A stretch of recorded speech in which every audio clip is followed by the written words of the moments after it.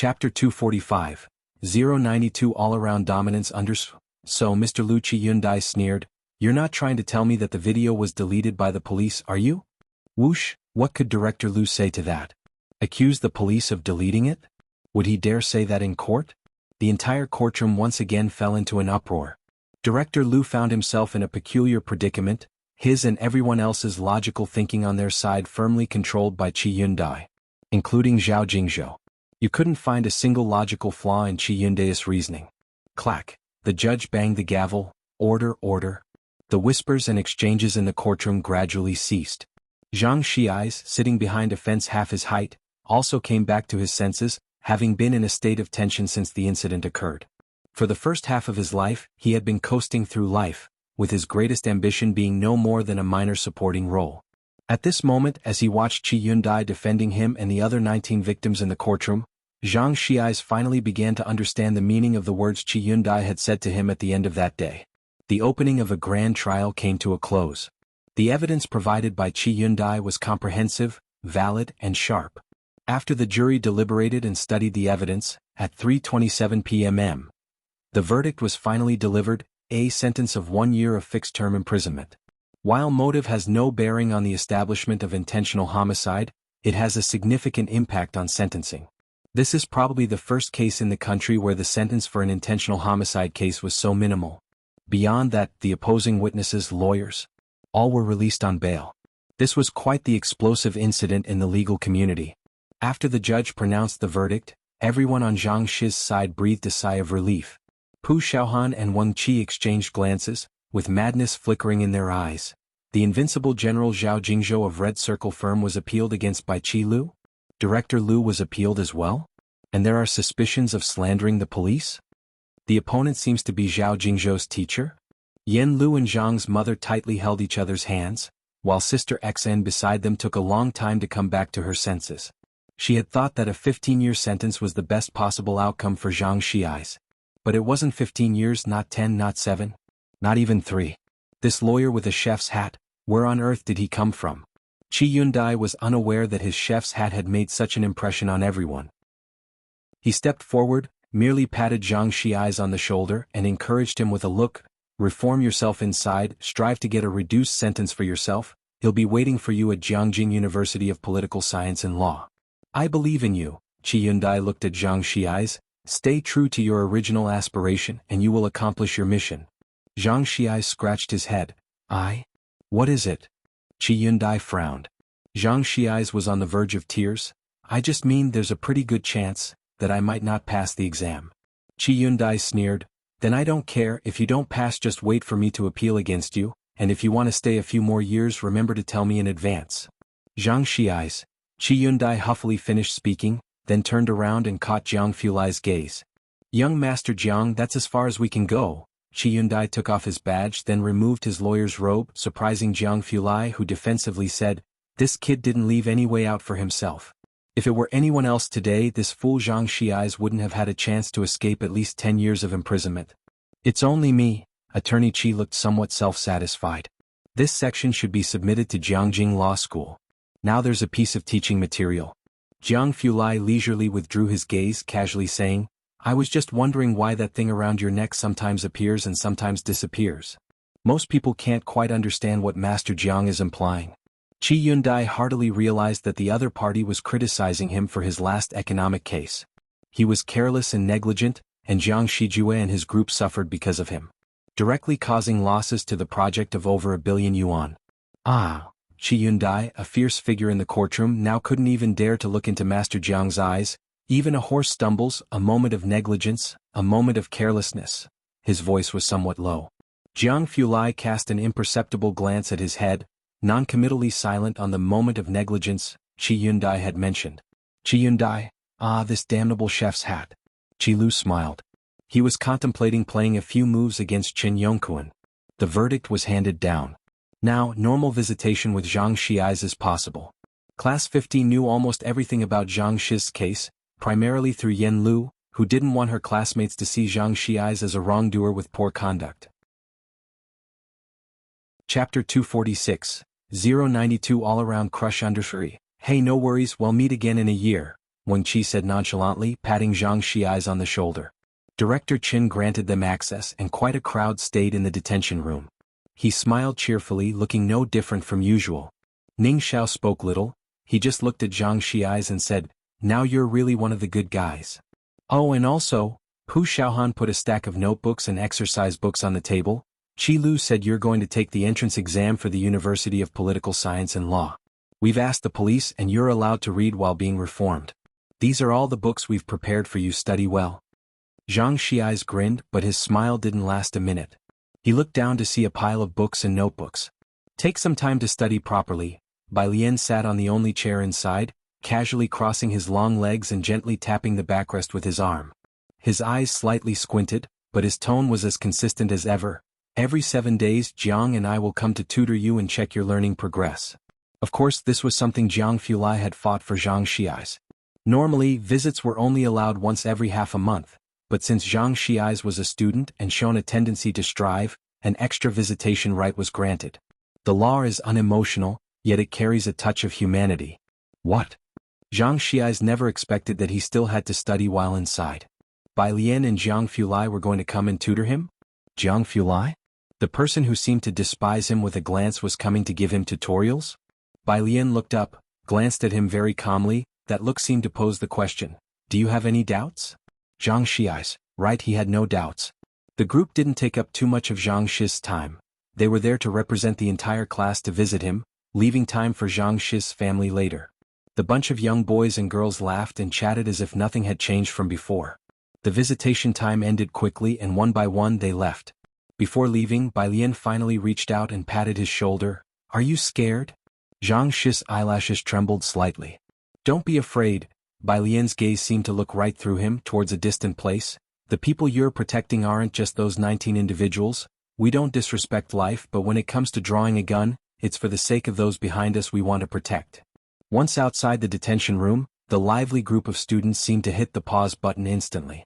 The corridor was dark and narrow, as if there was no daylight.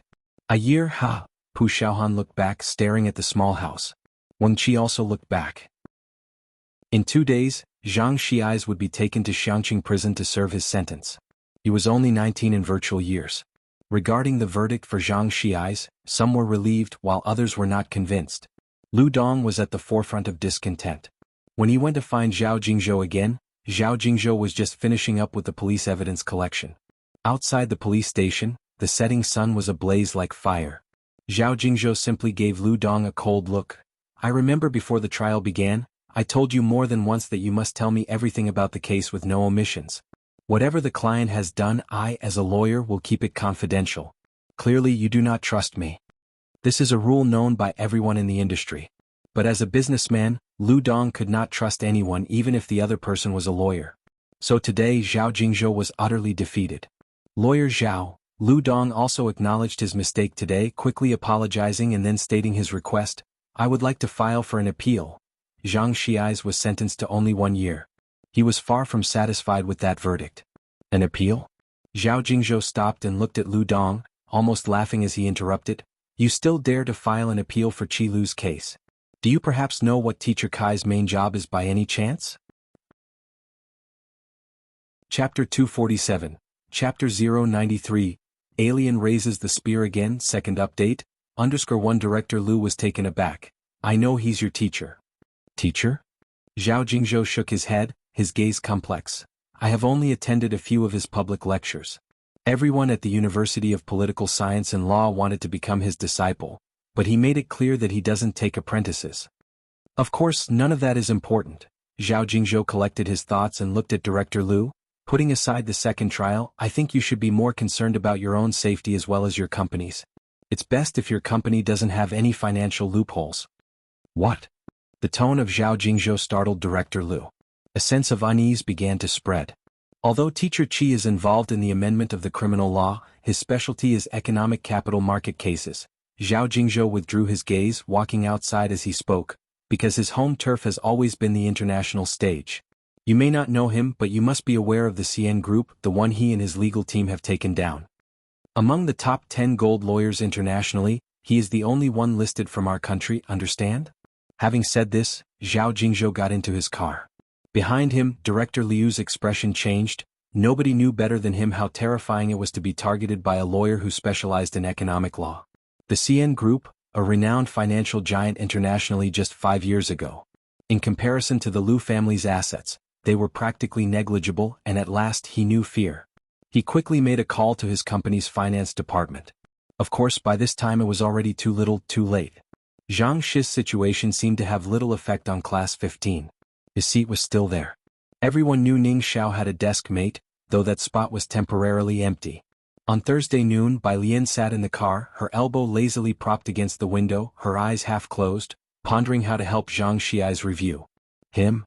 After hearing Bai Lian's thoughts, Jiang Fulai in the driver's seat scoffed, "You can't even begin."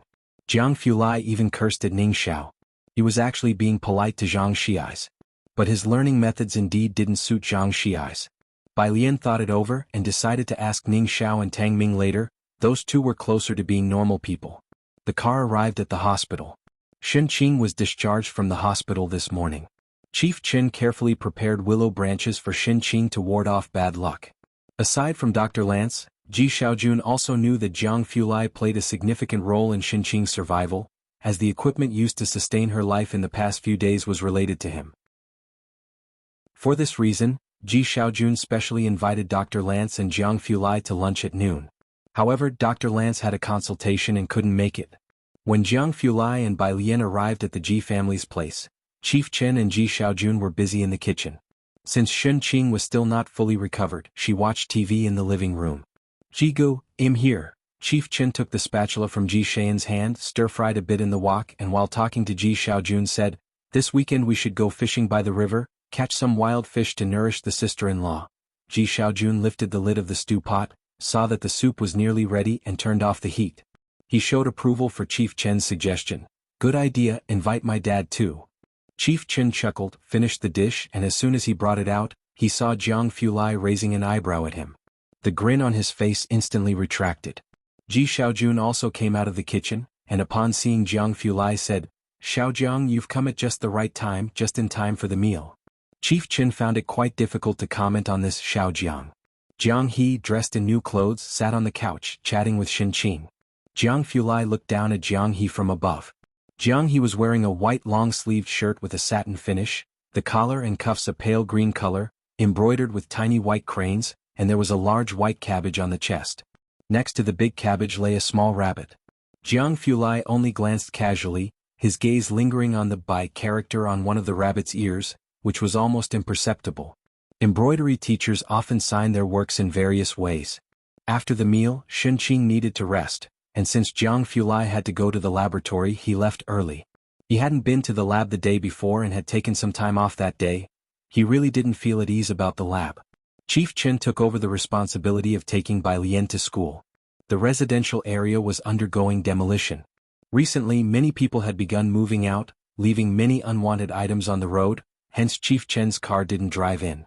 Outside, Chen Jingyu, dressed in a windbreaker, parked his car and frowned as he looked at the old residential complex. He didn't quite understand why Chief Chen would be here, but still he waited while checking messages on his phone. Chapter 248, Chapter 093, Alien raises the spear again, second update, _2 When he looked up again, he saw Director Chen coming out of the doorway. Chen Jingyu's spirits lifted. "Jingyu," Director Chen approached, "what did you want to see me for?" "Director Chen, do you know?" Chen Jingyu's serious face was unusually excited. "Bacter Street has developed a plaster that is extremely effective for physical recovery. It's called Danei." He was cut off midway when he saw Bai Lian and Jiang He lazily coming out of the residential complex. His excited voice abruptly stopped. He lowered his voice to ensure Bai Lian couldn't hear it. "It's called the solid element paste, but it's available in limited quantities." The allure for martial artists was simply too great. "I know." Director Chen had been aware of it from the start and had even contacted Wang Yufeng's side to seek cooperation. Little did he know they ended up creating their own brand, but Wang Yufeng is a tough nut to crack. The Chen family really needed this cooperation. He had been negotiating with the other party for a long time. The other party had a slippery person by the name of Xiaolu or Xiaoba. He hadn't even met them in person. That's why the family wants to send someone else to negotiate at the fighting arena. Chen Jingyu spoke out. The solid element paste was mostly used at auction houses. Who? Director Chen was taken aback looking at Qin Jingyu. Yu Xin. Qin Jingyu's peripheral vision caught Bai Lian reaching her car. He swallowed the rest of his sentence. "I'll talk to you tonight." Bai Lian was wearing headphones listening to an English audio lesson. As for what Director Chen and the others were talking about, she didn't pay any attention at all. She simply took Jiang He and got into the car. Not until the car door closed. Did Director Chen finally look at Qin Jingyu? Miss Bai is also very impressive. What style does she study? Long fist, sanda or spear? Or perhaps Muay Thai? Qin Jingyu was indeed surprised. He knew what Director Chen meant by impressive. Which rank is she now? Her? She's probably unorthodox, but she is very strong. Director Chen had the fortune to witness a video of Bai Lian's.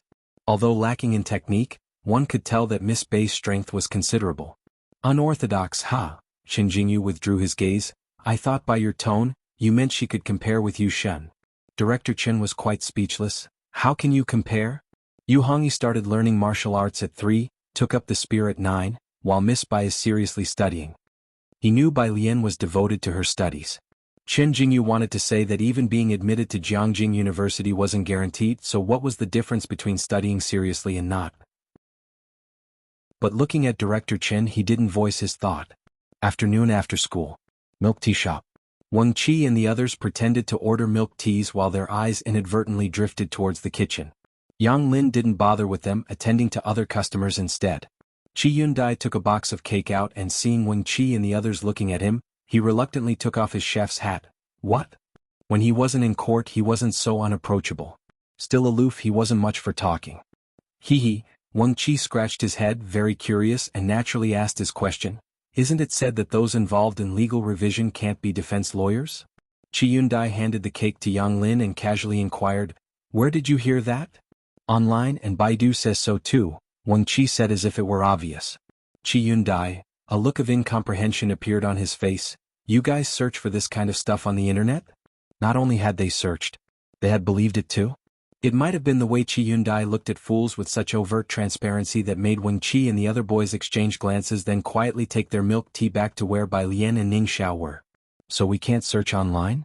Wang Qi asked Ning Xiao. Ning Xiao gave him a glance and reminded him, as everyone knows, all the answers on Qiandu are edited and answered by the public, including Qiandu Qianku.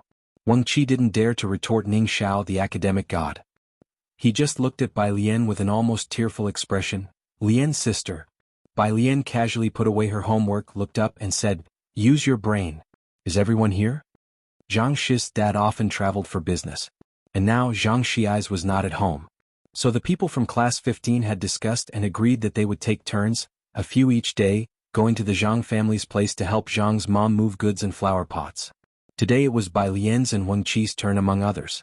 Once everyone was gathered, they all went to the Zhang family's flower shop at the street corner. Zhang's mom had closed the flower shop for many days and was cleaning today, organizing wilted petals. There was also a delivery on its way, and by the time Bai Lian and the others arrived, Yen Lu had already started cleaning inside the shop. Alien, little Wang, how come all of you are here? Zhang's mom was bustling about with a smile, no different than usual. He'll get you guys some drinks. Outside the front gate of the Zhang family's home. Wang Xen was on the phone, suppressing her anger and forcing a smile. Teacher Hu, just consider that we approached you first and you also said Xiaolu had potential. Enough, Wang Xen, let's cut to the chase. Teacher Hu said on the other end. Man, she also scheduled with me, you are aware, right? Teacher Hu was a martial arts instructor at Time Entertainment. After the Great Eternal Prosperity announced open auditions, everyone in the industry from top celebrities to minor stars was clamoring for a role. The Great Yong script had been finalized 3 years ago. The lead role was still that of General Chen Yi from the Chen family. The Bai family and their entourage were all historically very influential figures. Directed personally by 3 major directors, investment was said to be coming from Jiangjing. Wang Xan wanted Yen Lu to audition for the role of the 5th female lead in the drama, which was a serious piece.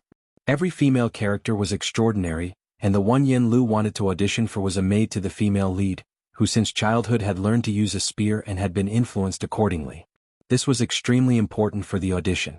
Thus, she had arranged for a martial arts instructor well in advance. But she didn't expect to be stood up by Teacher Hu at the last minute.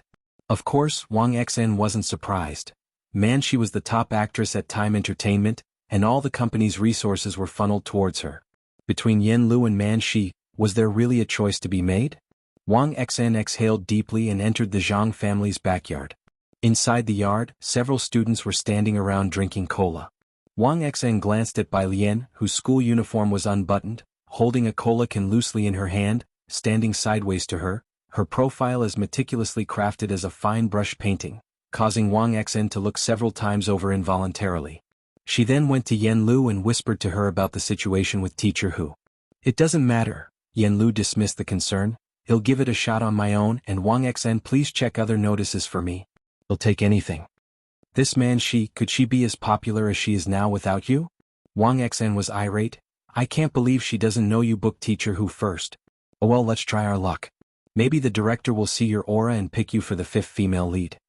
Bai Lian was multitasking with her mind. She overheard the conversation between Wang Xen and Yen Lu. She walked a few steps in their direction with a casual posture, staring at Yen Lu for a while.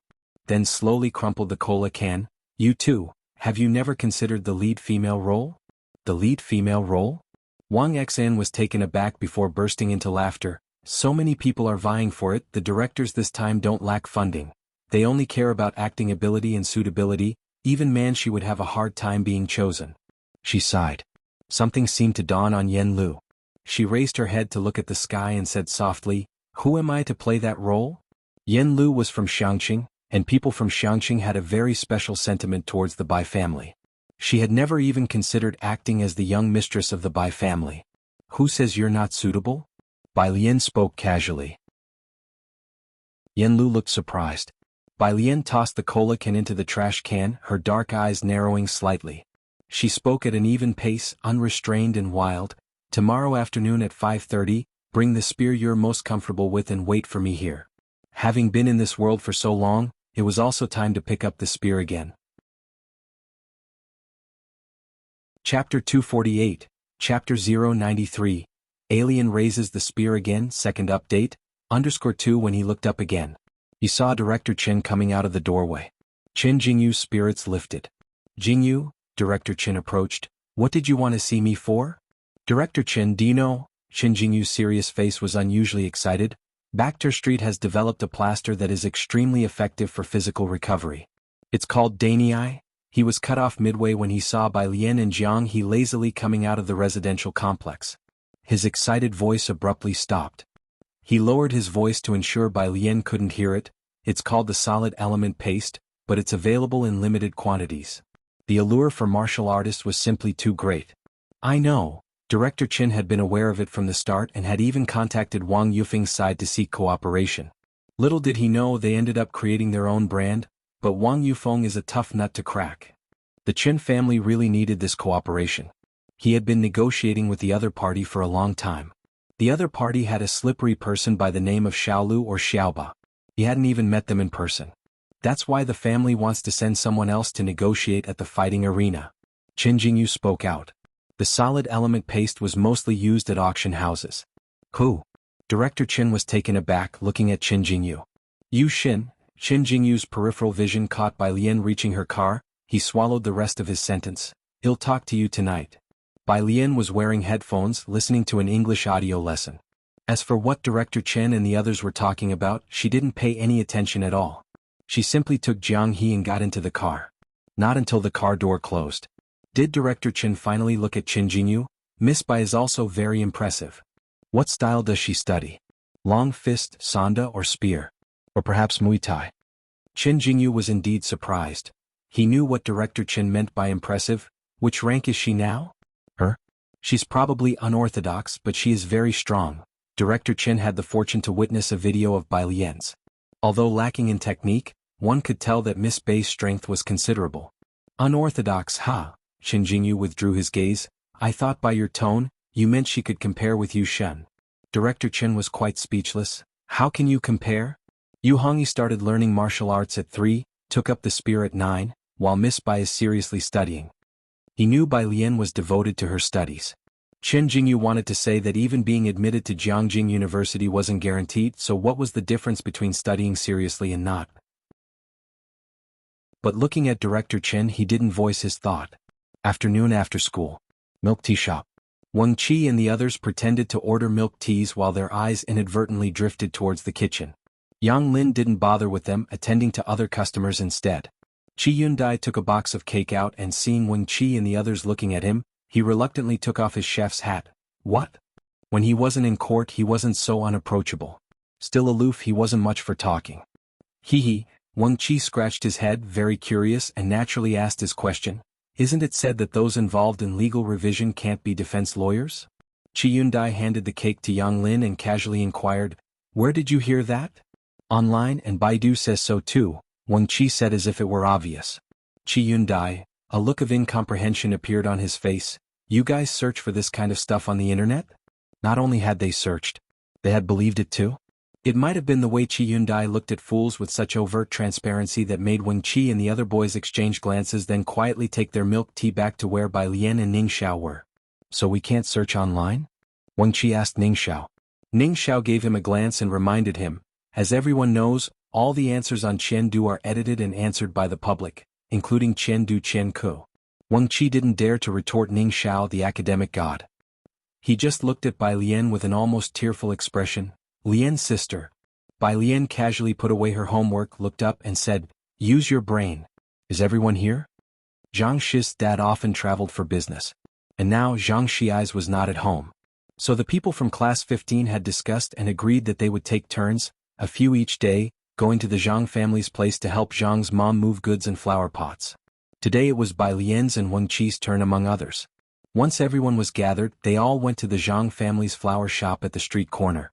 Zhang's mom had closed the flower shop for many days and was cleaning today, organizing wilted petals. There was also a delivery on its way, and by the time Bai Lian and the others arrived, Yen Lu had already started cleaning inside the shop. Alien, little Wang, how come all of you are here? Zhang's mom was bustling about with a smile, no different than usual. He'll get you guys some drinks. Outside the front gate of the Zhang family's home. Wang Xen was on the phone, suppressing her anger and forcing a smile. Teacher Hu, just consider that we approached you first and you also said Xiaolu had potential. Enough, Wang Xen, let's cut to the chase. Teacher Hu said on the other end. Man, she also scheduled with me, you are aware, right? Teacher Hu was a martial arts instructor at Time Entertainment. After the Great Eternal Prosperity announced open auditions, everyone in the industry from top celebrities to minor stars was clamoring for a role. The Great Yong script had been finalized 3 years ago. The lead role was still that of General Chen Yi from the Chen family. The Bai family and their entourage were all historically very influential figures. Directed personally by 3 major directors, investment was said to be coming from Jiangjing. Wang Xan wanted Yen Lu to audition for the role of the 5th female lead in the drama, which was a serious piece. Every female character was extraordinary, and the one Yen Lu wanted to audition for was a maid to the female lead, who since childhood had learned to use a spear and had been influenced accordingly. This was extremely important for the audition. Thus, she had arranged for a martial arts instructor well in advance. But she didn't expect to be stood up by Teacher Hu at the last minute. Of course, Wang Xen wasn't surprised. Man, she was the top actress at Time Entertainment, and all the company's resources were funneled towards her. Between Yen Lu and Man Shi, was there really a choice to be made? Wang Xen exhaled deeply and entered the Zhang family's backyard. Inside the yard, several students were standing around drinking cola. Wang Xen glanced at Bai Lian, whose school uniform was unbuttoned, holding a cola can loosely in her hand, standing sideways to her, her profile as meticulously crafted as a fine brush painting, causing Wang Xen to look several times over involuntarily. She then went to Yen Lu and whispered to her about the situation with Teacher Hu. It doesn't matter, Yen Lu dismissed the concern. He'll give it a shot on my own, and Wang Xen, please check other notices for me. He'll take anything. This man could she be as popular as she is now without you? Wang Xen was irate. I can't believe she doesn't know you booked Teacher Hu first. Oh well, let's try our luck. Maybe the director will see your aura and pick you for the 5th female lead. Bai Lian was multitasking with her mind. She overheard the conversation between Wang Xen and Yen Lu. She walked a few steps in their direction with a casual posture, staring at Yen Lu for a while. Then slowly crumpled the cola can. You too, have you never considered the lead female role? The lead female role? Wang Xen was taken aback before bursting into laughter. So many people are vying for it, the directors this time don't lack funding. They only care about acting ability and suitability, Even man she would have a hard time being chosen. She sighed. Something seemed to dawn on Yen Lu. She raised her head to look at the sky and said softly, "Who am I to play that role?" Yen Lu was from Xiangqing, and people from Xiangqing had a very special sentiment towards the Bai family. She had never even considered acting as the young mistress of the Bai family. "Who says you're not suitable?" Bai Lian spoke casually. Yen Lu looked surprised. Bai Lian tossed the cola can into the trash can, her dark eyes narrowing slightly. She spoke at an even pace, unrestrained and wild. "Tomorrow afternoon at 5:30, bring the spear you're most comfortable with and wait for me here." Having been in this world for so long, it was also time to pick up the spear again. Chapter 250. 094 Dongwu Club _2 But for some reason I didn't understand, it was shut down for 2 months. The old hall master fell ill from worry and passed away after that. Consequently, the Xingyi martial arts school plummeted, and all the students flocked to the Jingfeng Taekwondo gym. After finishing his story, Jianzhe scratched his head. However, Hall Master Jean is now working on a construction site. People around say that Hall Master Jean is very skilled, a martial artist of the 6th Dan. He could be a coach in any martial arts school. I don't know why he chooses to do hard labor. So what if he's a 6th Dan? What's wrong with doing hard labor? Bai Lian glanced at him and leisurely evaluated him, old-fashioned. Jianzhe was stunned for a moment, then reflected, that does seem right. But if it were him, he probably couldn't let go of his pride to do that. We have an elder in our family who didn't study hard when he was young. Instead, he learned to play the guzheng. Jianzhe recalled this matter. My great-grandfather scolded him, saying he was a man with feminine tendencies, and then his mother took him and moved out. Bai Lian nodded in agreement, very much approving of his mother's course of action. Now, my grandfather and others want to include him in the family shrine, but they can't even get an appointment to see that elder. Jianzhe raised his eyebrows. The next day, Friday. School let out in the afternoon. Bai Lian went to the Zhang family's place where 2 students from class 15 were helping Zhang's mother move some goods at the front door. There wasn't much, most of it had been taken care of yesterday by Wing Qi and Bai Lian. Bai Lian went straight to the backyard. In the backyard, Yen Lu was sitting on the steps reading a book about Great Yong. The director hadn't distributed scripts or character roles. The audition would consist of randomly selected scenes for on-the-spot performances. Understanding the historical figures was essential for fitting into the characters. Miss Bai, Sister Xn stood up from the steps and looked behind Bai Lian, not seeing anyone else. Are you alone? Bai Lian walked in and placed her backpack next to Yen Lu on the steps. Yes. Yen Lu also put down her book and stood up. The book had been turned to that page with the black title, The Death of Bai's Mother. Then, where's the teacher? Sister Xn opened her mouth to ask. Bai Lian's gaze lightly drifted towards the long spear leaning against the corner of the wall. The black spear shaft, a little over 4 feet long with a silver diamond-shaped spearhead, below which hung a red tassel. In the setting sun, the lazy shadow of the spear shaft stretched out across the yard. Teacher? Bai Lian reached out and casually picked up the spear, tilting her head towards Sister Xn with a lazy smile around her mouth, her dark pupils reflecting the sunset. There's no teacher, I'll teach her. As she spoke, she handed the long spear to Yen Lu. Hold it well. Yen Lu, like Sister Xn, had assumed that Bai Lian knew a senior spear teacher. She took the spear a bit startled. Straighten your back. Bai Lian positioned her left hand against Yen Lu's waist and raised an eyebrow at her. Don't look at me, look at the spear. Left hand holds the butt, right hand in front. Yen Lu straightened her back, somewhat flustered. Left foot forward, right foot back, move your right hand to the middle of the shaft. Bai Lian extended a slender, pale finger and leisurely pushed Yen Lu's misplaced fingers upwards. The spear is a long weapon. Its advantage is its length, so you must hold it in the middle to fully utilize its reach. This was the ready stance for an attack.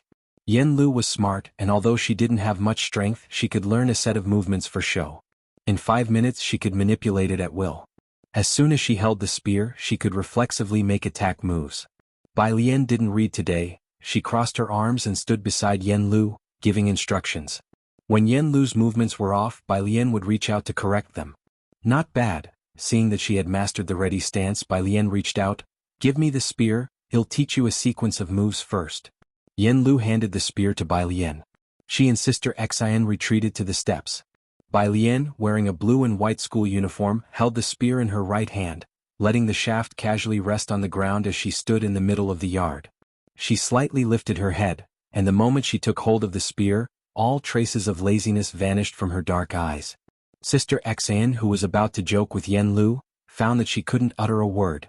Bai Lian initiated the move with an internal rotation of her left arm while aggressively pushing down with her right hand on the spear. The flexible shaft of the spear hugged her abdomen closely. Her right leg stepped forward past her front leg while her left foot stepped ahead, bending her knee. Simultaneously, her left hand loosened slightly. With her right hand holding the spear, she thrust forward with all her might. This is the level thrust with the spear. Following Bai Lian's voice, the spear tip stopped in front of a flower pot. The whooshing sound of the spear cutting through the air caused the petals of the yellow chrysanthemum to tremble slightly. She snapped her head up.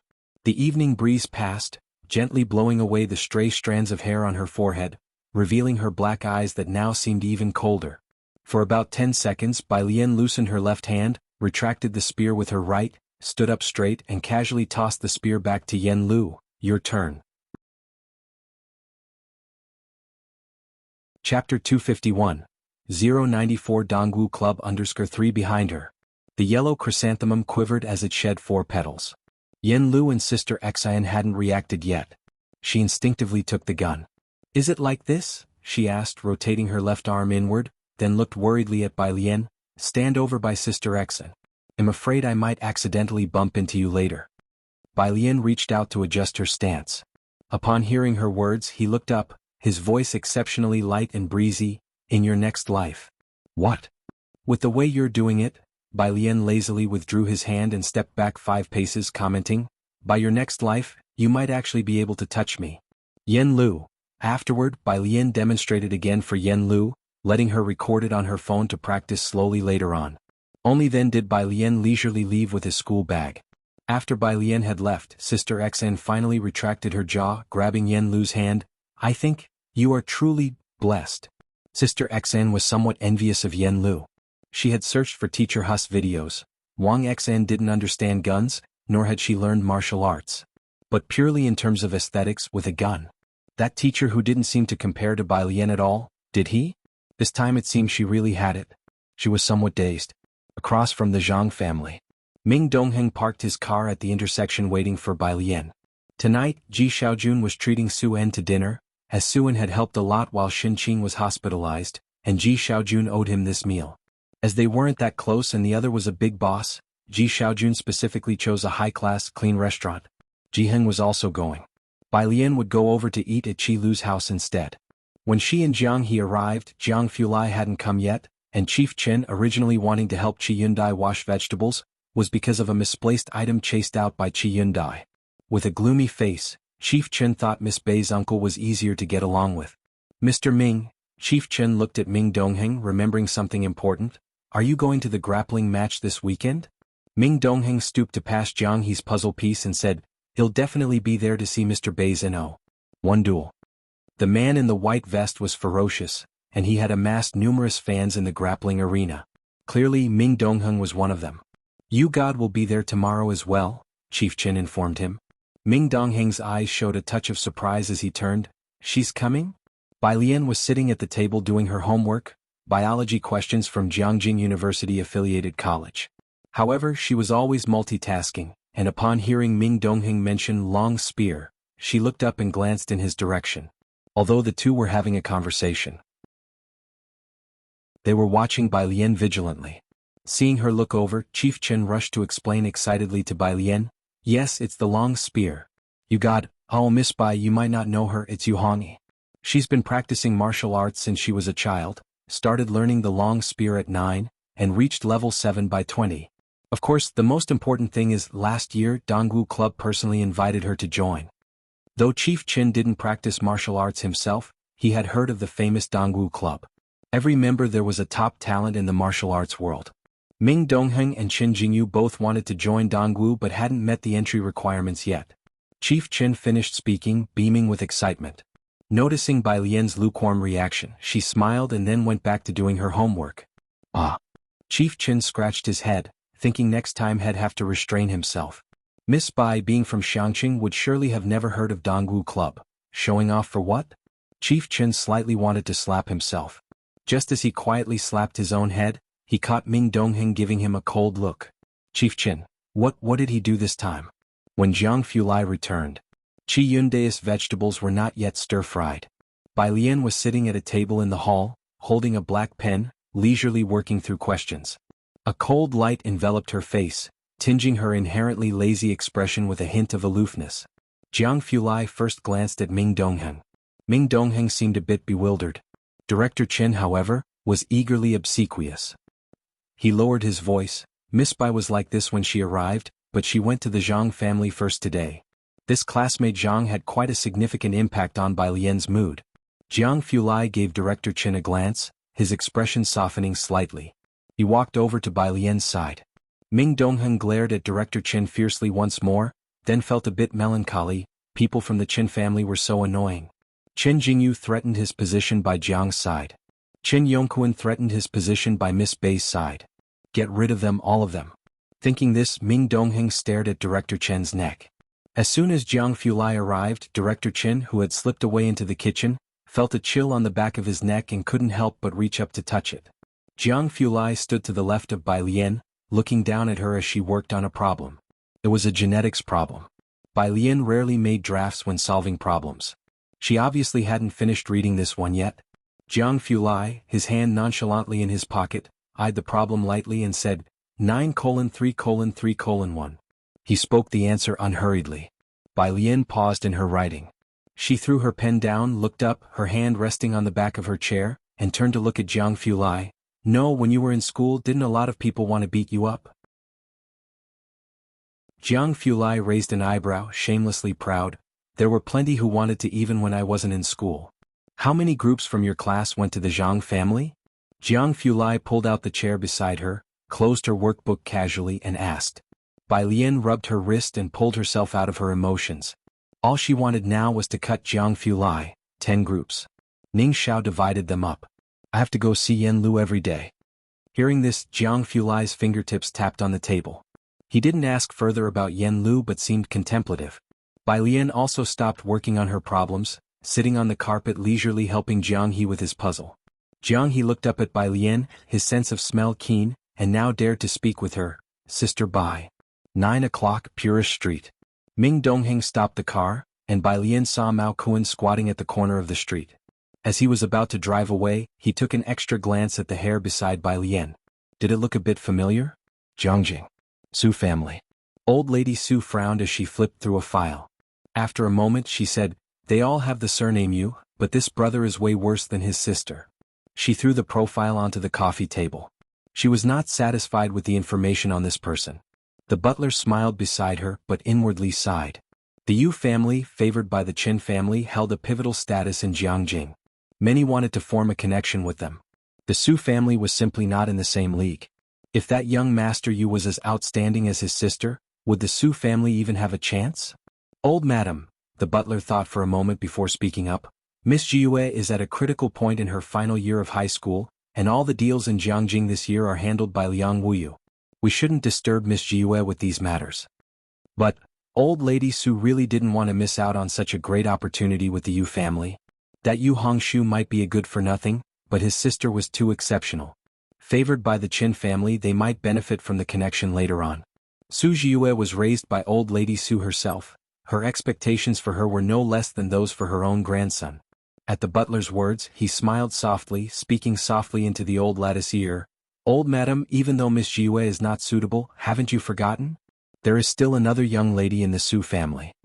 Without the butler saying more, old lady Su understood what he meant. She raised her hand. Give me the phone. The butler hurriedly handed her the mobile phone. Old lady Su reached out and dialed Su En's number. It rang twice before Su En answered. The sound of clinking glasses came from the other end. Mom? Su En was quite surprised to receive a call from the old lady. Is that woman next to you? Old lady Su asked.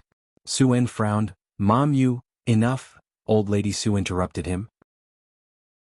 She picked up the file again, her murky eyes fixed on the bold name, Yu Hongshu, and spoke in a somewhat charitable tone. I can let that mother and son enter our doors and even allow her daughter to take the Su surname. Chapter 252, 095 Mysterious G Family Members Hacking White Tank Top, Part 2. _1 on the phone. Su-en was very surprised by this call from his mother. At the dinner table, Assistant Su-en was chatting with Ji Heng and Ji Xiaojun, and when he heard the old lattice words he frowned. What? It caught the attention of Ji Mulan sitting beside him. Su-en covered the phone and shook his head at her, then walked towards the corridor. Ji Mulan watched Su-en's retreating figure, deep in thought. Mom, what are you talking about? On the corridor, Su-en lowered his voice, his eyebrows knitted together. The old lady put down the documents and stood up. You remember the Yu family, don't you? The Yu family? What about them? Su-en wasn't very familiar with this surname. He only knew that there was someone from the Yu family who was the old lattice intimate friend. But he knew that the Yu family had ties with the Chen family, had moved out of Jiangjing's outer city areas, and now lived in the central area of Jiangjing. Many people from the outer city areas were envious. I am planning to introduce that woman's daughter to my old friend. She has a grandson of marriageable age. As she said this, the old lattice mouth curled into a cold smile, somewhat impatient. Find some time to bring them back. For the old lady. This was a golden opportunity for Ji Mulan to rise to the heavens. Once she changed her surname to that of the Su family, she would be a Su. Of course, it never crossed her mind that Ji Mulan and her mother would refuse. After all, such an opportunity was rare even for those from the outer city areas, and once the news was released by the old Madame Su, there would be plenty of people clamoring for it. But she was not willing to give this advantage to others. What a boon for them. Madame Su hung up the phone, placed it on the table with a plop, and sneered. On this side of the phone. Su-en looked at his phone, his brows slightly furrowed. The Yu family? He returned to the private room. Ji Mulan could tell he had something on his mind, and after the drinks were finished and the party had dispersed, the sober assistant Su-en drove Ji Xiaojun and Ji Heng home one by one. Only then did Ji Mulan find the chance to ask Su-en. Su-en told her about the matter. Your mom said this? Ji Mulan glanced at Su-en. Would your mother really be so kind-hearted? She hadn't set foot in the Su family's door to this day. She simply didn't believe that old Madame Su would be so generous. I know, Su-en was aware of this too, but the Yu family is indeed not bad. They moved to the city center a few years ago. This person might be problematic. It was only then that Ji Mulan seemed slightly taken aback, looking at Su-en. The Yu family? Although she didn't understand the forces in Jiangjing, she knew that in Jiangjing the areas were divided. Every family in the center area had an illustrious background. About this matter. Su-en pressed his brow. Let's not tell Alien about it. Changing surnames? He thought that Bai Lian wouldn't care at all. The two didn't speak any further, and the assistant came back to pick them up. Mr. Su. After returning, Ji Mulan went upstairs, and it was only then that the assistant whispered to Su-en, this Mr. Ji is profound and knowledgeable, with a broad range of knowledge. Ji Xiaojun was a teacher. The assistant wasn't surprised by his eloquence. But after a deep conversation today, Ji Heng had surprised the assistant. He had never expected a common old man from Xiangqing, from Purist Street, to have a wider knowledge than many people he knew. There was a moment when he felt that even old Madame Zu's breadth of knowledge might not compare to that of Mr. Ji. This whole family was too strange. Initially he had wondered how someone like Ji Mulan could emerge from a place like Xiangqing, but now, compared to Ji Heng, compared to Bai Lian, Ji Mulan seemed much more normal. The assistant pondered in his mind. Saturday. Purist Street. Mao Kun was helping the store manager move things. Bai Lian sat on a small stool on the side, memorizing vocabulary. Not far away, Qin Yongkuan passed by with a man in a windbreaker. Qin Yongkuan didn't drive today, so he had to pass by here to get to Bakhtur Street. Miss Bai, seeing Bai Lian from a distance, the station manager jogged over. Bai Lian was reciting words with earphones on, occasionally talking to Mao Kun. Hearing the voice, she looked up toward the source and lazily greeted him. Station manager Chen. I came for a bit of business. Station manager Chen stopped in front of Bai Lian. You didn't go to the library today?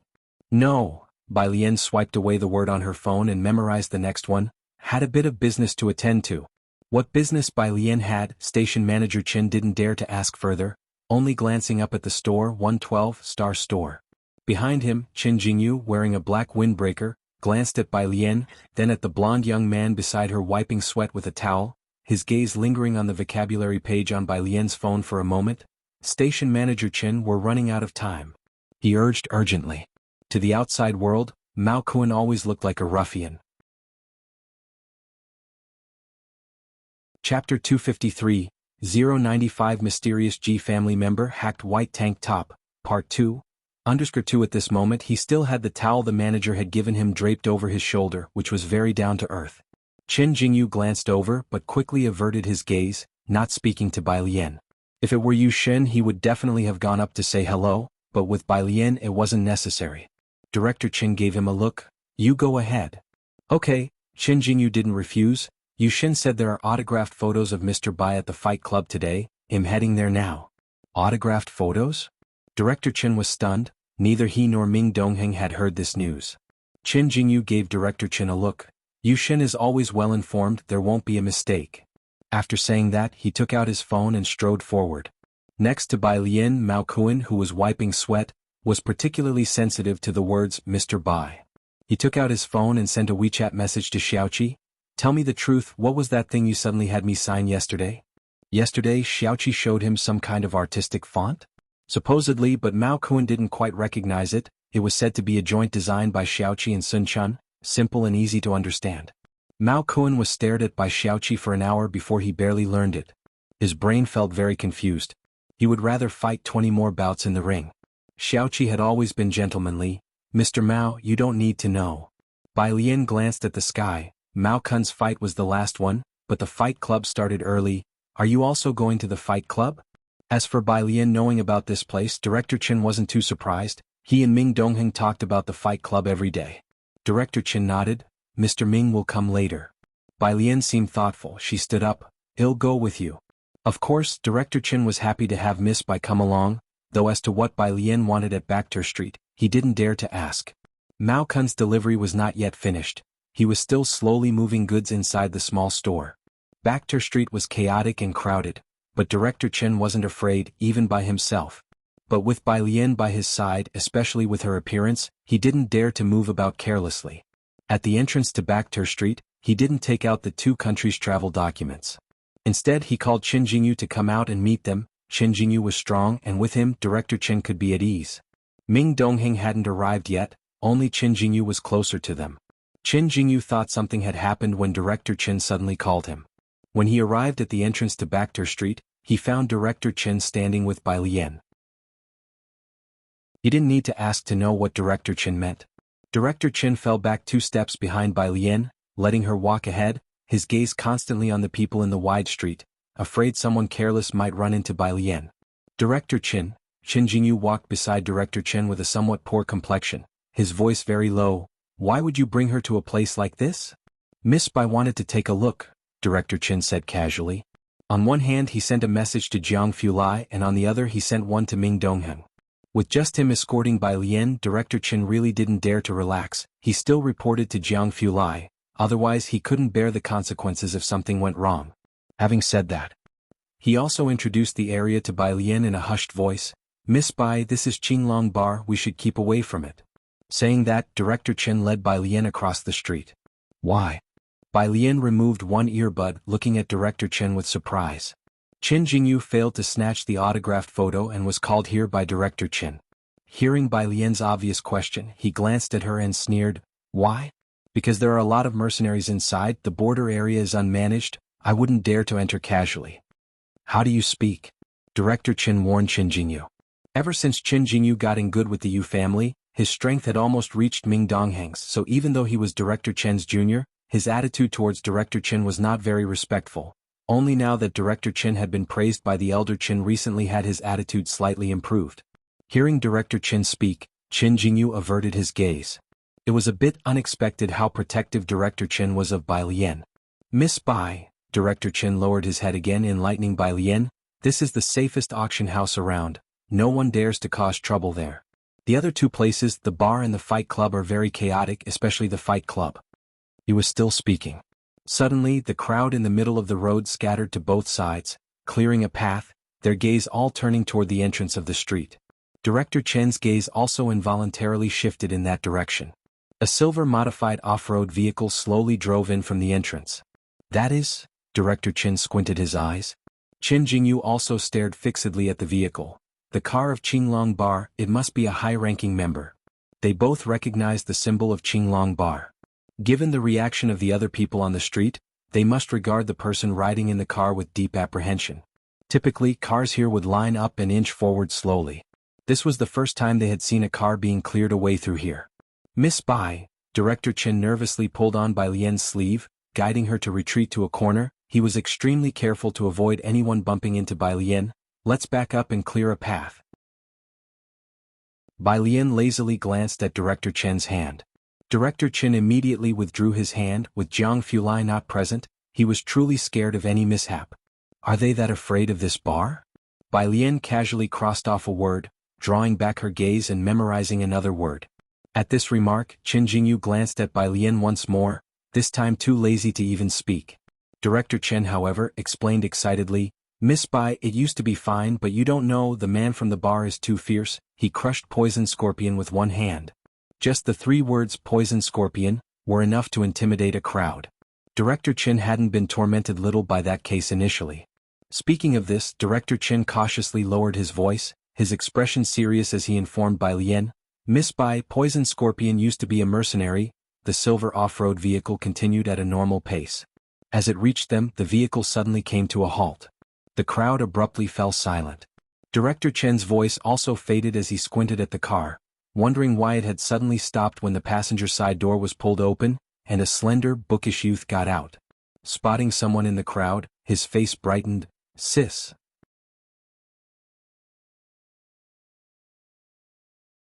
Chapter 254, 096 Bacter Street, A New King is Born. _1 Qinglong Bar was renowned far and wide. Inside, a mix of all kinds of characters frequented the place, and no one dared to cause trouble because the bodyguards and security weren't ordinary people. The last individual who did stir up trouble has become untraceable now. The bar was crowded, yet few had seen its high-level personnel. Rumors had it that it was backed by the Dawson family. Today was the first time anyone had seen someone from the bar's internal staff. The gaze of those around instinctively fixed on this gentle young man, with his straight jet-black hair, simple white jacket, looking so pure and fine that he did not seem to belong in a bar. Sister? Who was he calling? Chief Chen and Qin Jingyu were also looking around, curious about who this sister could be. As they watched, the quiet and seemingly shy youth stopped in front of them. Sister, what are you doing here? He called out once again. It was with this call that Chief Chen and Qin Jingyu realized that women who dared to walk around Bacter Street were scarce, and the few who did were very capable, with knives clearly strapped to their knees. And on their side, Chief Chen and Qin Jingyu instinctively looked towards Bai Lian. She was the only girl around. Bai Lian hadn't removed her earphones yet. She casually crossed out a word, then looked up at Xiaoqi. Here to watch the match. With that, Xiaoqi understood. She was here to see Mao Kun's fight. Behind him, the silver off-road vehicle paused for a moment and then continued to move forward. Xiaoqi's appearance was deceiving. He had delicate features, especially those pitch-black eyes. On closer inspection, you could find the same serene demeanor he shared with Bai Lian from certain angles. Chief Chen came back to his senses and greeted Xiaoqi. You are? I'm also from Pure Street Orphanage. Xiaoqi looked at Chief Chen politely, working at Qinglong Bar. A jack of all trades and sometimes even a freelance designer. Chief Chen comprehended it now. No wonder he knew Bai Lian and they seemed quite close. He straightforwardly called Bai Lian's sister. Even Jiang he never called her sister directly. He took out his phone and immediately added Xiaoqi on WeChat. Xiaoqi didn't refuse. Xiaoqi, my name is Mao Xiaoqi. By Chief Chen's side, Qin Jingyu watched the car drive away and after hearing works at Qinglong Bar Orphanage, gave Xiaoqi an odd look but paid him no further attention. As for adding as a friend, that was even less likely. Xiaoqi had gotten out of the car instinctively to greet Bai Lian, thinking she was here for something. Seeing she was headed to the fight club, he did not disturb her any further. The main street of Bacter Street was a mile long with various hotel services. The fight club wasn't located on the main street. In front of the giant lion statue, a 3-meter wide and dozens of meters long branch road did not allow vehicles to enter. Both sides were flanked by 5-meter-high stone walls, creating an oppressive feeling. Walking through the passage, a huge dome-shaped structure came into view. Outside the open doors, there were 2 2-meter-high promotional figures. On the left was a bald black man with his upper body bare, muscles bulging, a tan and green leopard tattooed across his chest, and his name written next to him, Black Panther. To the right was a masked blonde man, only half his chin visible. He wore a white tank top in an attacking stance, his eyes like a raptor closely watching its prey, chilling to behold. His name was also displayed white tank top. Mao Kun's demeanor changed after putting on the mask. She knew he was meant for martial arts. But Bai Lian raised her head to look at the 3 words, white tank top. Voices occasionally called out, Mr. White, from nearby. Silence. Silence was what Bai Lian embodied at that moment. The inside of the fight club was spacious, octagonal in shape, with the arena in the middle surrounded by railings, and seating spreading out layer by layer from the center to the periphery. Cameras were set up around for a simultaneous live broadcast. A large screen in the middle prevented those seated further back from missing any detail. Bai Lian's seat was in the first row of Zone A, the same area as Chief Qin. Qin Jingyu, however, had managed to get a second-row seat in D Zone, very far from them. When Jiang Fulai and Ming Dongheng arrived, the fight was about to start and most of the seats were already filled. With a seat left empty to Bai Lian's right, Ming Dongheng arrived to find Chief Qin sitting to her left. He gave Chief Qin a cool glance before quietly sitting next to him. As soon as Jiang Fulai arrived, the tension in Chief Qin visibly eased significantly. Today Bai Lian wore black wide-leg pants with light gray fabric stitched on both sides, embroidered with several white cats, and a slightly tight black long sleeve on top, also adorned with a white lazy cat sprawling across the chest. Chapter 255, 096 Bakhtur Street, A New King is Born. She wore a loose black coat that only made her face seem paler in contrast. She didn't seem aggressive, her long lashes drooped, and the scattered lights gracefully struck her nose and side profile. Looks from the surrounding crowd kept coming incessantly. Only now did they begin to retract. Jiang Fulai sat next to Bai Lian, leaning lightly against the back of his seat, his light-colored eyes sweeping over the ring. The noise, the bloodshed, and the oppressive atmosphere of the ring didn't alter his expression in the slightest. 7 p.m. The laser lights came on. The fight began and the commentator was passionately excited. Ladies and gentlemen, hello, today we are broadcasting to you live from Bakhtur Street, an unprecedented No.1 battle. First, let's welcome the fighter currently ranked 8th in the UFC middleweight category, Black Panther, to the ring. Bakhtur Street's fighting arena imposed no weight restrictions and held no regard for life or death, offering high prize money. Many UFC fighters have been here, but because the fights were too brutal, they eventually dared not return. The top 10 ranked fighters here all had the strength to be ranked in the UFC. Next up we have White Vest, who's climbed to an No.2 in our arena within just 2 months. Whoosh, a tidal wave of cheers swept through. Ming Dongheng, standing next to Director Qin, also stood up excitedly, clenching his fists and shouting. The match was divided into 5 rounds, each lasting 5 minutes, with a best-of-5 rounds format. Both fighters were highly skilled, and with the score tied at 2-2 after the first 2 rounds, the stakes in the betting pool had skyrocketed to 3 billion. The final 5 minutes? Let's watch with bated breath. Mr. Bai will surely win. Ming Dongheng wiped sweat from his brow, not taking his eyes off the ring. Director Qin had a hard time understanding the match. Bai Lian was somewhat silent, and beside her, Jiang Fulai watched very intently. Throughout the whole time he spoke only once. Black Panther's ground control is too strong. He's the ceiling in the UFC. Xiao Bai winning against him is going to be a bit brutal. Ichai's voice was not loud, but Ming Dongheng and the others heard him. Ming Dongheng couldn't help but take a glance at Jiang Fulai. He didn't realize that young Jiang knew so much about fighting, even down to the professional terms. New Black Panther's signature move. Wow, the audience gasped. The commentator, flushed and breathless, provided play-by-play.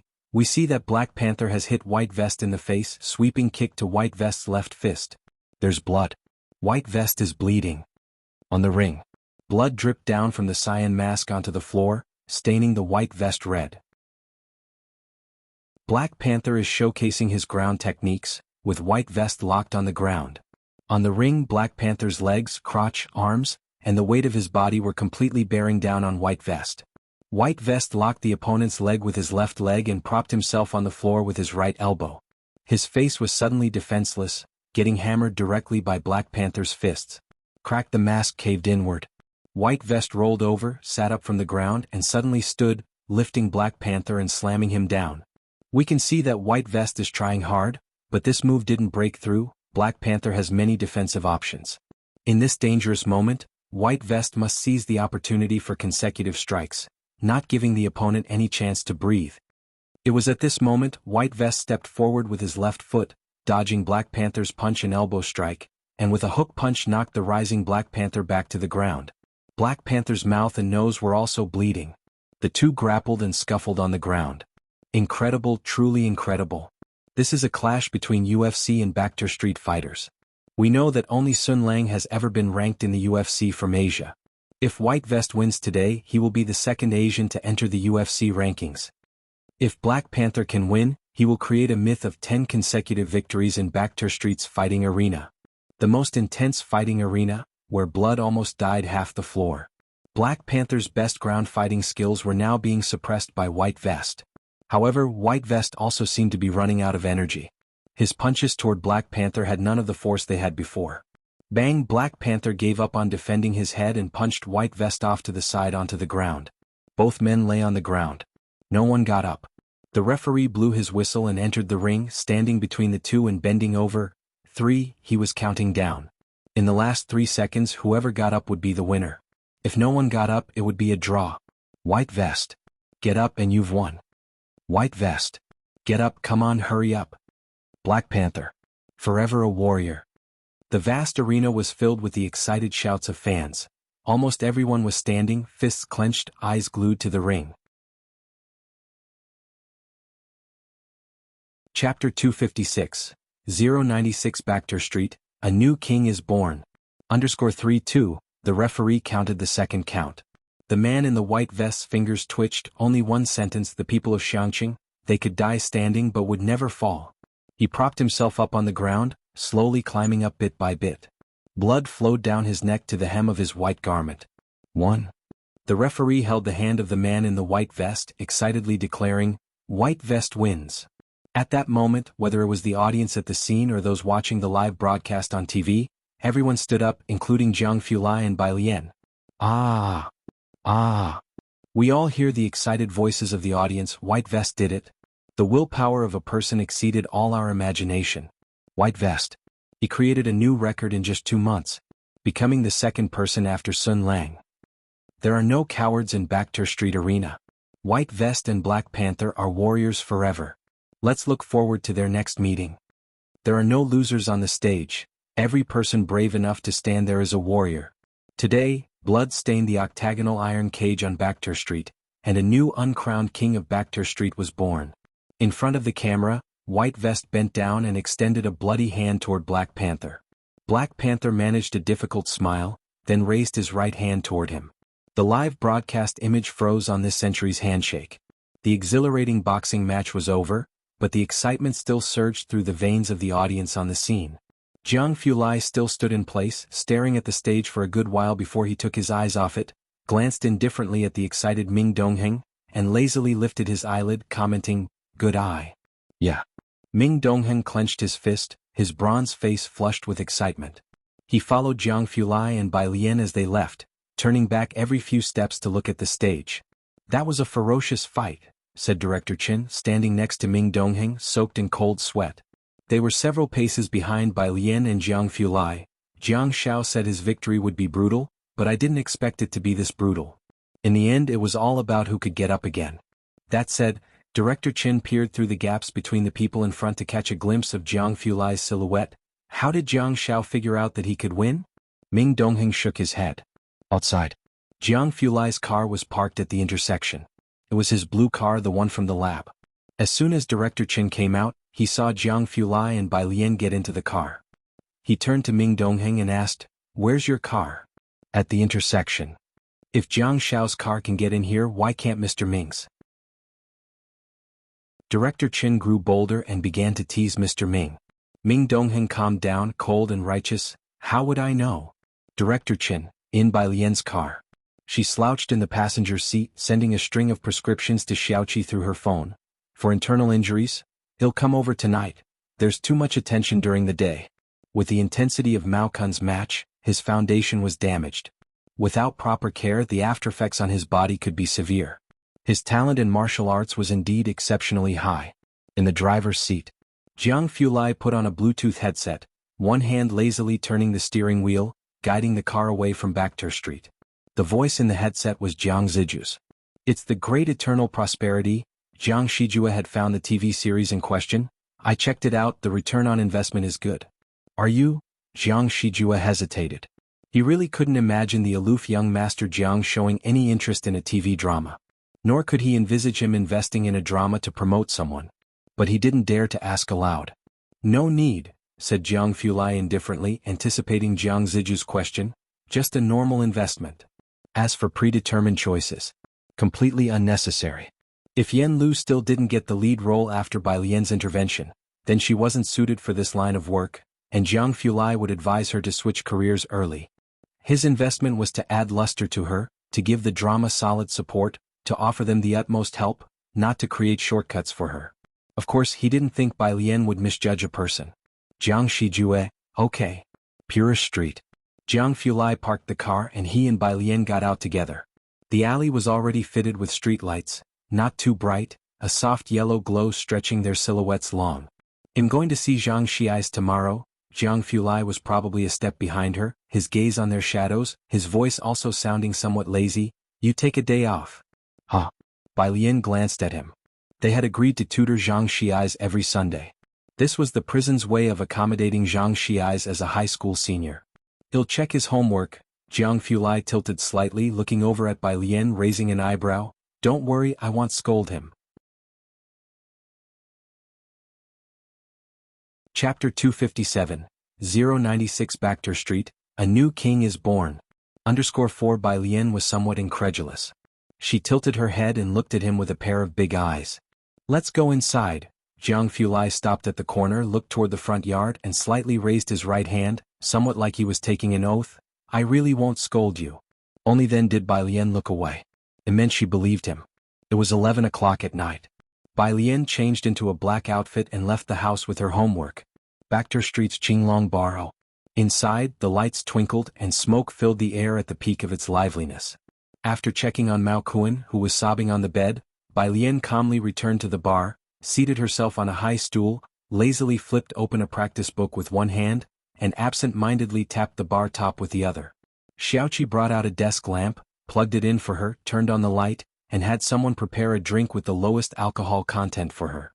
The chaotic bar now had a strange corner, a girl with her hair loosely tied up, doing homework under a desk lamp that was entirely out of place in a bar.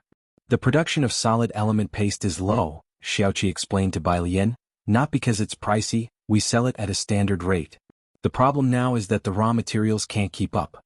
There are few people planting medicinal herbs, but after the news gets out that we're buying up a lot of them, many farmers will start planting these herbs again." Now there were few people cultivating medicinal herbs. Xiaoqi took some of the recouped funds and paid a deposit to a group of veteran farmers in Xiangqing. He was sharp-witted and handled this matter well. Besides having artistic talent and business acumen, even Mao Kun's godfather said Mao Kun was lucky and wanted to relocate Xiaoqi under his wing to do big things. Just today Xiaoqi had been taken out to see the world. But Xiaoqi didn't want to work for the big boss. Nearby, Xiaowu rubbed his arm and shivered. "Just looking at little Mao gives me the shivers, he's so fierce." Xiaowu was particularly sensitive to pain, having been dumped at the orphanage due to his poor health. The kids in the orphanage didn't like him. Only Mao Kun was willing to take him in. Now he cried and trained every day. Bai Lian listened and slowly flipped to the next page, when suddenly something came to mind. She looked at Xiaowu and Xiaoqi. "Are you guys really not going back to school?" "I've almost self-taught everything I need," Xiaoqi responded softly and politely. He once wanted to attend school, but now school seemed pointless to him. Bai Lian observed Xiaoqi. Mao Kun had told her that Xiaoqi was very talented and used to love painting. But sis, whereas Xiaowu only scratched his head with his red hair, he was somewhat lost. "My dream is just to be a street thug." He wasn't smart, nor did he have any advantages. He had decided to follow Mao Kun because he saw him as a powerful street thug. After understanding what a street thug was, Bai Lian, forget it as long as you're happy. By the way, Xiaoqi handed an invitation to Bai Lian. "This is Donghua's invitation inviting little Mao over. They say little Mao also has a teacher, so they've prepared one for you too." Bai Lian looked up, nodded her chin at her black backpack. "Put it in there." She was doing her homework and didn't have time to look. So Xiaoqi casually folded the invitation and tucked it inside. The next day, early in the morning, at Su En's residence, grandmother Zu's video call came through. She had originally thought that Su En and that woman would have been eager to agree, but instead, Su En hadn't called for a whole day. To feign retreat, you must choose the right time. As soon as the video connected, grandmother Z's gaze passed over Ji Mulan and settled on Su En, speaking dispassionately, "Don't overdo it."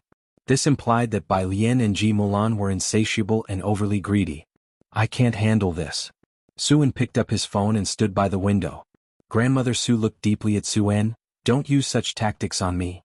She ended the video call. She had someone track down Bai Lian's contact through Su En's secretary. As the head of the household, even Su En's assistant didn't dare to disobey, nervously obtaining Bai Lian's mobile number. Bai Lian's phone number was sent to Grandmother Su very quickly. As soon as the call connected, without waiting for the other side to speak, Grandmother Su began, "I am Su En's mother.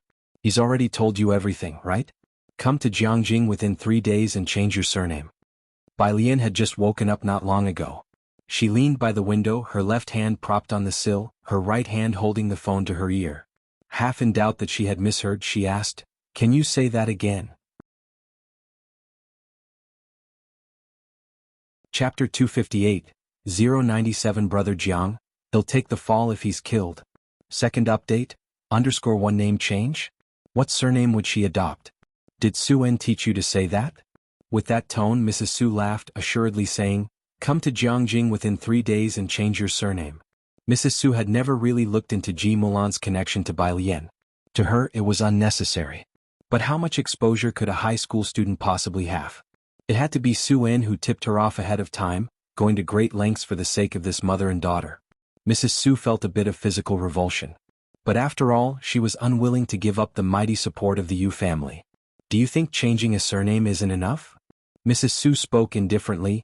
"I can let you into the Su family registry, give you a Jiangjing residence permit. Is that sufficient?"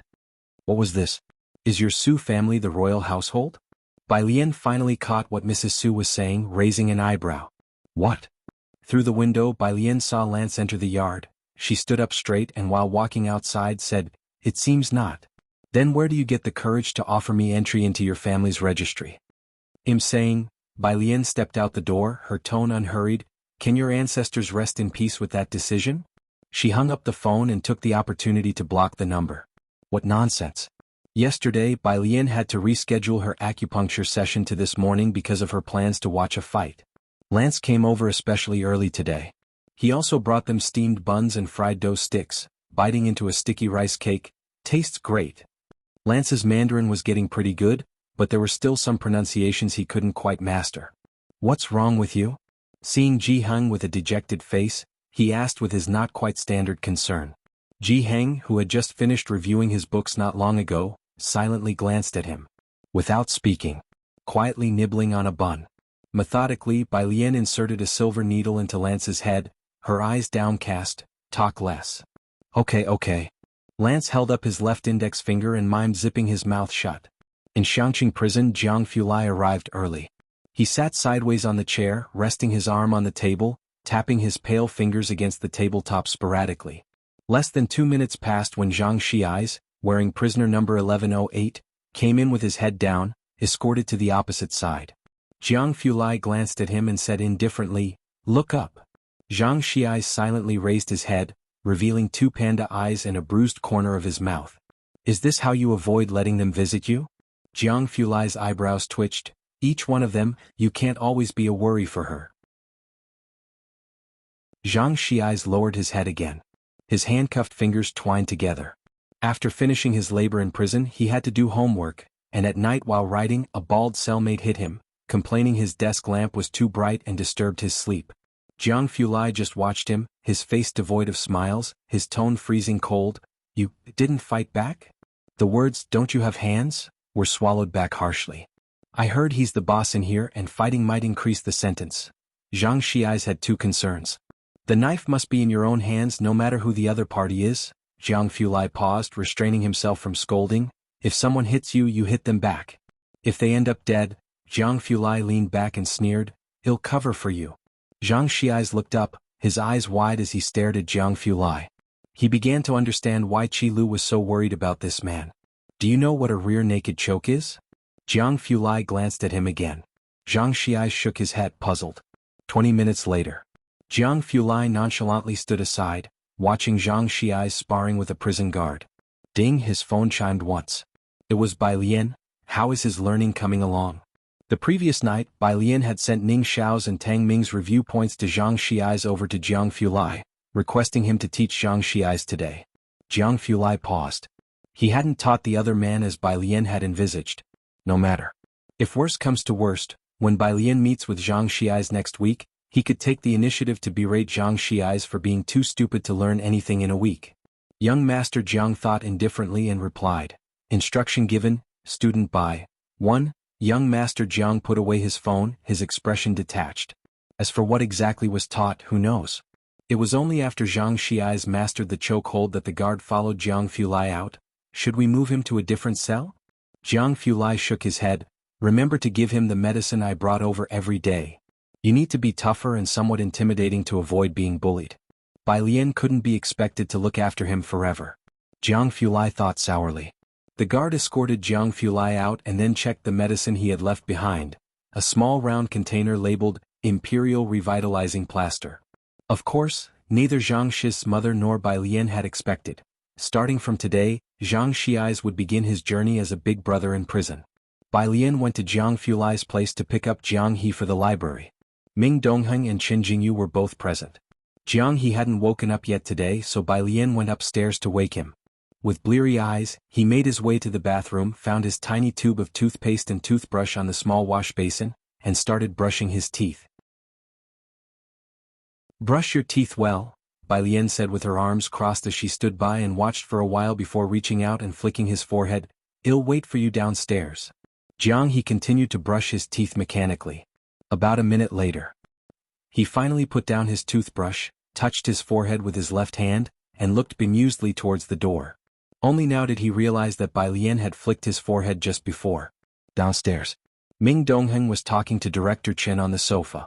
Qin Jingyu had come early to visit Jiang Fulai.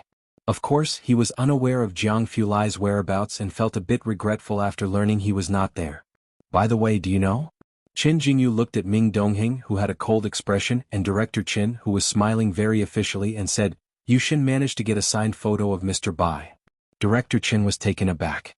Ming Dongheng's eyes widened as he sat up straight. Mr. Bai has signed photos?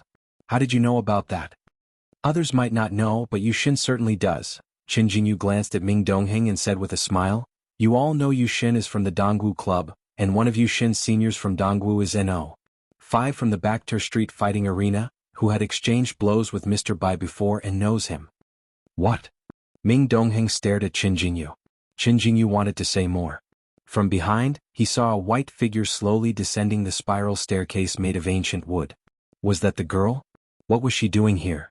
Qin Jingyu watched Bai Lian closely as she walked down, wearing a white pleated skirt with the hems opening up like yellow flower buds with every step, creating a picturesque trail. Her steps were somewhat heavy. Not like someone trained in martial arts with lightness. Very weak. Just a pretty face. Qin Jingyu frowned. Seeing Bai Lian coming downstairs, Ming Dongheng quickly poured the tea he had prepared for her. Director Qin also stood up to greet her. "Miss Bai." Bai Lian sat down on an empty sofa and nodded to Ming Dongheng. "Thank you." Ming Dongheng naturally put Bai Lian first in everything. There wasn't anything between him and Director Qin that needed to be kept from Bai Lian. After taking care of Bai Lian, he continued to ask Qin Jingyu, "Does Yu Shin have any more signed photos of Mr. Bai? I'd like to buy one." "That matter." Qin Jingyu took his eyes off Bai Lian. "We can discuss it later. I'll ask Yu Shin for you." Clearly, he did not want to discuss the matter in front of Bai Lian. He only looked down and sent a message to Yu Hongyi. Something came back in response. Qin Jingyu glanced at Bai Lian, lowered his voice and whispered into Ming Dongheng's ear, "Yu Shin happens to be free right now. I can take you to her." At the same time, Jiang He quickly finished changing and came downstairs with his small Bai Lian backpack. When Bai Lian saw him come down, she took his backpack, then Jiang He picked up a bun and a bottle of milk from the table and left with Bai Lian. Ming Dongheng picked up the car keys and stood up, following them. "Where are you going?" Qin Jingyu sat still and looked puzzledly at Ming Dongheng walking out the door. His thick brows and eyes showed some confusion. Ming Dongheng was cool. The library. In the midst of speaking, he walked out. "He's taking Miss Bai to the library," Director Qin said leisurely, setting down his teacup and explaining blandly to Qin Jingyu. Qin Jingyu was quite astonished. "He's taking her to the library?" He took out his phone to call Ming Dongheng. What are you doing? Director Chin stood up, surprised. He might not have heard that Yu Xin is available, Qin Jingyu explained. He'll tell him again. He didn't think that Ming Dongheng, upon hearing this, would still go to drop her off. It could only mean he hadn't heard. Director Chin glanced at him. I heard it, how could he have not? Bring him to meet Yu Xin next time when he's free. Today he is supposed to chauffeur Miss Bai. Finished speaking, he walked out with his hands behind his back. Today was Sunday. He had arranged to go fishing with Ji Heng and Dr. Lance, and they would cook fish head hot pot in Ji Heng's yard in the evening. In the car, Bai Lian leaned back lazily against the seat and opened up her reading comprehension material. Jiang He sat inside, slowly munching on his bun.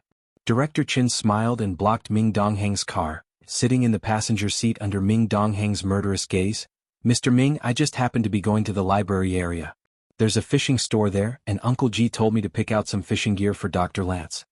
Humph, Ming Dongheng snorted coldly. The car entered the main road. Director Chin then spoke seriously. Mr. Ming, Qin Jingyu has Yu Xin's recommendation this year with her and that Tongpa. He's certain to get into Dongwu Club. What's your situation now? Once he's in, that will be a great threat to Ming Dongheng. Ming Dongheng was likely to be moved away from Jiang Fulai. Both their moods visibly sunk. Not enough yet, at least not until next year. Ming Dongheng pursed his lips, his eyes revealing his worry. Behind them, Bai Lian, who had heard about Dongwu Club more than once and witnessed Ming Dongheng's defensive posture, didn't understand and decided to ask. Her question was a bit slow and puzzled. Isn't that Xiaming? Is it really that hard to get into Dongwu?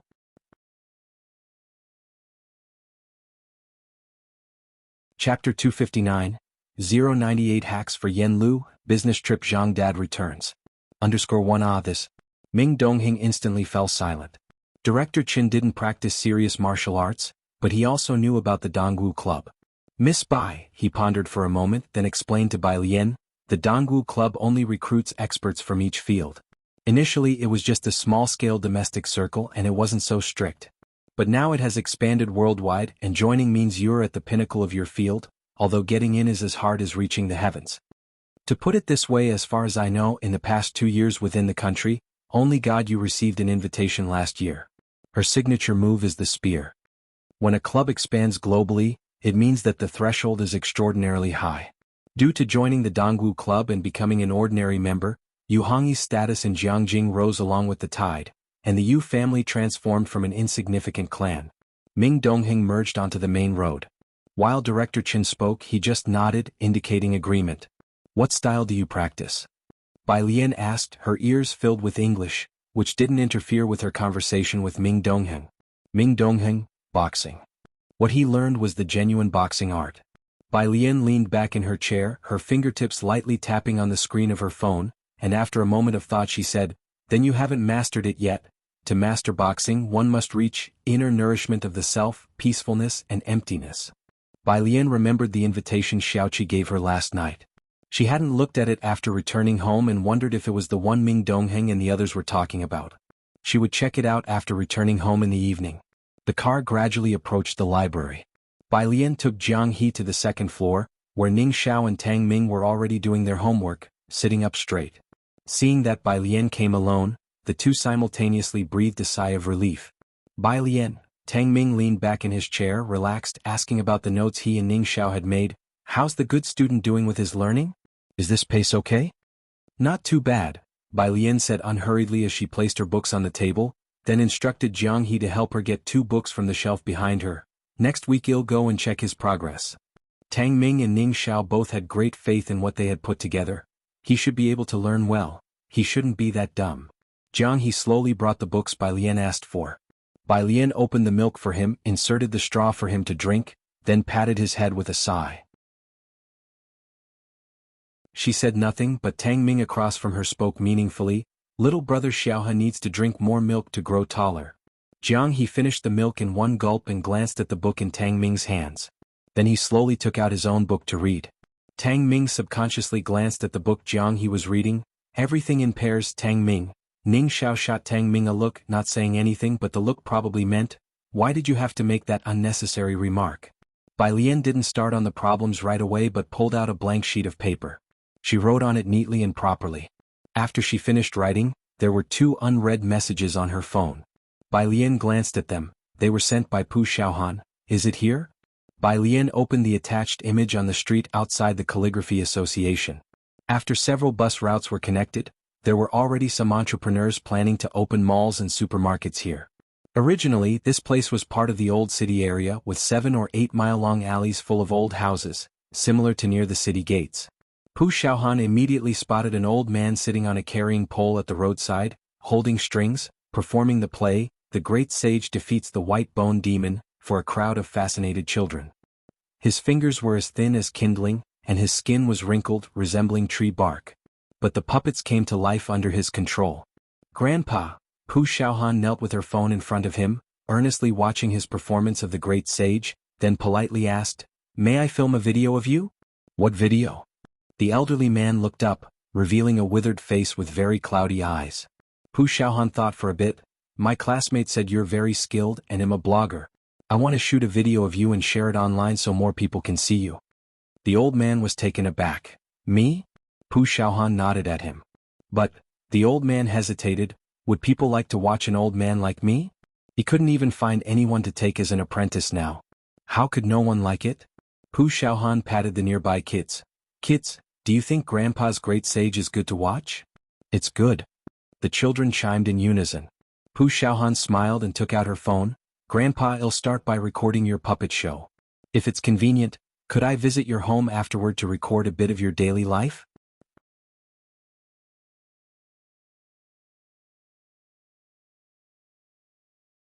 Chapter 260, 098 Hacks for Yen Lu, Business Trip. Zhang Dad returns. _2 Pu Xiaohan promised to record his puppet show. And to upload it online for more people to see. The old man promptly stood up from his shoulder pole.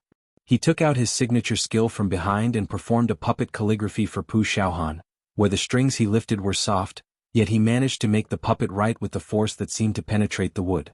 This was true skill. Pu Xiaohan had a real talent for video shooting. She chose various angles, filmed the puppet writing, the great sage, and eventually followed the old gentleman to his home. The old gentleman's house was not far from there. As they walked and chatted along the way, Pu Xiaohan learned that the old man's last name was Tao. It was just one room, neatly arranged with all kinds of puppets. "Do you live alone?" Pu Xiaohan looked around and didn't see any signs of other people's lives.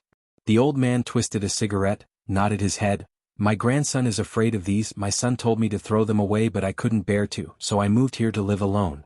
Pu Xiaohan held up her phone, gave a brief shot of the scene. "Grandpa Tao, I will come to see you again next week to film some additional scenes." Grandpa Tao was all smiles. "Okay." He went back to the side of his bed and took out a box of milk that had been stored for a long time for Pu Xiaohan. Pu Xiaohan took the milk and left. She opened her video account. She hadn't updated in a few days, but thanks to the last edit, the number of followers kept growing, reaching 5.6 million. Her edited videos were of high quality, but lacked some sci-fi technology. She would habitually open Jian Zongyi's chat box. "Today? One bowl, one meal. No." Pu Xiaohan looked at their increasingly concise conversation and felt that one day she would inevitably become like Bai Lian. Evening. Bai Lian took Jiang He on the bus to the Zhang family. In the Zhang family's backyard, Yen Lu was still holding a long spear. This was what Bai Lian told her. Even if it was just for show, she had to learn to hold and steady the spear. "She practices until 12 o'clock every night," Zhang Mam said as she watched Yen Lu's figure talking to Bai Lian. "Gets up before 6 in the morning to make breakfast, then stands here with the spear." Yen Lu was practicing with the spear while her sister, Exiled, was out looking for opportunities and additions for her. Bai Lian observed Yen Lu's erect posture. The way she held the spear was no longer as gentle as before, and nodded in approval. In less than a week, Yen Lu already looked somewhat like someone who knew how to handle a spear. Yen Lu was preparing for a performance. She didn't need to learn to the extent of a grandmaster, but even as a stage prop, a certain level of proficiency was required. "Take a rest." Bai Lian handed a towel to Yen Lu. Yen Lu's lazy long hair was tied at the back of her head with a rubber band, and now she lived her life with earnest thanks. Jiang He sat on the steps, holding washed grapes given to him by Zhang Ma. He ate while looking up at the two. "This?" Bai Lian handed a piece of paper to Yen Lu. "Take a look." Yen Lu wiped off the sweat, put away the towel, and looked down at the paper Bai Lian had given her. Upon receiving the paper, Yen Lu was stunned. "This is..." It was information about the customs and etiquette of the Great Yong dynasty, all recorded in history books, but not much covered in commercially available books. During her breaks from spear practice, Yenlu would read up on the subject. After all, to act, one must understand the life of the character, especially since she was auditioning for a historical drama. But none were as comprehensive as the material Bai Lian had given her. Densely written with details of daily life, social etiquette, even character analysis and brief biographies of the Bai family people. She had written it all so thoroughly. How much reading and research had she done to write with such detail? Yenlu pursed her lips. She didn't know how to thank Bai Lian. As she asked Bai Lian was sneakily stealing grapes from Jiang He. How much research? It was just something done in passing. Ah, said Bai Lian nonchalantly. After finishing a grape, she turned back calmly, her stature tall. I used to study literature and took an interest in this historical period, so I did some extra research. She went on and on. Yenlu was spun around until she was dizzy, and in the end she could only focus on Bai Lian's face. Am I right? Bai Lian raised an eyebrow. The lazy and beautiful girl was quite enchanting. Go and hold the gun. Yenlu picked up the long gun, and as she held it again, more and more things seemed off. Someone knocked on the back door. While opening the Jiangjing University's app, Bai Lian went to answer the door. Outside stood a tall and imposing middle-aged man.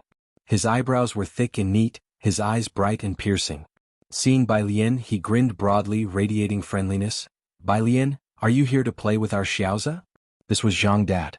Because Bai Lian, Pu Xiaohan, Wang Qi and Zhang Xi's often hung out together, Zhang Mom and Zhang Dad were very familiar with Zhang Shi's classmates. As he spoke, he walked inside. Hey Xiaolu!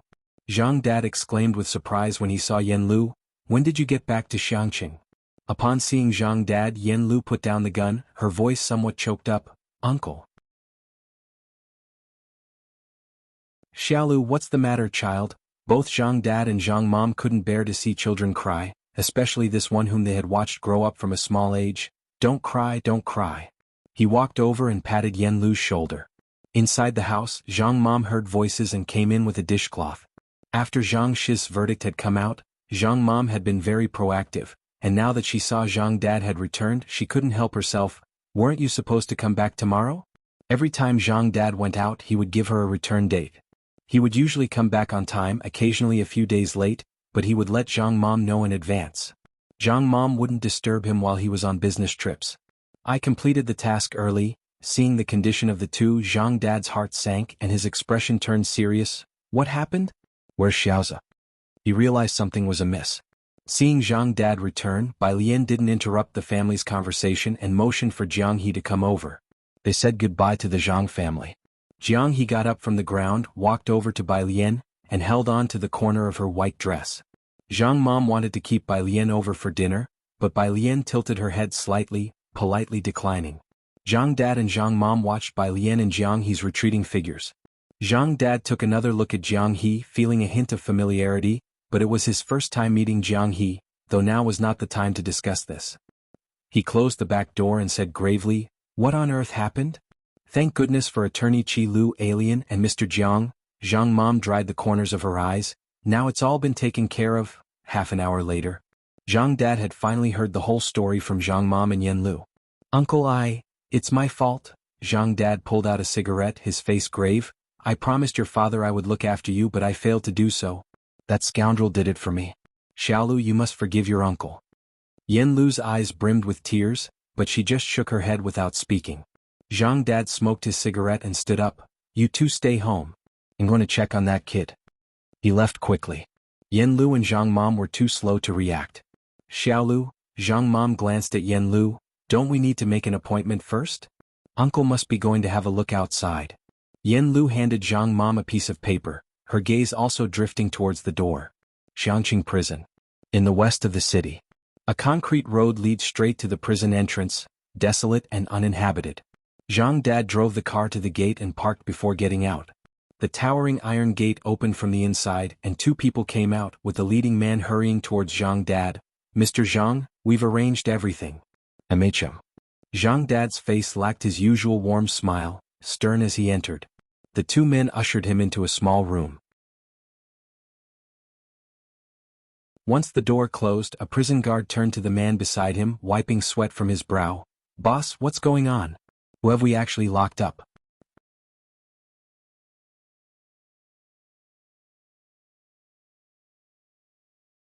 Chapter 261, The 099 Ultimate Final Move. Bug Vine, Part 2. This morning, first came a person with top-secret clearance to see prisoner 1108. As soon as this person arrived, the young prison guard felt like the entire prison was under the aim of a sniper rifle. If something, even a small mistake, had happened to that Mr. Jiang, he didn't doubt that this place would be razed to the ground. Now in the evening, another superior came for an investigation. I don't know, it's the superior's order. The warden retracted his gaze and walked out, but those who gave him the orders were from the security bureau. Inside the room, Zhang Shi's eyes widened as he looked at the man in front of him. Dad? How did you get here? Zhang's dad looked at his face. After a long while, he withdrew his gaze and sneered, I just got back from a business trip and heard you were locked up. Zhang Shi's, 1 year. Zhang's dad sat across from Zhang Shi's, looked at him. You have indeed encountered a benefactor. Otherwise you'd be looking at no less than 10 years. Hee. Zhang Shi's chuckled. The two of them didn't talk much, again falling silent for a few minutes before Zhang's dad asked, Do you want to change rooms? He was referring to the injuries on Zhang Shi's face. Zhang Shi shook his head. No need, brother Jiang taught me a few moves. Even though he was still wearing handcuffs, he demonstrated to his dad. Dad, when you go back, don't tell Mom, Zhang Shi instructed his dad, asking him not to tell them about his injuries. Do you think you have to tell me? Also, Zhang Shi hadn't seen his dad for a long time and had much to say. While I'm not home, argue less with Mom, don't make her angry. Zhang's dad, is it not you who makes her angry? Did you hear me? Zhang Shi pleaded earnestly. She always forgets to trim the flowering branches, remember to do it for her, and for Sister Yin, make sure Mom prepares an iris for her every day. You can't do it yourself. Got it. The visiting time passed quickly, and Zhang's dad watched as Zhang Shi's was taken away, waiting until he vanished from sight before his feigned relaxed expression disappeared. The whole person became very silent. Leaving the prison, he took out another phone, turned it on. It had none of the extraneous apps, not even the basic ones like calls or messages. It only had one communication app, and there was one unread message showing on it. On Ji Heng's end. When Bai Lian and Jiang he returned, Lance was shouting in the yard. Jade. Today, for fishing, he had specifically worn slightly tighter flowered trousers and topped it with a matching floral hat. Director Chen quickly caught the fish that jumped out of Lance's hands. Dr. Lance, leave it to me, it's okay, no worries.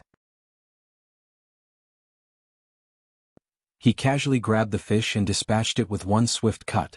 Clean and efficient. Lance admired. Wow, slice it up. Ji Heng didn't pay attention to the commotion outside. He was in the kitchen, frying the base ingredients for the fish head hot pot. Miss Bai, Director Chen looked up to see Bai Lian showing off his catch. Look, I caught this one. Bai Lian looked down. Director Chen had been back for quite a while now, and the fish he caught was still hanging at his waist, not yet taken down. Bai Lian, don't understand but respect. She had reason to suspect that these three had circled Pura Street several times in the afternoon. Jiang he squatted very naturally next to Director Chen, watching him prepare the fish.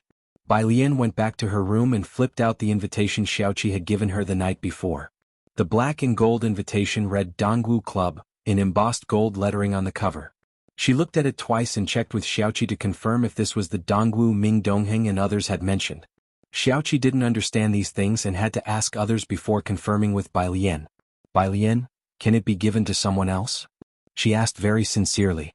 Meanwhile, an administrator at Dongwu Club received this message and was bewildered. What is Mr. Bai's teacher asking? Whether it can be transferred.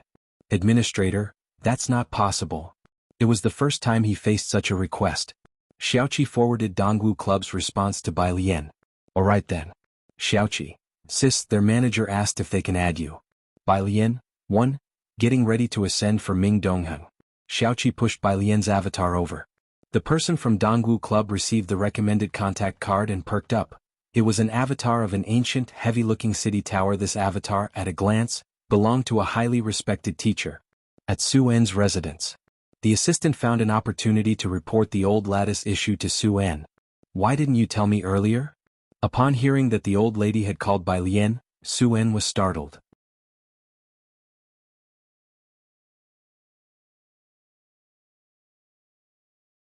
Chapter 262, The 099 Ultimate Final Move.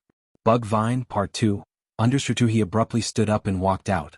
While leaving he ordered, Prepare the car, we're going to the G family.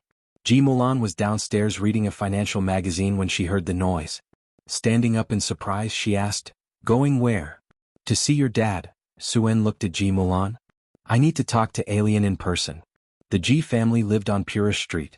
Despite being back for so long, Ji Mulan had never taken Suen to visit, as that part of the road was too old, and both the alleyways and houses were extremely outdated. Suen had mentioned a few times that he wanted to visit Ji Heng, but she didn't really want to take Suen there. "It's so late now." Ji Mulan closed the financial magazine very slowly, suggesting, "Why don't you call my dad about whatever it is and we can arrange to meet him tomorrow and talk then?" What she said made sense. Suen calmed down, realizing it was his first visit and he hadn't prepared any gifts yet. A sudden visit wouldn't be very polite. He turned back and instructed his assistant to prepare gifts. Then he took out his phone and called Bai Lian. The second the call connected, Suen seemed to come back to life. Thank goodness. Bai Lian hadn't blocked him. Suen fairly understood that she had blocked Ji Mulan. "I've already declined on your behalf. I didn't expect the old lady to check your phone. I know this must have caused you trouble. I'm truly sorry." Il explained things to the old lady clearly. Suen returned upstairs full of apologies. Bai Lian was elegantly nibbling on a fish head. Sitting on a chair, her tone was very light and breezy. "It's fine." After ending the call, Suen finally breathed a sigh of relief. His assistant was also very apologetic. "From now on, inform me about these matters first," Suen said gravely. "I might be busy lately, but I still have time for this. If you can't handle such a small matter, I don't mind finding someone else." The assistant's heart sank. He gained a new understanding of Bai Lian's importance in Suen's heart. "Mr. Su, there's another thing," the assistant remembered. "Old Master Ren has invited you." After being suspended for 15 days, Ren Qian was under investigation. Once a person is investigated, many trivial issues come to light. Although his position hadn't changed, his secretary had been dismissed. His personal credibility in Xiangqing had been greatly affected. Therefore he was desperately trying to pull strings. Ren Qian had no way to contact Director Chen, not to mention meeting the legendary Master Chen, though Suen had been in Xiangqing for quite a while. Unable to find Master Chen, Ren Qian turned to Suen, who had come from Jiangjing. Suen was now a major investor in Xiangqing, with tourism and hotel development in the area depending on him. "I don't have time recently," Suen waved his hand. "Go and buy some tobacco. I remember Mr. G likes to smoke. I'll visit Alien at Xiangqing No. 1 Middle School tomorrow." The assistant understood. A week later. Saturday morning. Location: Xiangqing Prison. Jiang Fulai stood beside Bai Lian with his head slightly lowered. His cold and clear profile radiated a chill allure. Casually glancing at Zhang Xiai's opposite him, he said, "See, how is it you still haven't learned after a week?" He was dressed in a simple overcoat. Even without doing anything, the innate nobility ingrained in his bones was extraordinarily evident. Before Bai Lian could scold Zhang Xiai's, he had already started to aggravate the situation. Zhang Xiai's opened his mouth, his face pained as he looked at Jiang Fulai. But the problem was, Jiang Fulai decisively said, "See, he's even glowering at me." Zhang Xiai's. Bai Lian looked up, still holding a pen in her right hand. She seriously addressed him, "You don't actually want to wait for Qi Lu to appeal another day, do you? Qi Lu can really make it happen. If not during a cake explosion, then in the midst of cake abnormality." Zhang Xiai's. He had a woeful expression on his face. Beside Bai Lian, Jiang Fulai stood tall and dignified, giving Zhang Xiai's a slight smile, gracious and dignified. They had been explaining a topic to Zhang Xiai's for an hour. Mainly it was Bai Lian who spoke. Outside, waiting to meet Zhang Xiai's were his parents and Yen Lu. Bai Lian was dressed in a white shirt with a cyan cross-collared tie shirt over it. The hem of the white shirt underneath protruded slightly, and the collar and neckline were embroidered with flowers transitioning from stone green to bright green. As the door opened, the hem and cuffs fluttered in the wind. The cool palette of clothing, devoid of some laziness, added a sense of crispness. If Sister Xan were here, she would again covet Bai Lian internally. "When is your screen test?" As Bai Lian passed by Yen Lu, she remembered the matter of Yen Lu's screen test. The crew of Great Yong had already arrived early in Xiangqing, with some scenes to be shot on location there. The Xiangqing building had recently become a filming site. Yen Lu stopped, "Next Wednesday." Bai Lian estimated the time. This week she had been focusing on Yen Lu's spear training, walking postures, various etiquettes. Yen Lu already had the ambience of the Great Yong era.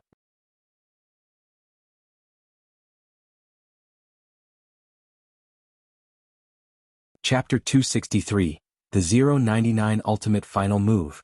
Bug Vine, Part 2, Under 3, Alright, Bai Lian said nonchalantly, he'll come to you tonight and teach you the last trick. Thank you. Yen Lu looked at Bai Lian very earnestly. While they were talking, Jiang Fulai was standing at the entrance waiting for Bai Lian. He had one hand holding car keys and the other in his trench coat pocket, backlighting him and making his figure blurred and indifferent. Why are you always looking at Mr. Jiang? Zhang's mother nudged Zhang's father. Zhang's father came to his senses. How much money do we have in the family? Let's hurry up and buy a couple more apartments in Xiangqing. He suddenly said. Zhang's mother, Wednesday. Yen Lu auditioned for the lead female role in Great Yong. The audition was held in a residential area by the city gate of Xiangqing. There were quite a few celebrities rushing to Xiangqing these days, and with various leaks online, Xiangqing had a minor surge of fame on the internet. Yen Lu was number 32. When Bai Lian arrived, it still wasn't her turn. There were still about a dozen artists waiting for the interview in the yard. Miss Bai, Sister XN tried to relax Yen Lu and was very surprised to see Bai Lian coming over. Bai Lian leisurely took out a black face mask and put it on, revealing only a pair of dark eyes. She was still wearing a school uniform and some people's presence is undeniable even with a mask. Being tall, she was quite noticeable among the group. Many couldn't help but size her up. In a school uniform and unrecognized, she must be a newcomer. The entertainment industry is realistic. People who are not famous often get ignored. They quickly averted their eyes. Bai Lian didn't care about the looks of others, listening to vocabulary on her headphones while opening her phone. Teacher Jiang, how much longer for her? Bai Lian had left him outside in the car, mainly because she wasn't sure if the auditions could proceed normally if he came in. She leisurely replied. 3 more ahead. Teacher Jiang as the biggest investor. Oh. Another nanny van stopped outside the courtyard. The car door opened automatically and everyone looked that way. A tall girl in a purple and white cardigan appeared, wearing sunglasses and a black cap, exposing only her chin and slightly red lips. Ah, Teacher Manshi. Teacher Manshi is here.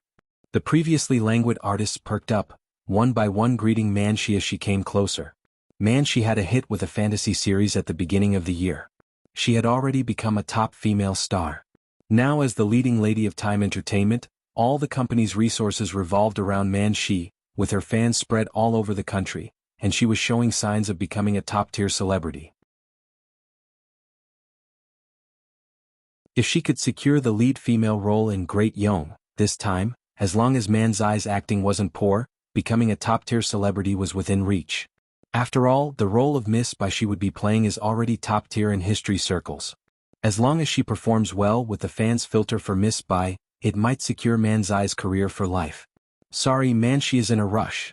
Manzai's agent and assistant, smiling, shielded her from others. We have to hurry back to Beijing after the audition to join the recording of Perfect Day. Perfect Day, the hottest variety show at the moment. Worthy of being Time Entertainment's leading lady. Manshi and her agent didn't even glance at Yen Lu and the others. They didn't stop for a second. Hey, you've arrived. The assistant director personally came out to greet them, chuckling. We've been waiting for you. We were just praising to the director how well Manshi has practiced with the spear. Go show him. After the group went inside. No wonder it's Manshi, even the assistant director personally came out to receive her. She even practiced the long spear. This time the female lead is definitely hers. The others discussed in low voices. Bai Lian finally looked up, puzzled as she looked towards Sister XN. She doesn't cue? Sister XN hadn't had the chance to speak when from the side, a young man glanced at Bai Lian. Does a top actress like Manshi need to cue? Yen Lu. Bai Lian clenched her phone and spoke to her slowly and deliberately. If you can't even surpass her, I will have Qi Lu sue you. Yen Lu. After Manshi went in, she didn't come out for 20 minutes. Sister Zin's expression wasn't great either. Normally actors would be out in less than 5 minutes. Staying this long, the directorial team must be very satisfied with Manshi. Nearly half an hour. Only then did Manshi come out, and the person escorting her was not only the assistant director but also the director. The group left amidst laughter and conversation. The expressions on the faces of the few female artists waiting outside were very unpleasant. Most of them had been waiting since the morning, and in the morning there were also 2 top female artists, even including a best actress. but the director had not personally escorted them out. The Great Yong directorial team was really very satisfied with Man Shi. As Man Shi passed Yen Lu, she glanced at her from the corner of her eye, and her gaze lingered on Bai Lian's face for less than half a second before withdrawing indifferently and getting back into her car. The directorial team escorted Man Shi to the car. The assistant director, looking at the few remaining female artists, suddenly asked, "Do we still need screen tests?" As soon as these words came out, the expressions of all the artists awaiting their screen tests changed. Sister Exang couldn't help but tightly grasp Yen Lu's collar. The director didn't seem to want to continue, but after some thought, he casually waved, "Continue watching." But with Man Zai's especially stunning performance earlier, they didn't look forward to the following auditions. After the next 3 actresses went in for their screen tests, they all came out in less than 3 minutes. Until Yen Lu went in. The director didn't speak and the assistant director casually waved, "Just sit at that table and brew a pot of tea." Yen Lu looked at the only table there with a teapot and cups on it. All her movements had been guided by Bai Lian, and for the past 2 weeks her daily life had revolved around mimicking Great Yong. She picked up the tea grinder, her movements skillfully crushing the tea leaves. Clean and sharp. The assistant director, who had been casually watching, suddenly sat up straight upon seeing her movements. He and the director exchanged glances. Surprise and admiration were both evident in their eyes. By the time Yen Lu finished performing, the director's expression had turned serious. He looked at Yen Lu curiously, "Have you studied Great Yong culture?" Yen Lu replied neither humbly nor arrogantly, "I've been studying it recently." The director carefully watched her, and in Yen Lu's every gesture there was an ancient charm. He nodded to himself in approval, then felt a sense of regret. Yen Lu's manners were better than Man Zai's. Had it not been for Man Shi, he would certainly have chosen Yen Lu for the female lead. Unfortunately, Man Zai's spear play had made a deeper impression. Their production team wanted to stick closely to history, and if the spear was not wielded well, the audience would certainly not be convinced. If only these two could combine their strengths. Thinking this, the director sighed. He casually asked, "Do you know how to use the spear?" He was not hopeful. Nowadays, the young generation of actors in the entertainment industry had no Dan actresses skilled in martial roles, and most didn't even know basic stage movements, unable to bear even the slightest hardship. During so many auditions he had asked everyone the same question, and only Man Shi had handled the spear well. "I do." "What?" The director and the assistant director sharply looked up, exchanging glances before staring intently at Yen Lu. The assistant director asked, "What spear technique do you know? Do you know how to thrust straight ahead?" Yen Lu's thoughts went back to the evening after she had finished watching Zhang Xiai's. Bai Lian came to the Zhang family to find her. The other party was dressed in green clothes and a white skirt, her profile bathed in the glow of sunset, her eyes sharper than Yen Lu had ever seen. She held a long spear in her hand, her eyebrows like frost, languid yet casual. Everyone knows that the Bai family army was most famous for their returning horse spear because in the end, when the Bai family army had no reinforcements, the returning horse spear was a move to turn defeat into victory. Every one of them knew it. "So, Yen Lu, today I'll teach you the final technique." Yen Lu looked up, her gaze firm as she spoke word by word to the director and the assistant director. "Returning horse spear."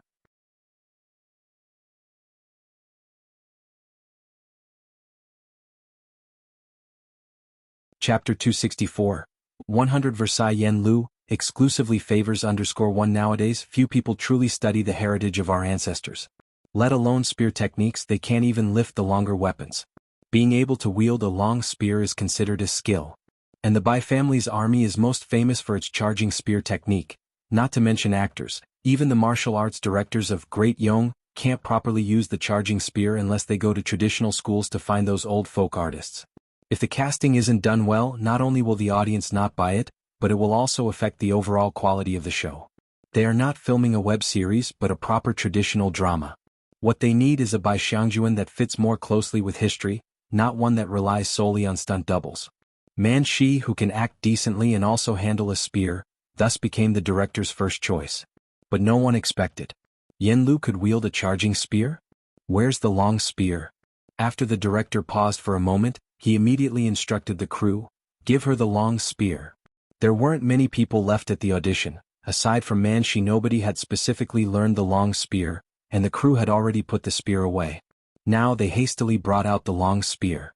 The spear used for the audition on set was brown and longer than the spear Yen Lu was accustomed to, yet a bit lighter. She reached out to grasp the shaft of the spear, closed her eyes slightly, and remembered the teachings of Bai Lian that day, and her practice over the past nearly 20 days. Just by holding it, the director and everyone on set felt something subtle. The modern circular hall seemed to recede at an accelerated pace. The wooden floor tiles beneath their feet gradually got covered by sand, and the surrounding walls turned into thousands of soldiers and horses, into towering lush mountains. Yen Lu lifted her head, her eyes suddenly snapping open. With her left hand supporting the spear and the right hand gripping it, she flipped her wrist upwards and pushed down with her left hand to thrust the spear. The flexibility of the spear transmitted the force from the base to the tip, and everyone on set could see the front half of the spear vibrantly shaking. The director and assistant director, who had the clearest view, stood up straight from their benches, eyes fixed on the quivering long spear, with only Yen Lu and her spear in their sights. But that wasn't all.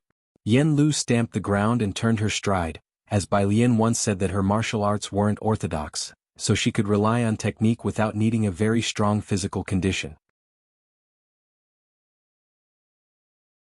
Her right hand was still at 1/3 of the spear's length. With her left hand pressing down on the butt, she combined the force of her waist with her horse stance before the vibrations of the spear had ceased, and fiercely reversed the direction of the spear to thrust backwards. Her body hadn't turned, but a hint of cold light arrived first. The tip of the spear, adorned with a 10-centimeter long red tassel, fluttered slightly with the tremble of the shaft.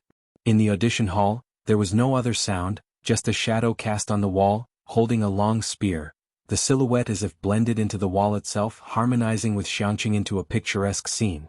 Yen Lu's eyes were fixed on the tassel. She breathed slightly hard, her cheeks flushed, and the intensity in her eyes slowly receded. Gradually withdrawing the spear, she calmed her state and looked up at the director with her lips pursed, expressionless. "I haven't mastered it yet. This is all I have for now." The director and the others finally came back to their senses. If they thought she was very good, her performance excellent, then for Yen Lu's charging spear they could only describe it with 2 words: astonishing. Because everyone present would think of those lines. Dressed in bright armor and riding spiritedly as a youth, a woman who never admitted defeat to men, iron armor and a charging spear with a flowing pennant. Ah! The director looked at Yen Lu's expressionless face, momentarily unsure if she was being modest or joking. Not mastered yet?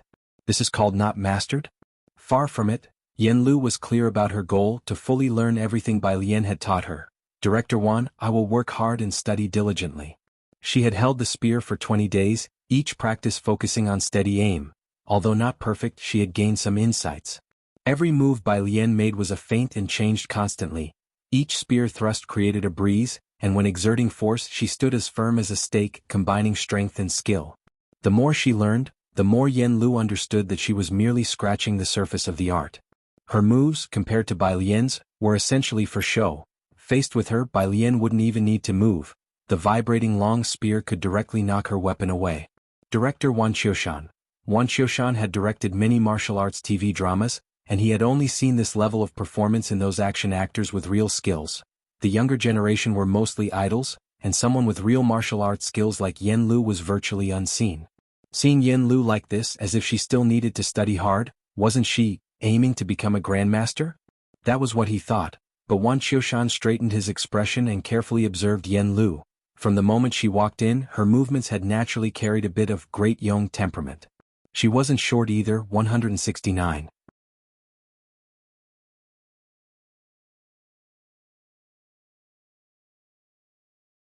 Chapter 265. 100 Versailles. Yen Lu, uniquely favoring understood to her appearance, deviated somewhat from historical records. But Yen Lu, upon closer inspection, noticed the black arched brows, red lips, and eyes that resembled willow leaves. Her features exuded a bold and beguiling charm. Most importantly, she had a resolute and unyielding temperament. Apart from slightly curly hair, everything else was very much to Wan Qiushan's liking. Wan Qiushan picked up Yen Lu's profile. Number 32. Yen Lu, 23 years old, entered the industry 4 years ago, with almost no acting experience. Yen Lu, Wan Qiushan asked her a few detailed questions, including about enduring hardship and using stunt doubles, before finally saying, "Go back and wait for the news." He had Yen Lu step out without calling the next person in. Instead, he gazed at Yen Lu's profile while asking the assistant director and producer, "What do you say?" The assistant director looked at Yen Lu's profile without saying a word. For the role, Yen Lu is closer. The producer hesitated, but Yen Lu has no fan base. Yen Lu was pretty much a newcomer, also carrying some scandals with her. Man, she, a popular top-tier actress. The producer was pragmatic. Who would watch the film without star power? Star power? The director glanced at the producer.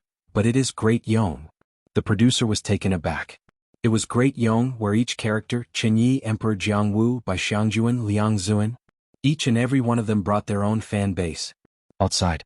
Yen Lu had been inside for 20 minutes before she came out, and after she did, the director did not call the next person in. As soon as she emerged, the remaining people in the room cast vague glances her way. Aside from Man Shi, Yen Lu was the second person to have auditioned for such a long duration. How did it go?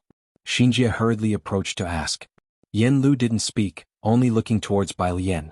Bai Lian leaned against the wall, lazily working on her phone, and only when she heard Yen Lu had come out did she calmly turn her head, her face mask hugging her contour perfectly, leaving only her dark almond-shaped eyes visible. She didn't speak, merely tilting her eyebrows at Yen Lu in a casual and carefree manner. It was standard. Yen Lu removed the sunglasses hanging from her shirt collar, answering both of them. Results will be out in 2 days. Bai Lian stood up, put away her phone. Let's head out first. Too many eyes around. Once outside, Xinjie reflected. The director kept you so long, Yen Lu, we might not be completely out of luck. The audition site was somewhat secluded. Not far away, Xiangqing Building was off-limits to tourists and was being rapidly transformed into a major film and television base. Beneath their feet was a newly renovated asphalt road. Walking on the pavement, Xinjie belatedly realized, from her first visit to Xiangqing to now, the dilapidated roads of Xiangqing seemed to have been all refurbished. Not far away, a lazy horn sounded.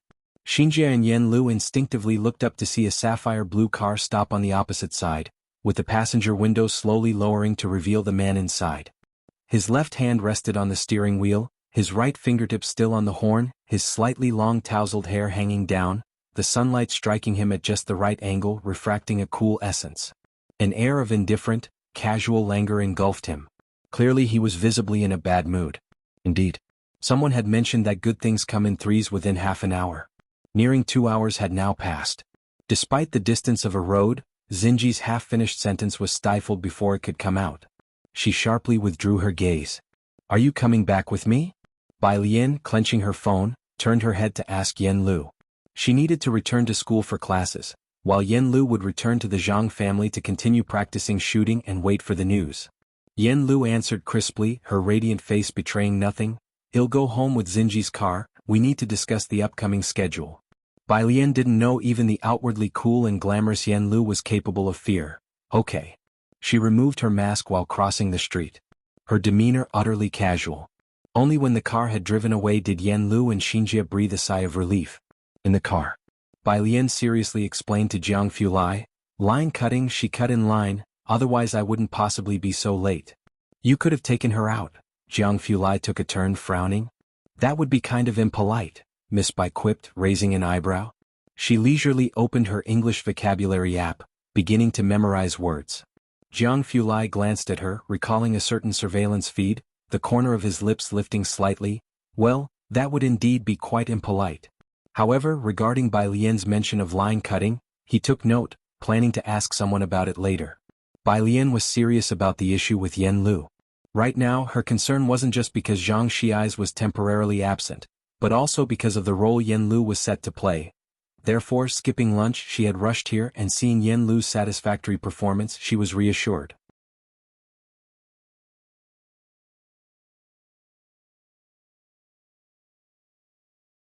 Chapter 266. 100 Versailles. Yen Lu, uniquely favoring _3. The two casually picked a restaurant near the school. It was well past mealtime, so the restaurant was almost empty.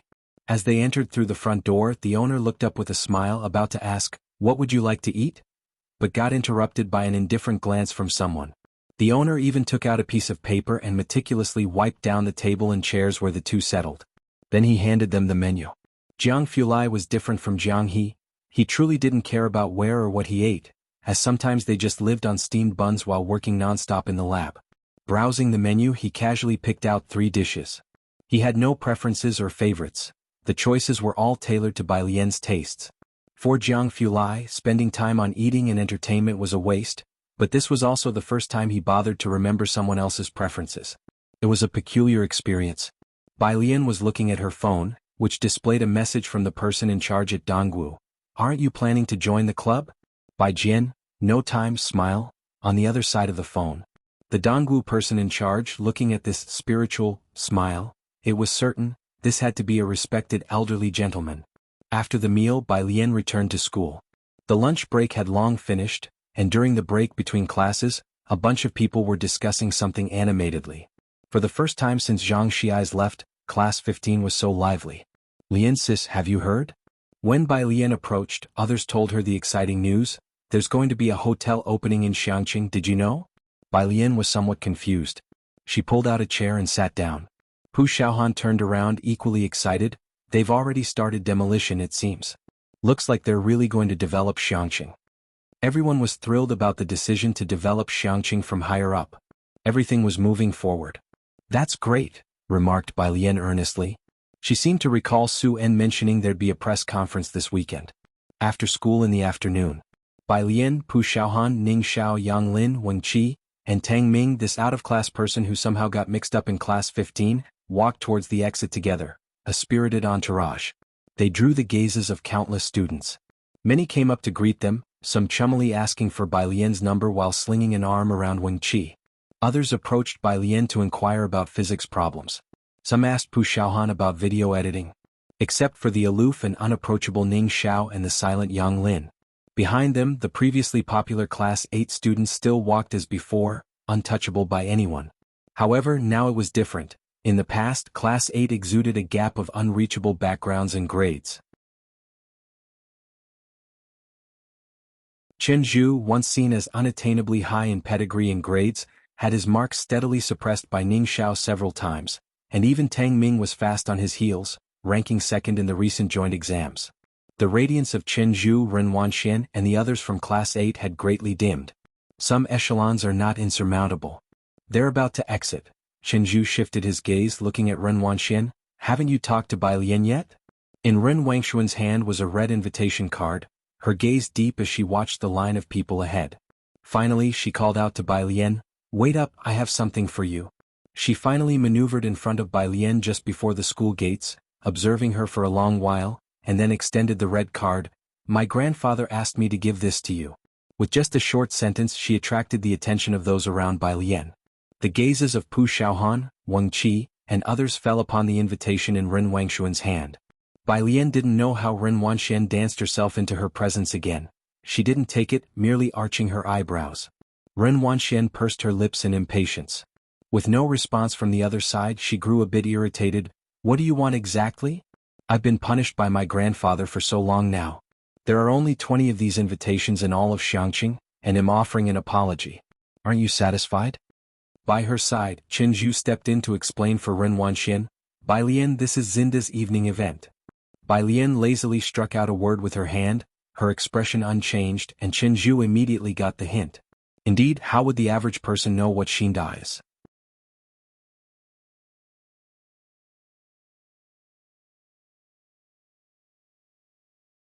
Chapter 267. 101 Alien comes out of retreat to compose music again. Second update, _1 Chen Zhu again explained to her, Xinda is a Jiangjing-based company and is also the partner that is entering our Xiangqing this time. The senior executives of Xinda will also be attending. The words spoken by Chen Zhu made others in the room exchange glances. A banquet hosted by Xinda in Jiangjing? Jiangjing. It seems so far out of reach. Most people in Xiangqing had never even dreamed of going there. Many people, including the former Ning Xiao, had only considered as far as Beijing when it came to exams. The banquet was very important for Ren Qian. It was the best chance to expand his network, as the Xinda high-level executives would all be arriving in Xiangqing that day. Everyone knew the importance of connections. Chen Zhu and Ren Wanxian didn't believe that Bai Lian would refuse. After the incident at the Calligraphy Association, Ren Qian went almost 10 days without speaking to Ren Wanxian and just told her to reflect on her actions. Fortunately, the Secretary General often comforted her. With their relationship with the Ji family almost at breaking point, Ren Qian obviously couldn't bring himself to approach anyone from the Ji family. So he left this matter to Ren Wanxian. Ren Wanxian was very dissatisfied that Ren Qian wanted to take Bai Lian to the banquet, but at such times she wouldn't displease Ren Qian and still went to find Bai Lian as he had instructed. "Are you done talking?" Bai Lian didn't look at the invitation, just gripped her phone tightly and lowered her eyes and brows. "Then please make way. This is what you don't want." Ren Wanxian looked at Bai Lian strangely, her mood suddenly relaxed and she almost burst into laughter. "Don't regret it later." Bai Lian lost her patience, smiled and said, "A good dog doesn't stand in the way." Ren Wangshuan's face turned red. The others in the 8th class also realized and cleared the path blocked at the door. The news of Xinda Enterprises moving into Xiangqing had exploded in the business community. The financial channels had been discussing this matter all morning, and many people were now acting on the information. After all, everyone knew Xinda was from Jiangjing. They must have some inside information about Xiangqing to decide to move in. Isn't the economy all about trading on information disparities? Chen Zhu watched Bai Lian's retreating back, wanting but hesitating to speak. In the end he still left with Ren Wanxian. This matter was directly reported to Ren Qian by Ren Wanxian. Ren Qian, holding his phone, was silent for a long time. "Forget it, her vision is limited to this anyway." Then, the newly assigned administrative assistant beside Ren Qian inquired, "Should we still have a gown made for Miss Bai?" Ren Qian waved his hand disinterestedly. "Is there a collection of rare tobacco?" Right now, his own power was being divvied up and he was planning how to take it back. Also planning how he could arrange a meeting with Elder Qin. With the Ji family issue, he could only allocate 1/10 of his attention. He couldn't manage more at the moment. Bai Lian was unaware of all this. She usually went to the Zhang family to give pointers on Yan Lu's marksmanship and then returned home. And complained to Jiang Fulai, "Sometimes I find you quite useful, Teacher Jiang?" Teacher Jiang, sometimes? Bai Lian raised an eyebrow. 1. The Ji family's courtyard was bustling today. Besides Lance, Ji Xiaorong had also finally returned. "Dad, with something so serious, how could you all keep it from me?" Ji Xiaorong was referring to Xin Qing's incident. He frowned, having just returned to Xiangqing to visit Ji Heng, only to hear about this. "You were working and besides calling you back would have been pointless." Ji Heng, holding his tobacco pipe, was quite calm. "She is fine now, isn't she?" Ji Xiaorong did not know how perilous the situation had been. He thought Xin Qing's injuries were not that serious. "Next time you still have to tell me," Ji Xiaorong sighed. "Even if I'm working I could take leave to come back. They wouldn't trouble me because of this." Bai Lian came out with her silver needles to perform acupuncture on Lance. Ji Xiaorong looked at Bai Lian and asked Ji Heng in a low voice, "What is she doing?" "Performing a test." Cough, cough. Ji Heng paused, changed what he was about to say. "Acupuncture." He kept it simple and to the point. "Ji Xiaorong?" He looked incredulously at Lance. This foreigner trusts Bai Lian so much? Both of them were truly bold. One dared to perform the acupuncture, the other to trust it. Ji Heng was this permissive of Bai Lian? "This Saturday Xiaojun is moving. Did he tell you?" Ji Heng asked about the serious matter at hand. Sheyan's neighborhood was starting to be demolished. Xin Qing had already picked out a new house closer to Pura Street, and they planned to move there this Saturday. Moving to a new home always needed a bit of liveliness to warm the place up. The more people the better. Yes, Ji Xiaorong would certainly go to such an event, but he was slightly surprised. His place is also getting demolished? He focused on his research and was indifferent to other matters. Ji Heng didn't know much about it, responding vaguely. Beside the two.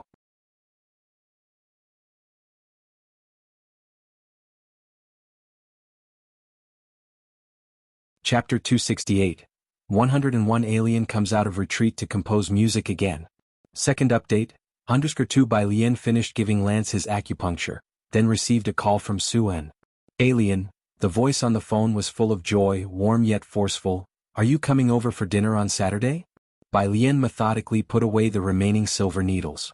While heading back to her room she replied, "I can't, my uncle is moving on Saturday, I have to go to his place." Only a few close people knew about Ji Xiaojun moving. They had not informed Su-En or Ji Mulan. Su-En hung up the call and, pressing his brow, asked his assistant, "Can we change the time of the press conference?" The assistant was startled by his question. But it seems Su-En wasn't joking. "President Su, the time has already been set and invitations have been sent to all the partners," the assistant said cautiously. "Changing the time at this point wouldn't be good." The date of the press conference was also chosen as an auspicious day.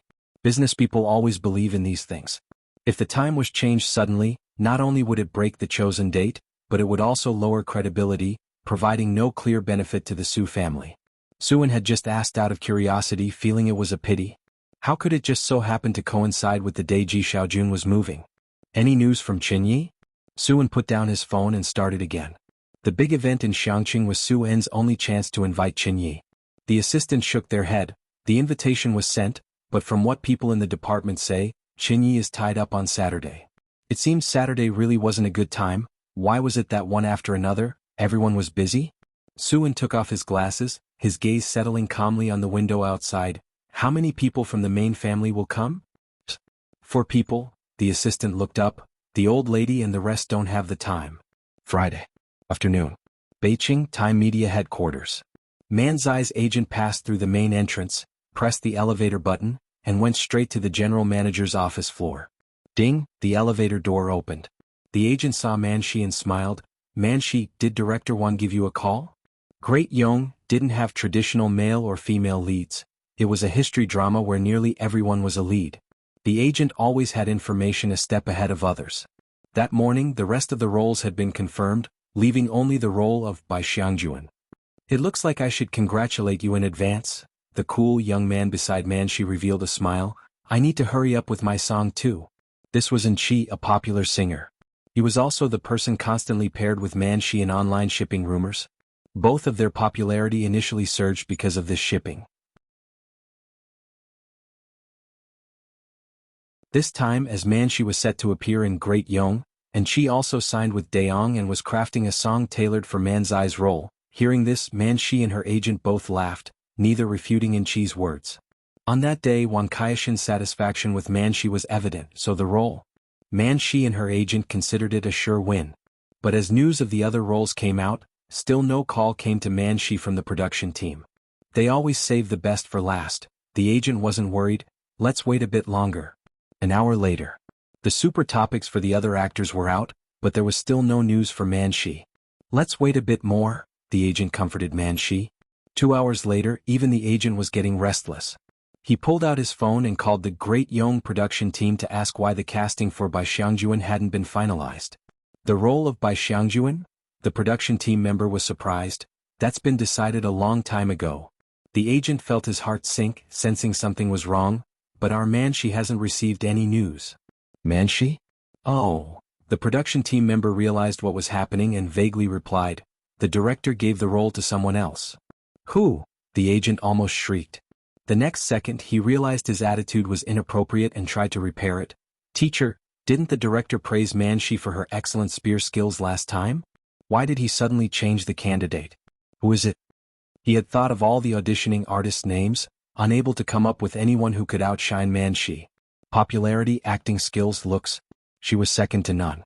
Not to mention she had specifically learned spear play for the role. The production team member gave a precise reply to Manzai's side. Yen Lu. Yen Lu? How could it be her? After hanging up the phone, the agent turned to the 2 people in the office. How could she possibly get the role of Bai Xiangjuan? With her acting skills, her scandals? Manzai's smile gradually faded away as she clenched her teeth. She must have spread her legs wide. Everyone knew about Yen Lu's scandals.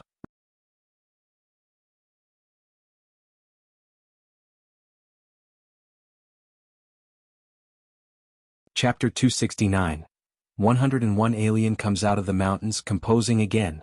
Second update, _3 when Manshi was speaking, and Chi by her side also hardened his expression. I'm going to tell the agent I'm not taking this song for the role unless they change the person. Xiangqing First High. Evening after school. Jiang He was supposed to accompany Bai Lian to Ji Shayan's house the next day, so he waited early at the entrance of Xiangqing First High for Bai Lian. By his side, Ming Dongheng stood with his arms crossed, a cool expression on his face. When he saw Bai Lian come out, Ming Dongheng lowered his hands. Miss Bai. Bai Lian, holding on to Jiang He's sleeve, lazily waved her hand at Ming Dongheng.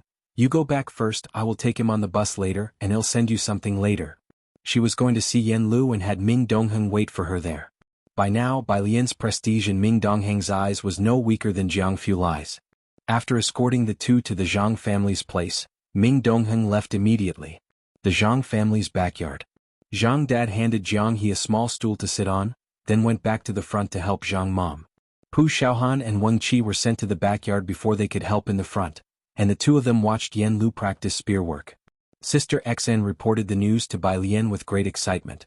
Miss Bai, the role is confirmed. It's Yen Lu. It really is Yen Lu. To Sister XN this was like a pie falling from the sky. Top-tier team, top-tier resources. Yen Lu was bound to become popular. Bai Lian also stood aside watching Yen Lu practice with the spear. Her figure was tall and straight, one hand holding a phone, the other adjusting Yen Lu's posture. The setting sun cast upon her delicate profile, her eyes clear and shallow, her tone lazy, carrying a sense of aloofness as if everything was under her control. Sister XN was startled watching her. Until a ringtone from her phone snapped her out of it. It was a call from the production crew which she had just saved in the afternoon. Hello Director Wan, you say? The call didn't last long. About 2 minutes. After hanging up, Sister Zin's face looked rather grim. She walked to a corner and dialed Time Entertainment's executive in a low voice.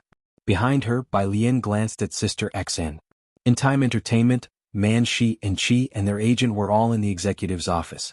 Upon receiving the call, the executive sighed inwardly. There's a conflict between In Qi and Yen Lu that I wasn't aware of before. I've already discussed it with Director Wan, and we will find another teacher to compose for Yen Lu. It's just, we might not find someone like In Qi again. Yen Lu lacked fame and talent. Even if she played by Xiangjuan, no renowned composer would write songs for her.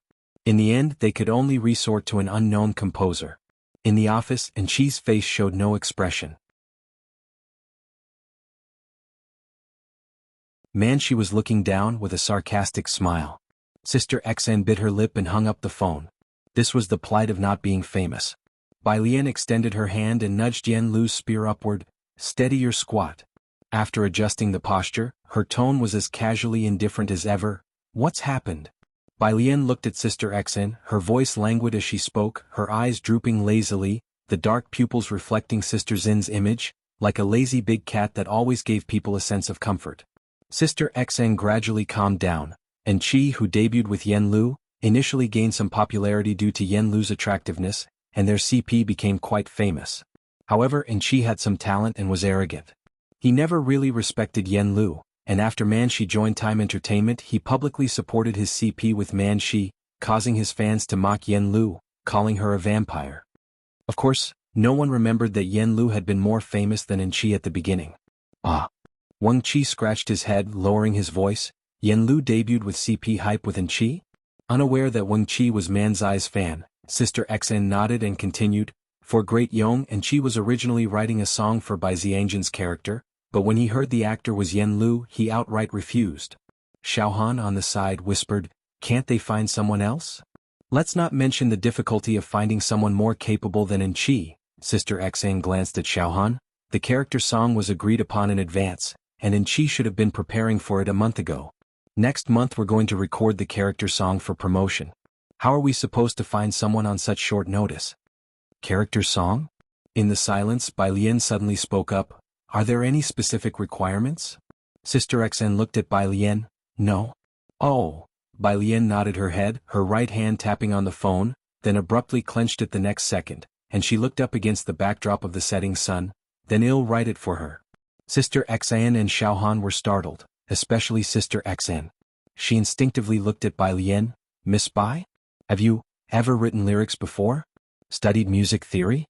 She recalled Bai Lian was a high school senior studying science. Bai Lian chuckled softly. No, but I think I should be able to write.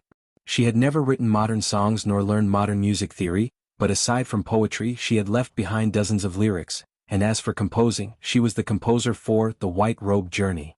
After 1,000 years she finally was going to compose once again.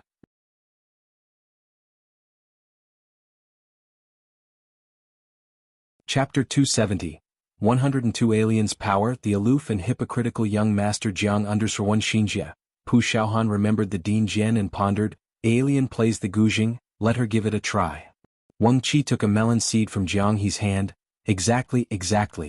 Xinjia stared at Bai Lian's face, which under the setting sun looked lazily elegant like the flowing moon, luminous but not demonic, her composure seemingly casual yet each movement was steady and composed, confident without lacking humility. skilled in spear fighting and the guzheng. She felt a sense of absurdity. This must be the Miss Bai recorded in the history books, right? Coming back to reality, Xinjie said, Miss Bai, Yen Lu is greatly indebted to you this time, thank you. Of course, even if Bai Lian said she could compose, Xinjie still wasn't entirely at ease. She was also trying to find someone in the circle. For a character song written in such a short time, Xinjie was afraid the quality wouldn't pass muster, and although Yen Lu's vocal condition was not bad, she was worried that after Yen Lu sang, the netizens would ridicule her. This was something Xinjie really didn't want to see. After Bai Lian and Yen Lu had contributed so much to this character, she didn't want there to be a single flaw. Xinjie didn't place all her hopes on Bai Lian, so she took out her phone and communicated with Director Wan, trying to use various connections to buy an unreleased song that matched the character. Bai Lian knew that Xinjie couldn't completely trust her, and not just Xinjie, Bai Lian herself was also uncertain. While contemplating, she had Yen Lu hold the spear horizontally and practice walking back and forth. Yen Lu had a natural talent for performing, and with just a little guidance from Bai Lian, she could exhibit that kind of temperament. Xiaohan, Bai Lian felt she had learned well enough and then leaned over to ask Pu Xiaohan, can I take the school's guzheng home for a couple of days? Pu Xiaohan didn't know. Wait a moment, Pu Xiaohan took out her phone, pulled up Sun Qian's number, I'll ask Sun Qian. Sun Qian was the head of the arts department and had the keys to the storage room. She said it's fine. Pu Xiaohan put the phone back in her pocket, I'll go get it for you. Pu Xiaohan was a bit more familiar with Sun Qian, so Bai Lian continued to watch over Yen Lu here. Meanwhile, Jiang He, who sat on the steps, watched Bai Lian and then turned his gaze to the departing Pu Xiaohan, lost in thought. Bai Lian returned home with the guzheng, accompanied by Jiang He. Lance was chatting with Ji Heng and was surprised when he saw the guzheng Bai Lian was holding. What's that? Guzheng. Bai Lian placed the guzheng back in the room unhurriedly and then came out with acupuncture needles, carefully explaining to Lance, it's a type of musical instrument from our country. Lance had never seen a guzheng and curiously plucked a string. Zheng, the sound was like the clear cry of a lonely wild goose flying away. He reached out again, plucking the strings haphazardly, making it sound like a horde of demons dancing. Jiang He silently covered his ears, not saying a word, just sitting there watching Lance. Lance, getting more excited, only stopped when Bai Lian took the silver needle and demonstrated near his head, slowly saying, if you continue and I insert this wrongly, you might get paralysis. Lance, he understood, quietly returned to the lounge chair outside, and let Bai Lian perform the acupuncture. After finishing the acupuncture on Lance, Bai Lian returned to her room. She placed the guzheng on the table, recalled the incident with Ming Dongheng and took out her phone to send him a long message, asterisk and amp, UN at #@ meditation requires firm grip, focusing on breath control, breathing with the abdomen and concentrating. After sending the message, she then reached out to pluck the strings of the guzheng. Jiang He lay beside her table, watching her fingers as she plucked the strings with just her left hand, sometimes coordinating 3 or 4 strings at once. The sound was light and heavy, though not forming any distinct melody, it was more like casual plucking to listen to the sound. Sharp and prominent. Jiang He watched, utterly astonished. Bai Lian looked at him and laughed lightly, you look like my cat Man. After speaking, she jotted down a character in the notebook beside her. These experiences were her own, filled with emotion, but how to interpret the melody was something she was still attempting. At this time Jiang He would go over and see what she had written. Bai Lian's handwriting was always neat and clear, but upon seeing it, Jiang He, who had just finished consulting a dictionary, started to question his life, staring blankly at the character Bai Lian had written. It contained a 4, a 7, and even a square frame? Is that still a character? He sat back down, stunned. He hadn't learned this at all. A little while later, Bai Lian wrote a few more characters. He, not willing to give up, took another look, and this time in one character there were a 9, a 4, a 3, and even a big included. Jiang He stood up, quietly moved outside and watched Ji Heng teach Lance to play Go.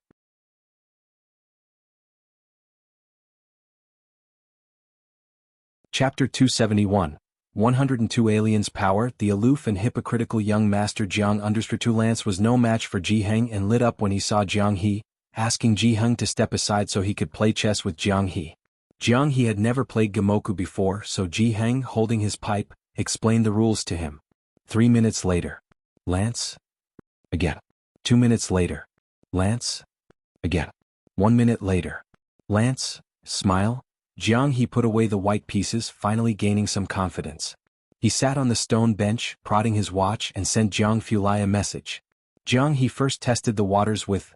On the other side of the phone, Jiang Fulai was still in the lab, and he had to go see Zhang Erbi with Bai Lian tomorrow morning, so he needed to make the most of his time in the lab today. The labs in B zone were kept at a constant temperature all year round, and to avoid contaminating the lab, everyone was required to wear a lab coat. He stood in front of the detector, leaning slightly forward, looking at the dark matter particle mass and scattering cross-section chart on the instrument. Several people stood behind him. He was particularly excited. The anti-coincidence detection sensitivity is much higher. Many international labs have called to inquire about it. Jiang Fulai slightly tilted his head, and the cold light reflected off his glasses couldn't hide his captivating gaze, his long, pale fingers storing away the document he handed him. Without speaking, he just raised his hand slightly. The others instantly understood they could go back now. The phone lit up. Jiang Fulai picked it up and saw the comma sent by Jiang He. Jiang Fulai. Confirming that Jiang Fulai was available, Jiang He snuck a picture at Bai Lian's place. Jiang He, photo, Jiang He. Jiang Fulai walked to the D-Zone's rest area while opening the picture. The picture showed a line of neatly arranged characters, but saying it was characters wasn't exactly accurate. Seeing this line, Jiang Fulai stopped in his tracks, and the assistant following behind was startled by the abrupt halt. They backed away several steps and then sneakily raised their head, covertly observing. Jiang Fulai tapped lightly on this line of characters. After a while, he replied to Jiang He unhurriedly, "Little One Meng, this is a subtractive score." Behind him, the assistant peculiarly noted that young Master Jiang seemed to be in a much better mood, indescribably better, but with a bit more life and warmth than usual. The inspired assistant said, "Jiangjing University has an international speech, and the Research Institute is asking if you have time to go back and give a lecture?" Jiang Fulai tilted his head, dressed in a white lab coat, appearing aloof and responding lightly, "No time." After all, he still had to teach an idiot in prison. If he can't teach him, Bai Lian might even doubt his teaching ability. The next day, early in the morning, Bai Lian got up to find Zhang Xiai's. Jiang He was going to Ji Xian's new home with Ji Heng and wasn't in a rush to get up. He was still lying in bed. Jiang Fulai's car arrived on time at the junction of Purist Street. Bai Lian got in the car, lazily buckling her seatbelt. There was a faint, cool scent inside the car. Bai Lian had been writing music scores till 9 the previous night, not wanting to disturb the others, so she stopped. The decision to write music scores was spontaneous, taking up more than 3 hours of her time. She had her own routine every day, very disciplined, and she only started her daily plans after finishing the score. Which meant she finished her plans more than 3 hours later than usual. It was past 3 in the morning before she went to bed. She got up after 5. Because Zhang Xiai's had to start working at 7:30, they had to arrive early to begin tutoring. Jiang Fulai drove steadily, and Bai Lian fell asleep halfway there. She was usually very vigilant, but today perhaps too exhausted, or maybe she just felt relaxed here. Jiang Fulai turned the streaming Guzheng music in the car down a bit. When the car slowly stopped in front of the prison gate, Bai Lian hadn't woken up. Jiang Fulai checked the time, which wasn't even 6:30 yet, so he didn't call her. He just turned off the engine, opened the window, and turned to look at her earnestly. It was early, and the morning sun hadn't even had the chance to show itself, but a breeze swept across her face. Bai Lian's hair was carelessly tied up today, and a few stray hairs were gently blown by the wind. A black strand was blown from the side of her face to the tip of her nose, where it stopped and didn't move, lazily swaying. Jiang Fulai stared at that strand of hair for a long time. How dare it challenge me? Coldly, young Master Jiang reached out and placed the strand of hair back where it belonged. When it was almost 6:30, he nonchalantly woke her up. Zhang Xiai's felt like Brother Jiang was very approachable today. He hadn't scolded him. He was baffled. At 7:20, Yen Lu was already waiting outside. She had news about Great Yong to tell Zhang Xiai's. They would start shooting next week and she wouldn't see Zhang Xiai's for a long time.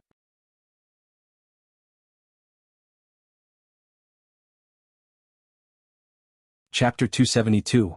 102 Aliens Power. The aloof and hypocritical young Master Jiang _3 Bai Lian took the lead in going out. Jiang Fulai followed behind her. Zhang Xiai's, normally talkative, found himself at a loss for words in front of Yen Lu, who herself was of a cold and distant disposition. The last time Yen Lu and her parents visited, the two of them hardly exchanged a single word. As Jiang Fulai lagged behind Bai Lian and was about to close the door, he glanced at Zhang Xiais, then at Yen Lu and suddenly asked, "Zhang Xiais, has your injury healed?" Zhang Xiais was startled. Yen Lu looked at Zhang Xiais and then at Jiang Fulai. Last time he fought with Lu Ximing and suffered severe internal injuries which haven't healed to this day, Jiang Fulai said, pointing to the spot where Zhang Xiais had been hit by a fellow prisoner, then elegantly walked out. Zhang Xiais touched his stomach, then looked up at Yen Lu who appeared anxious. It was an awakening. The new apartment Ji Xiaojun had bought was in Sinan Community. Located on Ring Avenue, it wasn't far from Purish Street, at Block 11 Unit 101. The community was newer than the previous one, built just a few years ago with 12 floors to a building, a low occupancy rate, and an affordable price of just over 3,000 per square meter. Ji Xiaojun and Xin Qing lived on the first floor. By the time Bai Lian and Jiang Fulai arrived, Ji Xian's home was already filled with many guests. Chen Jingyu was discussing chess with one of Ji Xian's colleagues while Ji Heng lay on his side with a smoking pipe, offering advice. Ji Xian's place also had two students playing with Jiang He, who mainly watched in amazement as Jiang He assembled a cube puzzle. Ji Xiaorong was in the kitchen helping Ji Xiaojun, while Xin Qing, having recently recovered from a serious illness, wore a hat as she entertained the guests in the living room. The modest living room was packed full. As soon as the door opened, Xin Qing saw Bai Lian and Jiang Fulai and called them in, shutting the door behind them. "Alien Xiaojiang, you two are here." Standing beside Chen Jingyu, Ji Heng instinctively looked up. His gaze met Jiang Fulai's. An air of joviality pervaded the lively hall, as if brushed by a cold breeze. Chen Jingyu hadn't turned around yet, his hand pausing in midair. His past experience told him that someone must have arrived. He tilted his head slightly. As expected, he saw the aloof young master Jiang one step behind Bai Lian. Ji Heng, with his smoking pipe in hand, paused as he looked Jiang Fulai up and down from head to toe, then watched Ji Xiaojun emerge from the kitchen to greet Jiang Fulai with practiced ease. Ji Heng? Who was this unexpected figure? "Dad, this is Xiaojiang," Xin Qing said as she took 2 cups out, pouring water for Bai Lian and Jiang Fulai with warmth, and introducing Jiang Fulai to Ji Heng. "Last time I was in the hospital, he was a great help." Xin Qing broke the tension by warmly introducing Jiang Fulai to Ji Heng. Jiang Fulai politely greeted Ji Heng, "Hello." Next to Ji Heng, Chen Jingyu with his chess piece hastily moved aside. So he was the only one who didn't know him? Ji Heng looked at Jiang Fulai, his voice muffled, and merely grunted an acknowledgement, not one for many words. Xin Qing asked Jiang Fulai to sit down and went back to busy herself with cutting fruit for them. Jiang Fulai sat on the sofa methodically, with Ji Heng occasionally glancing his way. Both were silent. Bai Lian sat lazily to one side, brushing up on questions. At times, she would reminisce about musical scores and jot down whatever came to mind. Xin Qing brought out a new plate of fruit from the kitchen for them to enjoy. Jiang Fulai was indifferent to fruit, but upon seeing cherries he tried one. The cherries Xin Qing had bought weren't sour. Not bad. He took 2 more and casually handed them to Bai Lian. He then reached out and pulled the trash can that was by Jiang He's side toward himself. Jiang He looked at Jiang Fulai expressionlessly. "Big brother." A high school student beside Jiang He gently tugged at his sleeve, pointing to the cube in his hand. "Can you scramble this one too?" Upon hearing this, Jiang Fulai looked down at the cube in Jiang He's hand and scoffed sardonically. "Jiang He." He resentfully restored one side of the cube. The high school student was blown away. Opposite, Ji Heng caught a glimpse and slowly averted his gaze. After the meal, Chen and Ji Heng decided to stay here to play cards. Ji Xiaojun carried a painting to give to Bai Lian, asking her to deliver it to Su En. Su En hadn't arrived today, but his gift was already here early in the morning. This was Ji Xian's return gift to him. Bai Lian sent a WeChat message to Su En, who was still at a reporter press conference and didn't have time, saying he would come to pick it up at night. Then Ji Xiaojun would definitely criticize her, so Bai Lian asked Su En to send her his address. She would go find him later. Su En quickly sent an address to Bai Lian. "There's a dinner party and if you have time you can eat a bit. There's a lot of nice food. It's a pity your uncle and the others can't make it." Xin Qing had a crowd. Bai Lian wanted to find a place to do some problem solving, and Jiang He also went back with them. Jiang Fulai directly drove the car back to his usual residence, the detached building. Bai Lian fell asleep again on the way and felt more refreshed than before. Ming Dongheng was sitting cross-legged on the lawn in the garden, his 4 fingers gathered in the palm, as immovable as a mountain. Jiang He jumped down from the car and then squatted beside Ming Dongheng, looking up at him. Ming Dongheng opened his eyes, startled. He leaped up to find himself feeling lighter. "Young master, when did you return?" Looking up, Bai Lian and Jiang Fulai had also gotten out of the car. Ming Dongheng opened his mouth to speak to Bai Lian, but seeing Jiang Fulai, he quickly stood up straight, reverting to his usual cold and stern demeanor. "Young master, Miss Bai." Jiang Fulai gave him a glance. Bai Lian smiled at Ming Dongheng. Jiang He pulled at the hem of Bai Lian's clothes, asking her to look at his painting. Jiang Fulai watched their retreating figures, his expression cold as he headed to the study for an online meeting with the Jiang family. Downstairs. Upon hearing that Jiang Fulai had finally returned, Qin Jingyu quickly came to find him. There was also a lady with him. She wore a plain-colored long dress underneath and a beige coat over it, and her chestnut hair was styled into lazy large waves, loosely draped behind her head. "Ms. Yu." When he saw her, Ming Dongheng stood up a bit to greet her, his tone especially respectful. Yu Hongyi's lips curved up slightly, her demeanor somewhat cold as she nodded to Ming Dongheng. She was accustomed to such attitudes. She was the representative sent by old Master Qin, so Ming Dongheng went upstairs to find Jiang Fulai. It wasn't long before Jiang Fulai descended the stairs, his presence slightly oppressive. Qin Jingyu and Yu Hongyi were startled, exchanging glances before quickly standing up. They hadn't expected Jiang Fulai to come down so soon. "Ms. Yu, it's always you," said Qin Jingyu excitedly, as he had come 3 times without catching a glimpse of Jiang Fulai. Yu Hongyi was quite surprised but managed to smile at his words. A tall figure slowly descended the wooden staircase. He had changed into a white, somewhat soft home outfit, but his drooping face was still as cold as a blade's edge, casting a chill glance that was sharper than any frost. He appeared like a vividly ink-painted scroll. Qin Jingyu lowered his head, not daring to look up. "Young Master Jiang." Yu Hongyi also came back to her senses. She withdrew her gaze and took out a letter. "This is from the old master for you." Ming Dongheng reached out to take the letter from Yu Hongyi's hand and held it, not passing it to Jiang Fulai. Yu Hongyi glanced at the letter in Ming Dongheng's hand, her lips tightening slightly. However, they all knew Jiang Fulai seldom accepted things from others, unless it was from his friends or the researchers he worked with. Jiang Fulai nodded, indicating he was aware, displaying utmost indifference.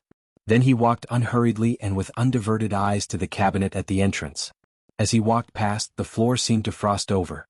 His pale fingers opened a drawer and hooked out a set of keys, then he leaned against the cabinet, his slender fingertips tapping lightly on the table surface, his gaze casually looking at the staircase. The silent hall was too quiet for anyone to dare speak. Qin Jingyu and Yu Hongyi exchanged a glance, unsure of what was happening, until the sound of movement came from upstairs again.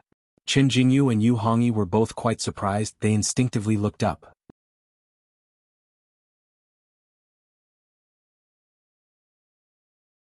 Chapter 273. 103 Banquet, Ren family members dumbfounded, second update. _1 Both of them thought that the person descending the stairs would be Jiang He. They were both aware of Jiang He's existence. Wherever Jiang Fulai went, he would take him along. Not until a section of a gradually blue-tinged snow-colored skirt hem appeared at the turn of the wooden staircase. The hem was embroidered with folding plum blossoms. It spread layer by layer with her steps. Instinctively, the two of them looked up to see a girl, her ink-black hair held up by a wooden hairpin, her face lazily stunning. Qin Jingyu recognized her as the girl from last time. Why is it her? And she's coming down from upstairs? Qin Jingyu was shocked. It was only then that Jiang Fulai turned to look at Bai Lian and saw that her usual follower wasn't there. He then said, "I thought you had forgotten to come down because you were teaching him how to paint." Bai Lian slowly looked up. Ming Dongheng was also somewhat stunned. Bai Lian quickened her pace. Since Jiang Fulai and Ming Dongheng did not introduce the other two people, she remained silent as well.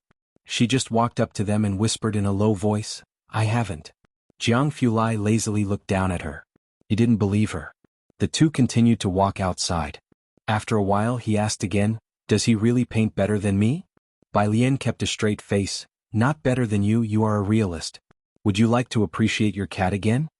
She reached back into her pocket for her phone. Young Master Jiang had nothing to say and expressionlessly prevented her from flipping through the photos. For the first time he felt the term realist carried a mocking undertone. The sound of a car engine starting could be heard from outside. 3 people were still standing in the hall as if being punished. By now they had probably realized so. Was young Master Jiang waiting for someone? The world began to take on a fantastical feel. Ming Dongheng had seen much turmoil, and he was quick to regain his composure. The other two, however, were quite disheveled, especially Qin Jingyu, who had seen Bai Lian before. Even old Master Chen wouldn't dare make him wait. Ming Dongheng didn't bother with Qin Jingyu but called out twice to Yu Hongyi, Miss Yu? Yu Hongyi came back to her senses in a daze and looked back at Ming Dongheng. Mr. Ming, just now that was Miss Bai, Ming Dongheng replied coldly, giving only a name. As for anything else he said no more. What? Yu Hongyi's mind searched for the surname, but she couldn't come up with anything. Do you have any other business? Ming Dongheng inquired. No, Yu Hongyi responded, shaking her head as she looked outside. Without Jiang Fulai present, they did not linger. After stepping out the door, Yu Hongyi then asked Qin Jingyu, do you know who that Miss Bai is?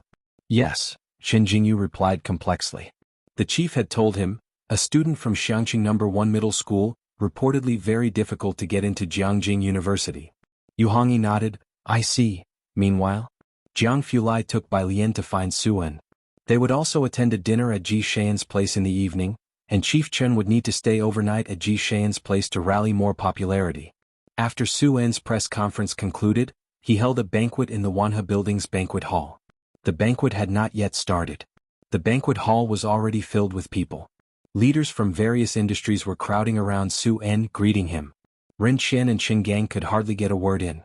Naturally, they couldn't lose face by squeezing in with a crowd of people. Only when the people in front had left, were the two able to approach Suen and say some polite words. Mr. Su, congratulations. Their attitude towards Suen was more respectful than ever. Mr. Rin, President Qin, Suen nodded politely at the two, with a manner that was mere formality. Then he went to greet the next person. Chief Lu, I knew you would come. To Suen, the administrators of Xiangqing seemed insignificant at present. Ren Wanxian observed the official known as Chief Lu, recognizing him as a Beijing figure frequent in the news, and also as Xiang Cheng's direct superior. She opened her mouth, quite shocked. She knew Xiangqing was about to be developed, but she hadn't expected it to attract so much attention. Even that Director Lu from Beijing has come? This President Su is now not so easy to approach. Qin Gang narrowed his eyes, gazing at Suen talking with Director Lu, and just from that brief contact he knew Suen was a wily old fox. He had no intention of introducing anyone else to Ren Qian and Qin Gang. Ren Qian wasn't surprised by this. He shifted his gaze.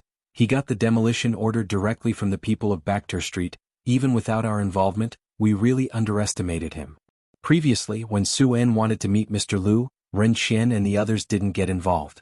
Now that Suen had gotten the demolition order on his own, everyone in Xiangqing was shocked by his tactics. It seemed like the policies were particularly lenient towards Suen. Many high-ranking officials from Jiangjing and Beijing have come today, Ren Qian instructed the two juniors. Both of you pay attention to moderation. From beginning to end today you must not act impulsively. Ren Wanxian and Chen Zhu looked at each other. Both saw the shock in the depths of each other's eyes. They were both used to seeing others grovel before Ren Qian and Qin Gang, but now the situation had nearly reversed. They were not accustomed to this. Across from Wanhe Building, Bai Lian sat in the passenger seat. While pondering the melody, she made a call to Suen. The assistant didn't care that Suen was talking with the director, and directly handed the phone to him.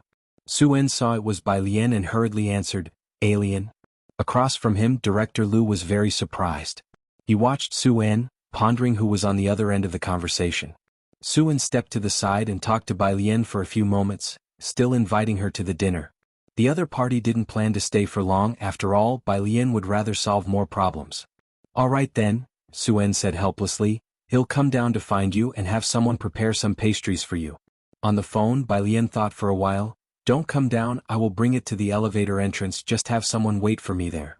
The call ended. Bai Lian spoke briefly with Jiang Fulai and went up to deliver the drawing to Suen.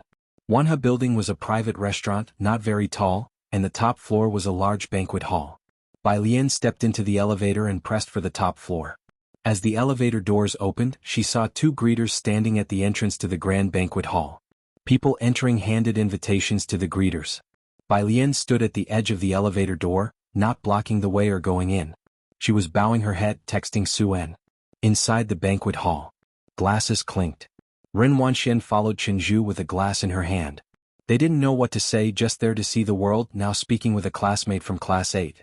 Young Master Chen, who are all these people? The person from Class 8 whispered, looking at the strangers passing by. It's my first time seeing my dad with such a smile, and that person was simply dismissive of him. Chenju looked at the people in the hall, mostly from Beijing and Jiangjing. They all came for President Su. The classmate from Class 8 was amazed. Out of the entire Class 8, only he, Ren Wanxian, and Chenju were present, indicating the exclusiveness of today's banquet. He held a wine glass, his gaze shifting as if he saw a figure outside. Isn't that Bai Lian? He was astonished, hearing a name in this place that he shouldn't have heard. Ren Wanxian and Chenju were both very surprised. Where? Ren Wanxian looked up. The three of them didn't recognize anyone here other than their own elders, and the pressure and exclusivity kept them on the outskirts, so they had been talking off to the side all this time. The elevator area actually had a blind spot. But the classmate from Class 8, who didn't quite fit in with the banquet hall and stood in a secluded spot, could see Bai Lian, who was standing by the elevator, through the glass window from this corner. Bai Lian's face was half obscured by the huge potted plant by the elevator, but her visage was notably striking. He recognized her at a glance. There. He pointed down. Wasn't she not coming? Ren Wanxian tilted her head, finally seeing the person, and sneered. Chenju thought more deeply. He frowned and stood up. Let's go have a look, there are many people here. Ren Qian was even concerned that the well-mannered Ren Wanxian and Chenju might accidentally offend someone, not to mention Bai Lian with her temper. Ren Wanxian also felt annoyed. He'll go talk to Grandpa. She stood up to find Ren Qian and spoke to him. Ren Qian smiled, apologizing to the person he was talking to, and followed Ren Wanxian outside. Didn't you say she wasn't coming? Who knows? Ren Wanxian said sarcastically. She didn't feel inclined to mention the Ji family's people. Chenju didn't speak. Honestly, he didn't know why Bai Lian would be here either. Ren Wanxian stood at the entrance of the banquet hall, not wanting to be seen by others, and subtly pointed to Bai Lian, dressed in clothes designed by Ji Heng. There, you speak to her. I don't want to. The greeters at the door kept glancing towards Bai Lian. Ren Wanxian didn't want to approach Bai Lian under such scrutiny. Chenju glanced at Ren Qian, then over to where Bai Lian was, and then stepped forward. Maybe, he hadn't finished speaking. A figure beside him, seemingly in a rush, passed by and peered out at the entrance of the banquet hall, spotting the person by the elevator and heading directly towards her. Alien, have you been waiting long? Su En, carrying an elegant wooden box, spoke to Bai Lian from afar. He was smiling, his voice detectably gentle. I'm late. Your mother said your grandfather likes pine nut cakes, so I waited for a fresh pot of pine nut cakes to finish baking.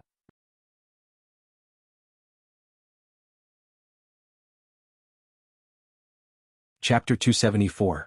Questions about Jianggu. Becoming Jianggu_1. Ren Qian and the others turned their gaze onto Su En. Who was being called alien?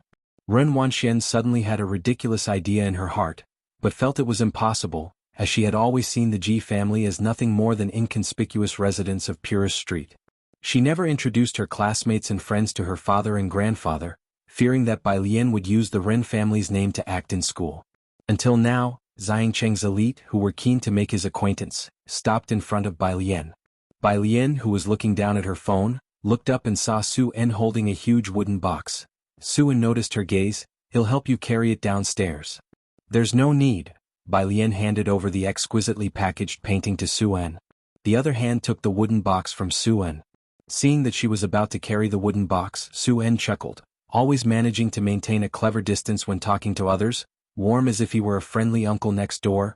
This is quite... Before he could finish speaking, someone with 2 fingers easily hooked the wooden box. Su En fell silent. Bai Lian turned around, nonchalantly pressed the elevator button with her phone. Aren't you coming in to take a look? Next to her, Su En didn't give up, having his assistant solicit guests for him in the banquet hall. No thanks. Bai Lian shook her head, counting the elevator numbers. There's someone waiting for me downstairs. I'll be late in a moment. Maybe she'll have to deal with Sister Lin's sarcastic remarks again. All right then. Su En had come to understand the Ji family's personalities over time. The elevator door opened and he followed Bai Lian, wanting to accompany her downstairs. Bai Lian used the wooden box to block him, raising an eyebrow. The guests are many. I'm just here to deliver a painting for my uncle, no need to see me off. Su-en had no choice but to stand by the elevator, watching as the number dropped to the first floor, before he looked down at the painting, then turned around to head back. The three, including Ren Qian, were still standing at the entrance to the banquet hall. When Su-en came, he only paid attention to Bai Lian, and now he noticed Ren Qian. Mr. Ren Sr.? He stopped to greet him. Ren Qian came to his senses, looking up abruptly. Mr. Su, you know Alien? Su-en was about to go inside as Director Liu was waiting for him, but stopped when he heard Ren Qian's mention of Alien, and turned his head. You are?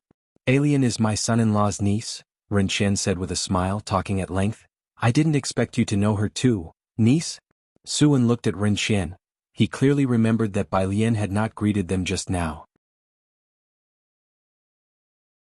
In front of Su-en, Bai Lian had always been polite, except towards those she disliked, like Ji Mulan. Therefore this time Su-en didn't bring Ji Mulan along. Su-en glanced at Ren Wangshuan's somewhat stiff smile before laughing himself. Yeah, this child, I persuaded her for a long time and she wouldn't come to this banquet. Oh, I haven't told you yet, Alien is actually Mulan's daughter. You see, apart from a son, she is also my only daughter, and I can't do much with her refusal to come. I had to let her bring some pastries for her grandfather. After thinking for a bit, Su-en also showed the painting in his hands to Ren Qian. This is a painting personally made by Comrade Xiaojun for me. If it weren't for this painting, she wouldn't have agreed to come. Haha, I need to have it sent back to Jiangjing to hang it up. The latter part was indeed the truth. Ji Xiaojun is Ji Mulan's brother, and his gift to Su-en was naturally to be treasured. And with Bai Lian's connection, that was something to be even more careful about. After speaking, he smiled at Ren Qian and continued his way into the banquet hall, and as he passed by a few partners, he even raised the painting to show off to them generously. At the entrance to the banquet hall, Ren Qian slowly turned around. Ren Wanxian was as if struck by lightning. She had never been interested in Bai Lian's background, nor had she had any interest in Ji Sherong's other sister, and now she was being told that Bai Lian had connections with the Su family? She didn't know much about the Su family, only that they were the founders of Xinda, but considering the people who came from Beijing tonight, one could tell how wide the Su family's network was. Especially since she had witnessed the marginalization of Ren Qian and Chen Gang at the banquet. What's wrong?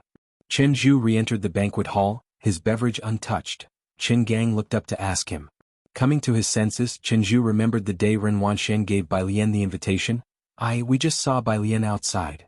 As he said this, Chen Zhu looked again at Ji Mulan, who was mingling in the banquet like a fish in water. Upon a closer look, Ji Mulan's eyes and eyebrows really resembled Bai Lian's. Could it be that she was actually Bai Lian's mother?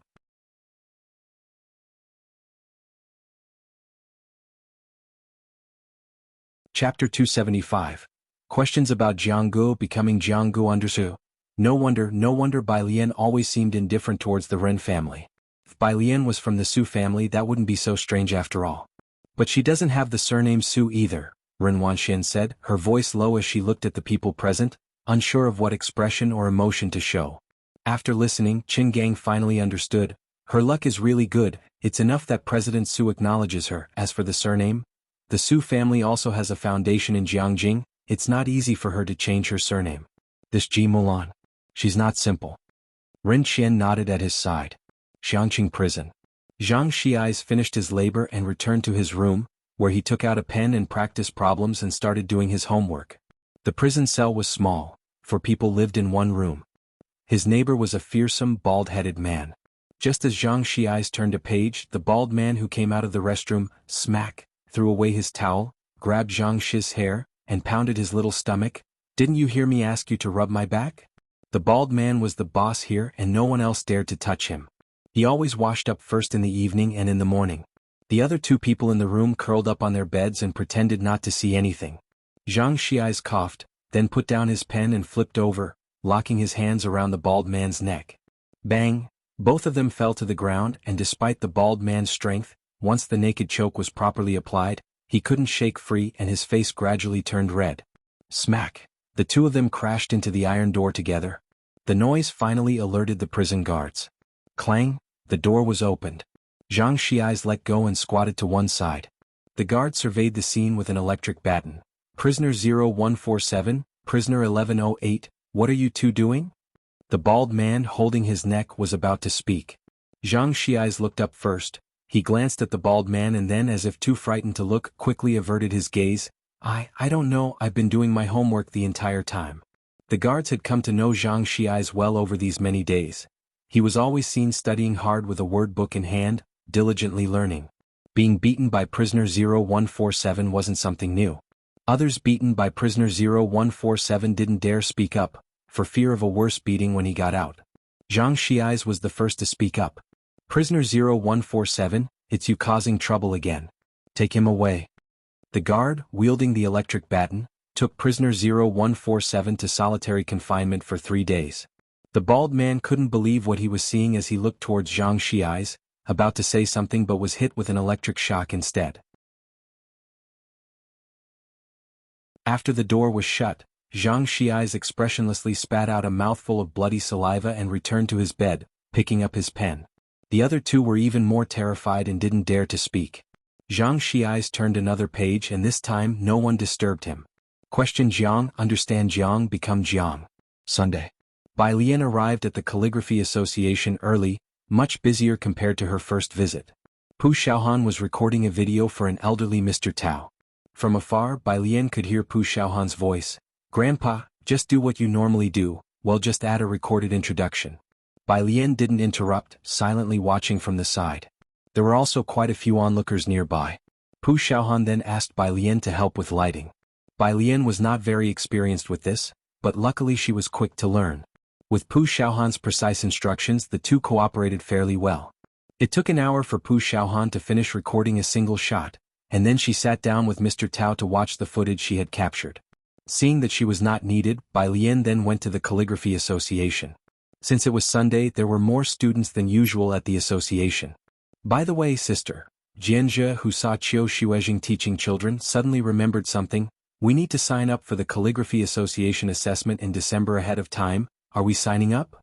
The higher the level, the more funding granted from the headquarters. This year, most of the funds were still personally provided by Jiang Fulai. Without much thought, Bai Lian immediately replied, sign up. Okay, Jianzhe noted, recently there have been a lot of people going next door. It looks like they all want to buy the martial arts school's property, but they've all been chased out. Ordinary residents hadn't received any news yet.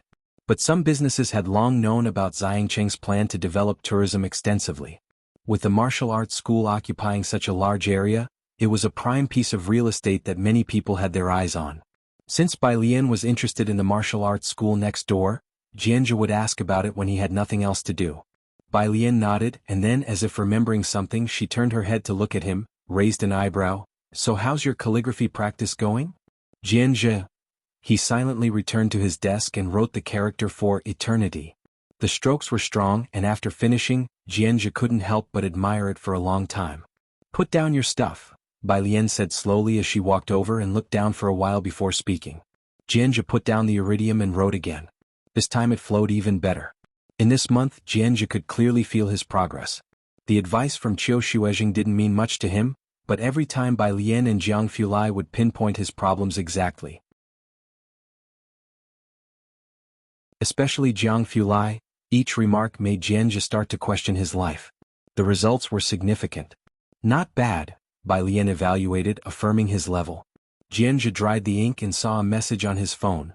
Jian Rong, aren't you coming back for your apprentice banquet? Jianzhe, no time. All right. For the Jian family, notifying Jianzhe was just a formality. It didn't matter to them whether he came back or not. That they even remembered he existed was decent of them. Jianzhe wasn't surprised by this. Sister Lian. Pu Xiaohan, who had finally finished all the supplemental video recording, came in, stood at the entrance of the calligraphy room, and seeing the room full of children, spoke softly. President Jian sent another message. President Jian? Not far away, Jianzhe, who was stacking up his own written characters, was a little sensitive to the name Jian. He instinctively looked up.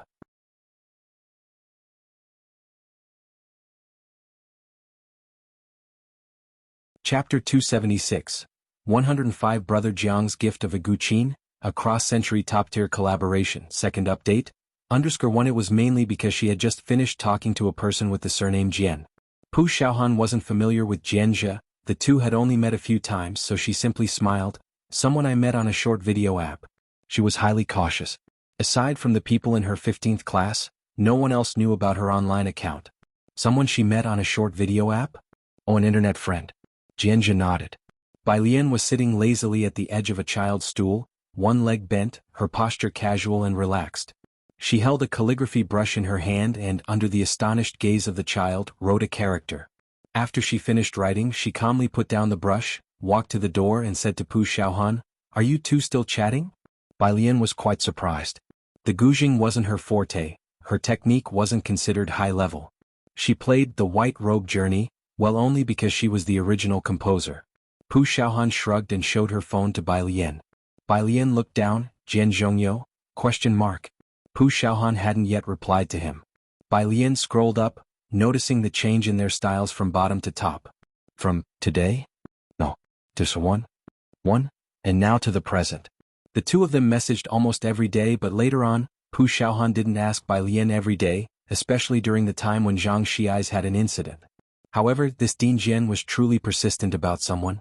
Bai Lian thought for a moment and handed the phone back to Pu Xiaohan. "Give him my contact information." Pu Xiaohan was stunned. Then overjoyed, she took her phone and sent it over to Ding Jian, Jiangjing Music Academy. Jian Zhongyo was in the meeting room, listening to a group of people at a meeting. He had an austere countenance, with deeper than usual furrows on his face. Although he played the guzheng often, it didn't make him appear effeminate. As usual, after sending a message to One Meal One Big Bowl, he put his phone aside. So many days had gone by, and he had almost lost hope. He had thought that today would yield the same result. In the meeting, the principal was talking about the upcoming student plan. "We're planning to recommend them in 3 batches to enter the Royal Music Academy." As Jian Zhongyo listened, he picked up the thermos cup next to him, unscrewed it and took a sip. His phone lit up. He had set a special notification for One Meal One Big Bowl. After finishing his water, he casually opened the app, thinking he would see but to his surprise upon opening it, One Meal One Big Bowl?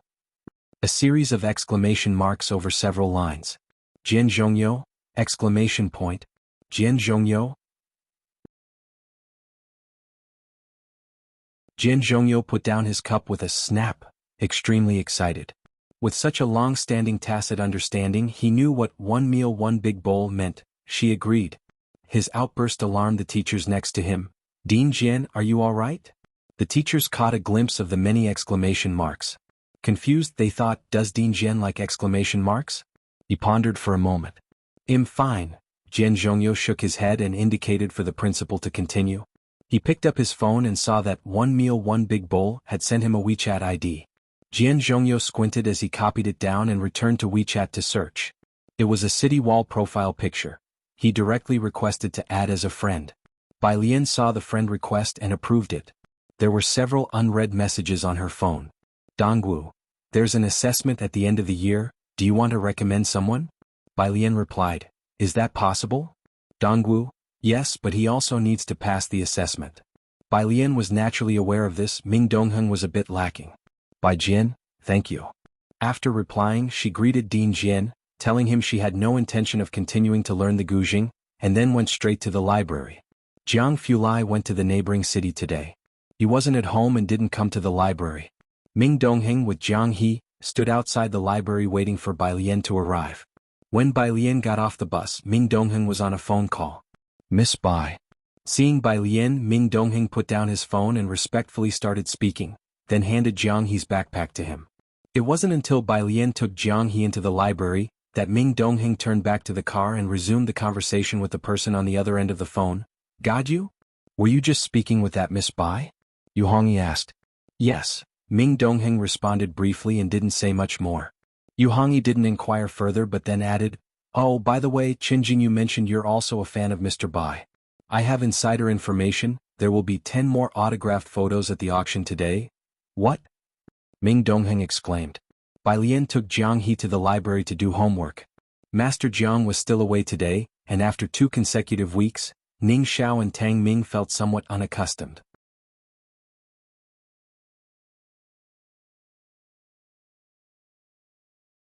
Chapter 277, 105 Brother Jiang's Gift of a Guqin, a cross-century top-tier collaboration. Second update, _2, evening. Jiang Fulai had just rushed back from Lin City. He lazily parked his car in front of the library, and only after people began to emerge did he leisurely honk his horn to let Bai Lian know he was across the street. Of course, he didn't really need to remind her. His car was the only one of its kind in the whole Xiangqing, and its presence had already attracted quite a crowd. Many had even taken out their cell phones to take pictures. When Jiang Fulai rolled down his window, those people hurriedly ran off with their phones. Mr. Jiang, Ning Xiao and Tang Ming came over to greet him. Jiang Fulai rested his left elbow casually on the rolled-down window, slightly tilted his head, his jet-black hair hanging down, his expression unchanged, and he asked in a methodical manner, "What's the ranking now?" He was referring to the Jiangjing University app ranking. Tang Ming instinctively looked towards Ning Xiao. Ning Xiao was very calm, 561. But Tang Ming was on the verge of tears, 728. Jiang Fulai, heh. Ning Xiao, Tang Ming. Every time the two of them felt they were doing well, young Master Jiang would accurately deliver a blow. Study, they must study hard, they must study as if their lives depended on it. Bai Lian opened the passenger door. You should ask me too. Jiang Fulai calmly raised the car window, pretending he hadn't heard what she said. In the back seat, Jiang he was sulkily squeezed into a small corner by an item. The car soon arrived at Purish Street, where fewer vehicles passed by, and Jiang Fulai parked the car at a very open spot. Just as Bai Lian got out and was about to say goodbye to Jiang Fulai, "Wait," Jiang Fulai said, opening the driver's door and stepping out. Bai Lian still had earphones in her ears. She casually dismissed a word and waited for him. Jiang Fulai walked around to Bai Lian's side, pulled open the passenger door, glanced at Jiang He who silently drew his feet back, then nonchalantly picked up a nondescript gray rectangular bag from the back seat. Over a meter in length, it nearly took up the entire space of the back seat. "Hold this." Jiang Fulai handed the item over to Bai Lian. "That length, that width." At a glance, Bai Lian could tell it was a guqin. She didn't immediately take it. Jiang Fulai, holding the strap in his right hand and rubbing his left wrist with his left hand, sighed, "It's so heavy, Bai Lian." She slowly hooked the strap with 2 fingers, then bounced it lightly a couple of times, easily managing the 30-some pounds. "Oh," Jiang Fulai observed her slender fingers without a change in expression. "Just something I found randomly, much cheaper than what Jiang Xiaonyao got. You can try it out first. If you're not comfortable, we can look for another next time." Jiangjing Art Exhibit. A bunch of people looking at the exhibit saw one display, completely empty. Wasn't it said that the Huanpei Guqin would be exhibited here? Right, where's the Guqin? Many students from the music academy wanted to see the Huanpei Guqin. They wanted to see what a Guqin worth too. 88 million looked like. "Oh, that." A staff member came over, glanced at the spot and smiled. It was bought by a customer before it could be displayed. "Bought already?" A crowd stood bewildered in the wind, having not even caught a glimpse. Who comes to an exhibit and buys something without even looking at it first? Jiheng's courtyard. Today Jiheng's place was somewhat bustling with the lights turned up bright. Upon entering, Bai Lian immediately saw Lance sitting despondently at the stone table, Ji Xiaorong occasionally speaking to Lance, and not far away were Ren Qian and Ren Wanxian who were conversing with Ji Heng. The clothes that Ji Heng had made for Lance were washed today and hadn't dried yet. Lance was currently wearing a retro green floral long shirt with matching pants, making him look somewhat like a long cucumber. Ren Qian and Ren Wanxian spoke with Ji Heng and ignored Lance. Seeing Bai Lian return, Lance's eyes lit up. "Waiting for you?" He paused, then switched to English. Upon seeing Bai Lian return, Ren Qian also stood up and greeted her with a smile. "Alien is back. Let's go to my room." Bai Lian saw a new cup placed in front of Ren Qian and Ren Wanxian, filled with tea yet untouched, and she addressed only Lance. At a glance, she could tell what was going on with the two from the Ren family. "Grandpa, I'll go in first." Bai Lian followed Lance into the room. Her room used to belong to Ji Mulan. There was a desk, a small square table and an 8-panel screen separating the outer area from the bed, providing a personal space. Lance sat by the small square table. Bai Lian, as usual, gave Lance his acupuncture treatment. Then she unzipped the bag and took out the guqin. The dark brown body of the guqin, its 21 strings neatly arranged, the strings gleaming with silver light under the light. Bai Lian adjusted the bridges to the right positions, tuned the instrument and then.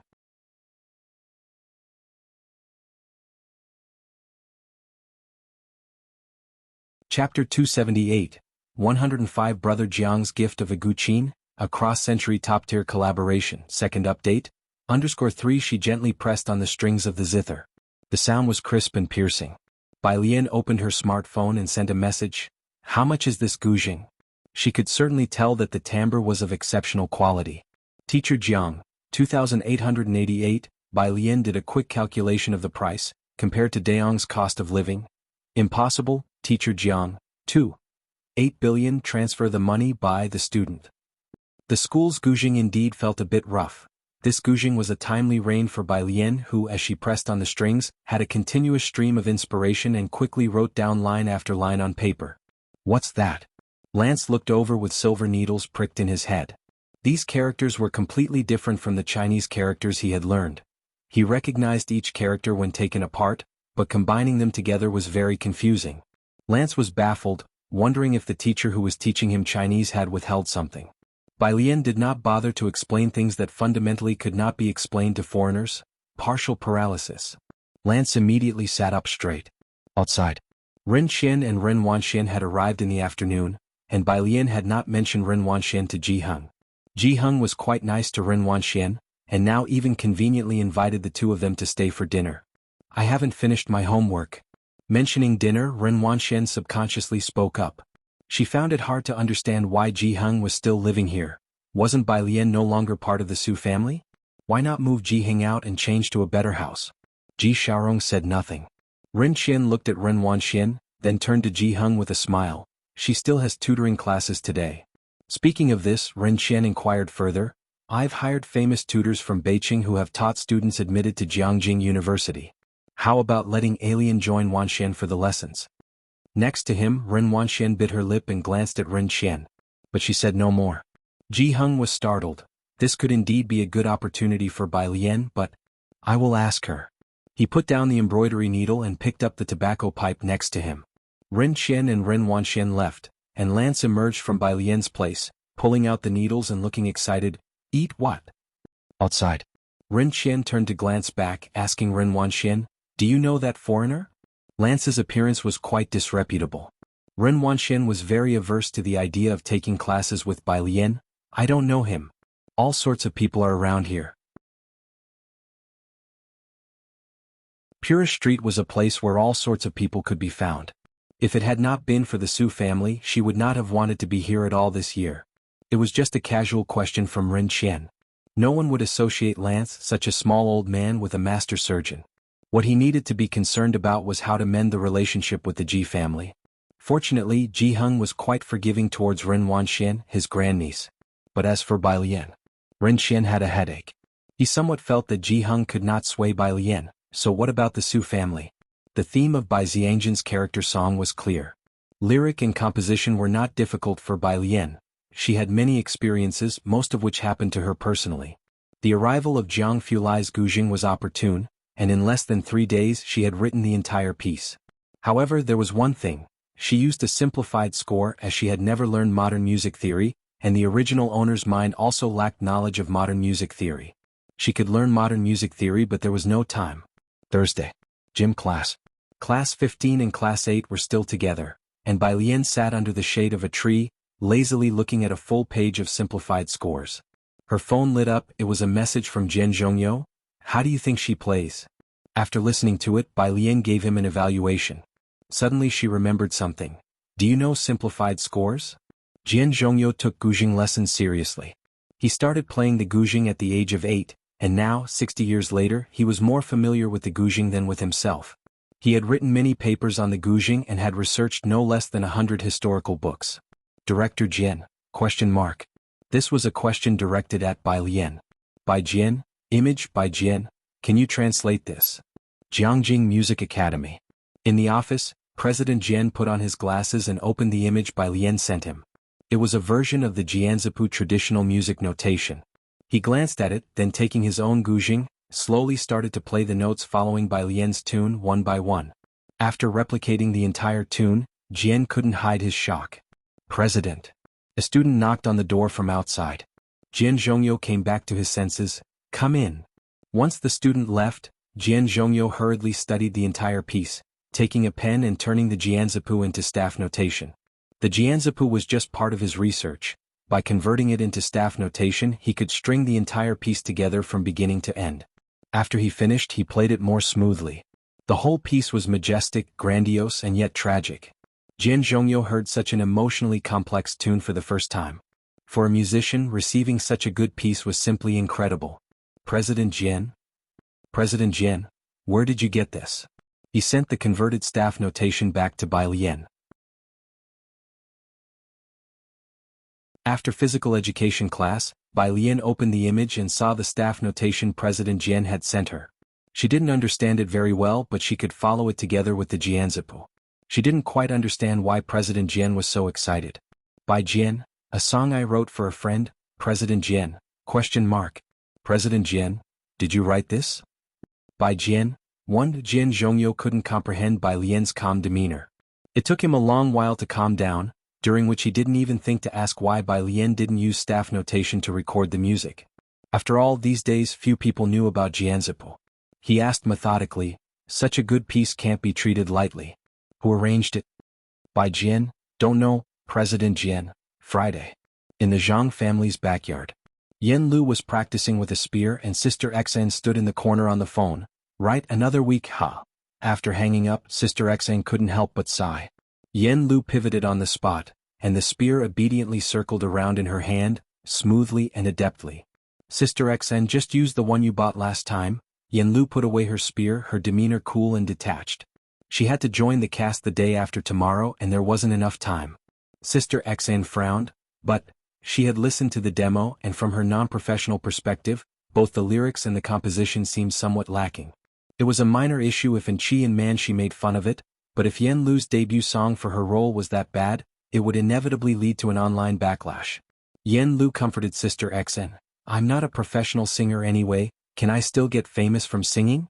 As long as I perform my part well in the drama, the viewers will change their minds later. Creak, the back door was pushed open. Wang Qi noisily carried a flower pot inside, greeting the two of them familiarly, Sister Yen, Sister Xn. Following him. Bai Lian and Ning Xiao each carried a flower pot. Sister Xn quickly stepped aside to let the students set down the flower pots. Seeing a truck parked outside, she and Yen Lu also helped move a few loads, and the group finished moving the flower pots in just a few minutes. Zhang Ma came in from the front with a bunch of colas. Bai Lian opened the pull tab of the soda can with one hand, while taking out two casually folded pieces of paper and a USB drive from her school uniform's pocket and handed them to Sister Xn. Heiress the song, and the demo is on this USB drive. Ah. Sister Xn stared at her hand for a good while before taking them absent-mindedly. You finished everything? You also did the arrangement? Bai Lian took a casual sip of her cola, raised an eyebrow. I only took part in the lyric and music composition. Then who did the arrangement? Sister Xin reflexively asked. As for the arrangement, it was Jian Zhongyo. In an ordinary day created by Xiangjuan herself, with the composition by the modern music leading figure, president of the Jiangjing Music Academy, Jian Zhongyo, a top-level cross-century collaboration, had been born.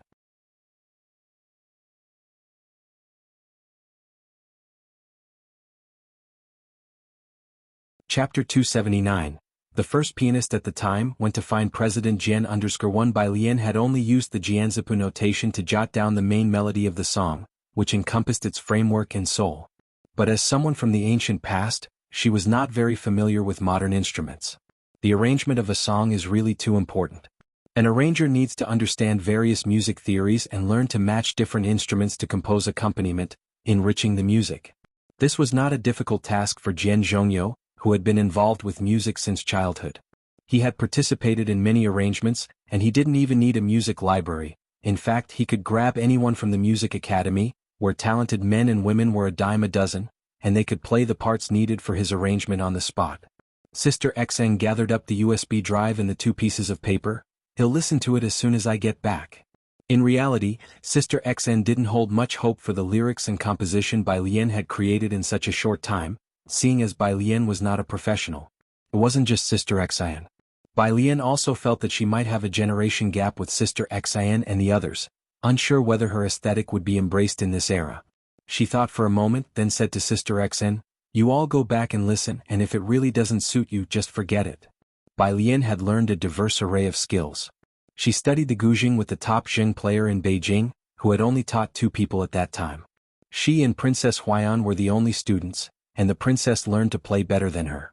Back then there were too many people who knew how to play the guzheng, talents bloomed everywhere and they made friends through their playing. Women were subject to much stricter standards than today, yet Princess Huaiyan managed to stand out even at the young age of 16. It was a pity that Princess Huaiyan did not finish her studies, as she left the Gujing to Bai Lian when she went to marry into a foreign land alone at 18 years old. Later on, Bai Lian also did not complete her studies as she departed for the battlefield. Nowadays, many short videos, including those edited by Pu Xiaohan, have covered the historical segment of Great Yong, claiming its history cannot be replicated as flipping through its pages only reveals regrets. Xiaolu has to go back tonight to record the song, and shall join the crew the day after tomorrow. Mother Zhang looked at the group of kids in the backyard. Well, all have dinner here tonight, everything has been purchased and Dad Zhang has cleaned everything already. Zhang Xi's had already left this time, and it was uncertain when everyone would be able to gather like this again. Bai Lian came back to her senses. Okay. She could now calmly reminisce about these things. Bai Lian slightly bowed her head, her long lashes partly lowered, as the gentle golden light of the setting sun bathed her. She held her phone, sending a message to both Lance and Ji Heng that she would eat outside and return home late. Mother Zhang went to the milk tea shop in front to look for Yang Lin and Qi Lu. Everyone was quite familiar with Qi Yundai. Especially Wang Qi, who felt like he was about to go find Zhang Xi's the moment Qi Lu glanced at him. Qi Yundai sat on the sofa, tidy and serious, not given to idle chatter. The others didn't dare to joke with him, but when they saw Mother Zhang bring out cut fruit, even Qi Yundai, a stickler for order, couldn't resist any longer.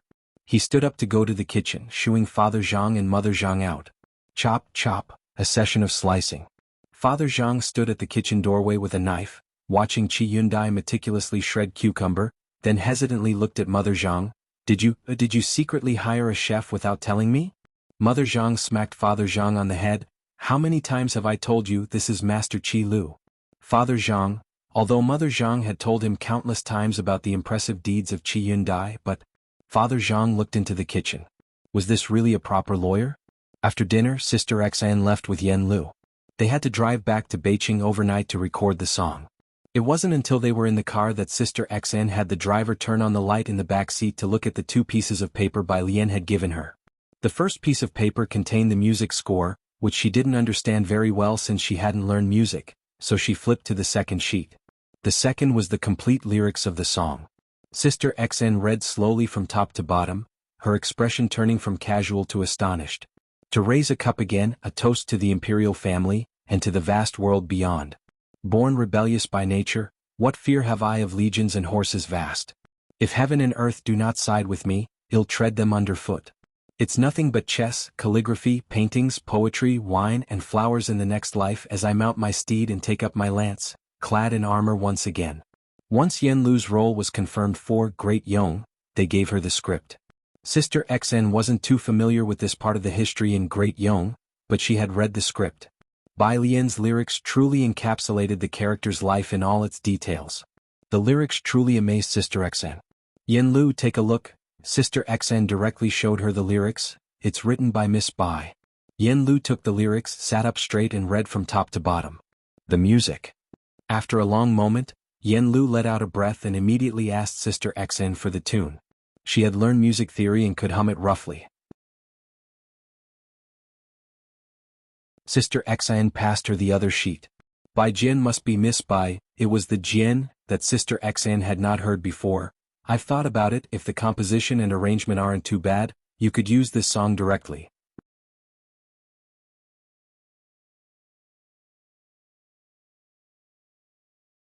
Chapter 280. The first pianist at the time went to find President Jian_Tu. Yen Lu didn't respond to her, only looking at the score. Sister Xn didn't have a computer on hand, unable to listen to the songs on the flash drive. She urged the driver, drive a little faster.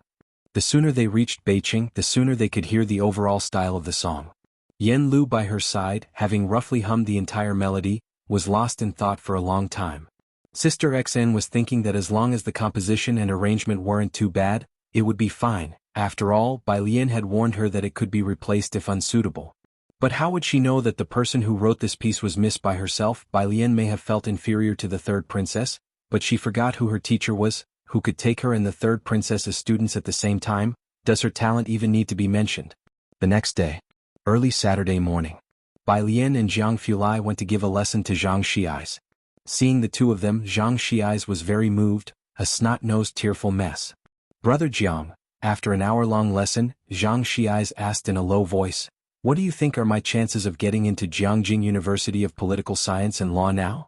He felt that in just under a month, his performance had improved dramatically. Jiang Fulai told Bai Lian to go first and upon hearing the question, glanced at Zhang Xi's, "I suggest you don't mention the University of Political Science and Law right now." "Ah? Why?" Zhang Xi's was stunned. He didn't quite understand. Jiang Fulai raised his hand, "I'm afraid they might sue you for libel." Zhang Xi's, a prison guard beside them with his head lowered, recuffed Zhang Shi's hands. It couldn't be helped. Jiangjing University of Political Science and Law was famously known throughout Asia. After all, since Qi Lu had a high international profile, finding out he graduated from Jiangjing University of Political Science and Law only enhanced its reputation. There wasn't a single mediocrity among them. Zhang Xi'ai sensed Jiang Fulai's implications. Small matters aside, he was now worried about whether he could get into the University of Political Science and Law. Looking at Jiang Fulai's manner, he knew, if he couldn't get in, Qi Lu would indeed be ruthless. Why were they all so abnormal? Outside in the car, Bai Lian sat in the passenger seat. She leaned back in her seat, head tilted slightly, lazily resting against the window, her phone pressed to her ear, having a call with Ji Heng. Today's Saturday. From the other side of the phone, Ji Heng was stuffing tobacco into his pipe. His voice was unclear. The Ren family mentioned that a master teacher from Beijing was coming to give a lesson. "Do you want to go?" Ji Heng knew Bai Lian was diligent in her studies. So after Ren Qian's call, he especially asked Bai Lian. Ji Heng was also well aware that academic pursuits were smoother with a teacher's assistance, despite not wanting to have many connections with the Ren family. But when it came to Bai Lian, Ji Heng was always able to maneuver with ease. Bai Lian didn't use speaker mode, but she didn't cover the microphone either. With the car's limited space, Jiang Fulai, sitting in the driver's seat, paused while fastening his seatbelt. In a casual sideways posture, he lifted his head and looked towards Bai Lian with a nonchalant demeanor. His eyes were shallow and pale, cold and clear. "Bai Lian, Grandpa, I'm not going," she lowered her voice to Ji Heng. Ji Heng was still loud. "I think, Bai Lian, Grandpa, I don't like the Ren family." With that, Ji Heng had no other words. "All right, I'll let them know." After they hung up, Bai Lian glanced at the person beside her. Jiang Fulai methodically buckled up, rolled down both car windows, and the wind blew, lifting their white clothes. He didn't speak. Bai Lian thought this should be the end of it. "Library."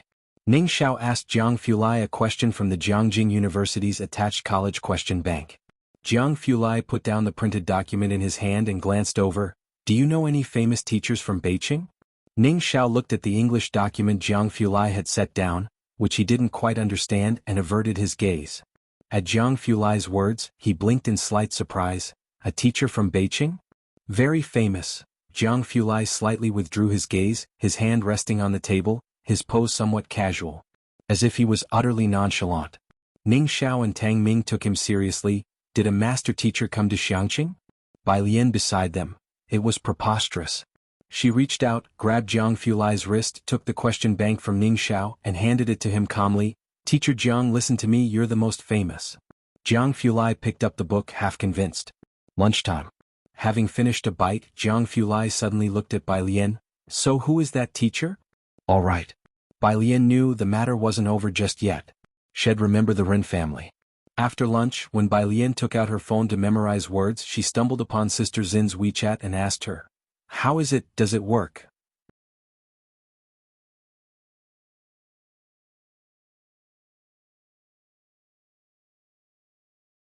Chapter 281. The first pianist at the time went to find President Jian_3. She didn't know if modern people could appreciate her old-fashioned aesthetic. The Ren family. Ren Qian had already received a response from Ji Heng. "She doesn't want to come?" Ren Qian wasn't particularly surprised by this response, but still didn't understand what Bai Lian was thinking. "Prepare another gift and send it to the Ji family," he instructed. Ren Wanxian was already in class, having recently become extremely studious due to some unknown motivation. "Okay," the person beside him responded respectfully, then reported the information he had gathered. "There indeed arrived another person in Jiangjing, last name Yu. We are not clear on the other details." Hearing this, Ren Qian was even more surprised. "This is more secretive than Chen Yes information? Is there any way to get in contact?" The subordinate looked down slightly. Qin Gang is already pulling strings. Their first meeting with Qin Yi had been arranged by Qin Gang, and it was no secret in Xiangqing that Qin Gang was connected to the Qin family of Jiangjing.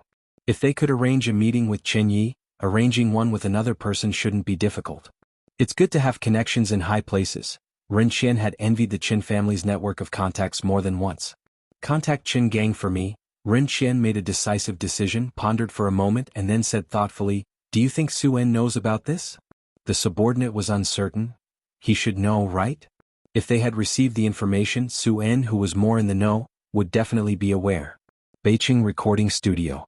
Wang Xian and Yen Lu had been waiting since the morning, and it had already been 3 hours. A staff member came out and Wang Xian couldn't help but approach. "Are the people inside finished recording? Why hasn't it been our turn yet?" The staff member glanced at Wang Xian, not recognizing her, and waved his hand impatiently. "Teacher man, she is still recording. If you can't wait, go to another studio." "But we had an appointment at 9:30. Could you let us record first?" "We are on a tight schedule," Wang Xian said with a smile, pleading with the staff member. She had booked this morning's recording session for 9:30 several days ago. But since she hadn't finished, Wang Xian and Yen Lu had been waiting until noon. Having no other choice, since Yen Lu was not yet famous and considered a nobody in the industry, no one would care. This was the harsh reality for those who weren't famous. "You're funny," the staff member scoffed. "You're on a tight schedule, but doesn't that apply to everyone else too? Don't disturb me while I'm working." He carried 2 cups of coffee toward the direction of the recording studio. Having heard that it was Manshi inside, Wang Xian knew that there must be some deliberate delay on their part. "Let's wait a bit longer." Yen Lu adjusted the sunglasses on her chest and spoke up with a cool tone. "She can't possibly stay in here all night."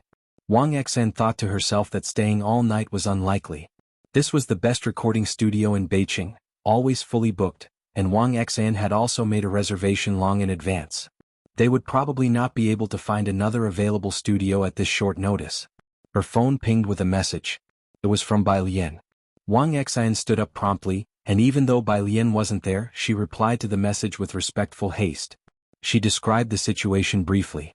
When Bai Lian received the message from Wang Xian, she was on her way back to the library.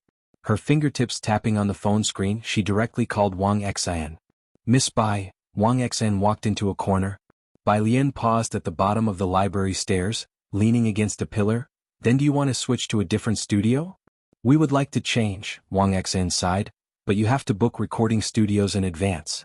We certainly can't find another one on short notice.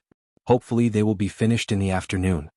The afternoon, Bai Lian considered the time and then suddenly proposed. The timing should work out. Go to Jiangjing. Just yesterday Jian Zhongyo had told Yen Lu to go to Jiangjing for recording.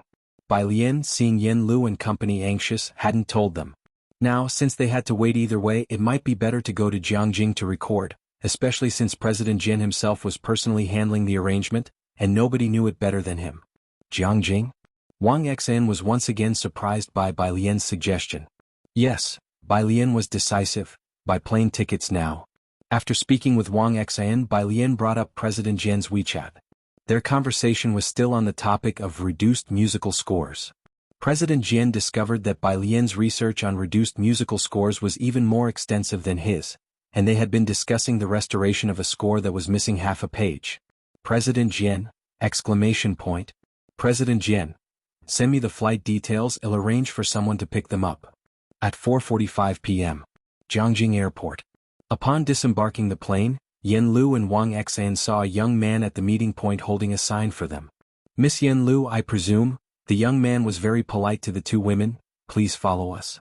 He led the way, taking out his phone to report to President Jian. "President, we've picked up the guests." This exclamatory style was known by a few at the music academy. President Jian was fond of using exclamation marks. The young man led them to a business vehicle. A very ordinary business vehicle. "Wang Xian, where are we going?" Inside the business vehicle, Yen Lu sat with Wang Xian at the back and couldn't help but lower her voice to ask. Wang Xian did not know either, but they both trusted Bai Lian. Her heart suddenly beat faster, her imagination running wild. Could it be the Crown Recording Studio? The Crown Recording Studio, highly sought after in the entertainment industry, equipped with top-notch gear, was the go-to recording facility for many top singers and kings of music. With Yen Lu's current status, it was impossible to book a session there. But Wang Xian thought, considering Bai Lian knew Mr. Su himself, it was quite possible she could secure a booking. It was the best studio Wang Xian could imagine Bai Lian being able to book, something she wouldn't have even dared to dream of in the past. Until the car stopped in front of a school gate.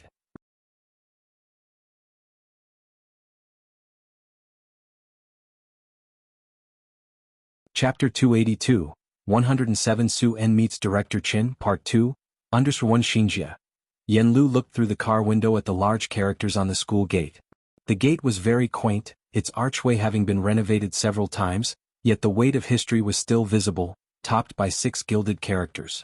Jiangjing Music Academy, the best music academy in the country and even Asia.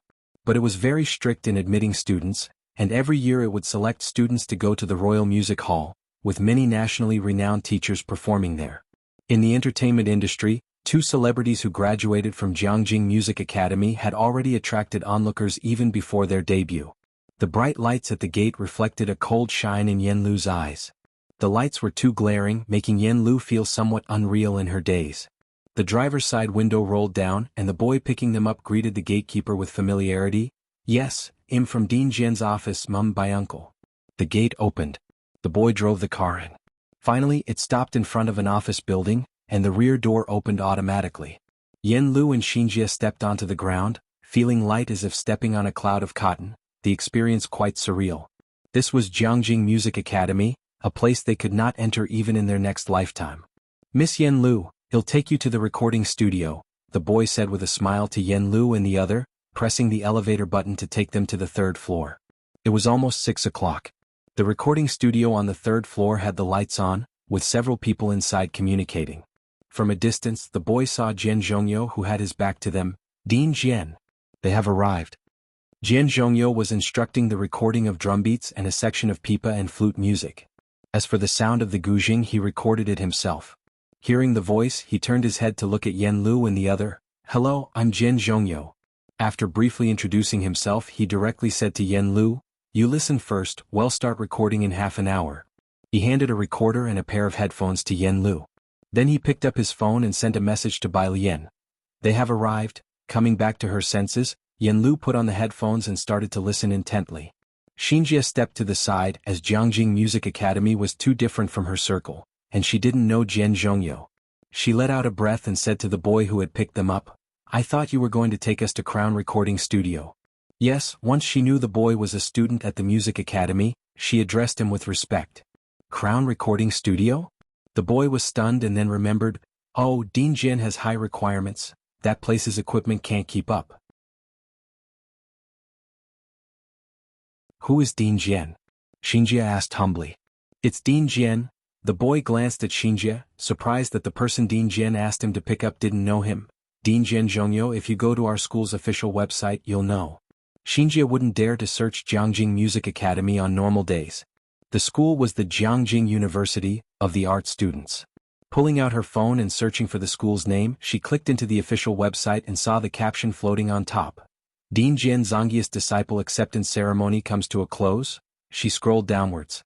Then she looked up blankly, her gaze falling on Yen Lu, who was interacting with a group of staff. A suspicion quietly formed in her heart. This time, Yen Lu might really become famous with just one song. When Bai Lian received a message from Dean Jian, she was in the yard giving acupuncture to Lance.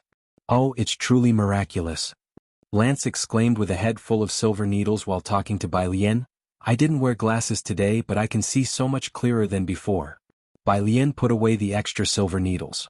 Looking up at him, she spoke unhurriedly, "You would recover even faster if you didn't talk." "What?" Lance's eyes widened. He had tremendous respect for Chinese medicine and didn't doubt Bai Lian's words. He even looked at her accusingly as she had not told him these things earlier. Ji Hung's embroidery frame was still placed in the yard. He himself was in the kitchen. Bai Lian went in to help him wash some vegetables. "Grandpa, have you considered setting up a stall in the east side of the city?" Ji Hung would often set up a small stall, patronized by residents of Purist Street. "East side of the city?" Ji Hung asked in surprise. "They opened up a bus line there." Bai Lian had a tentative idea. In the future there will be heavy foot traffic and more people will see your embroidery work. Upon hearing this, Ji-hung fell silent. He'll think about it. Since the east side of the city was still under construction and large-scale malls along with the foundations for hotels in Yongfu residential area were just beginning, Bai Lian was not in a hurry. She glanced at Ji-hung, feeling that he had deeper concerns.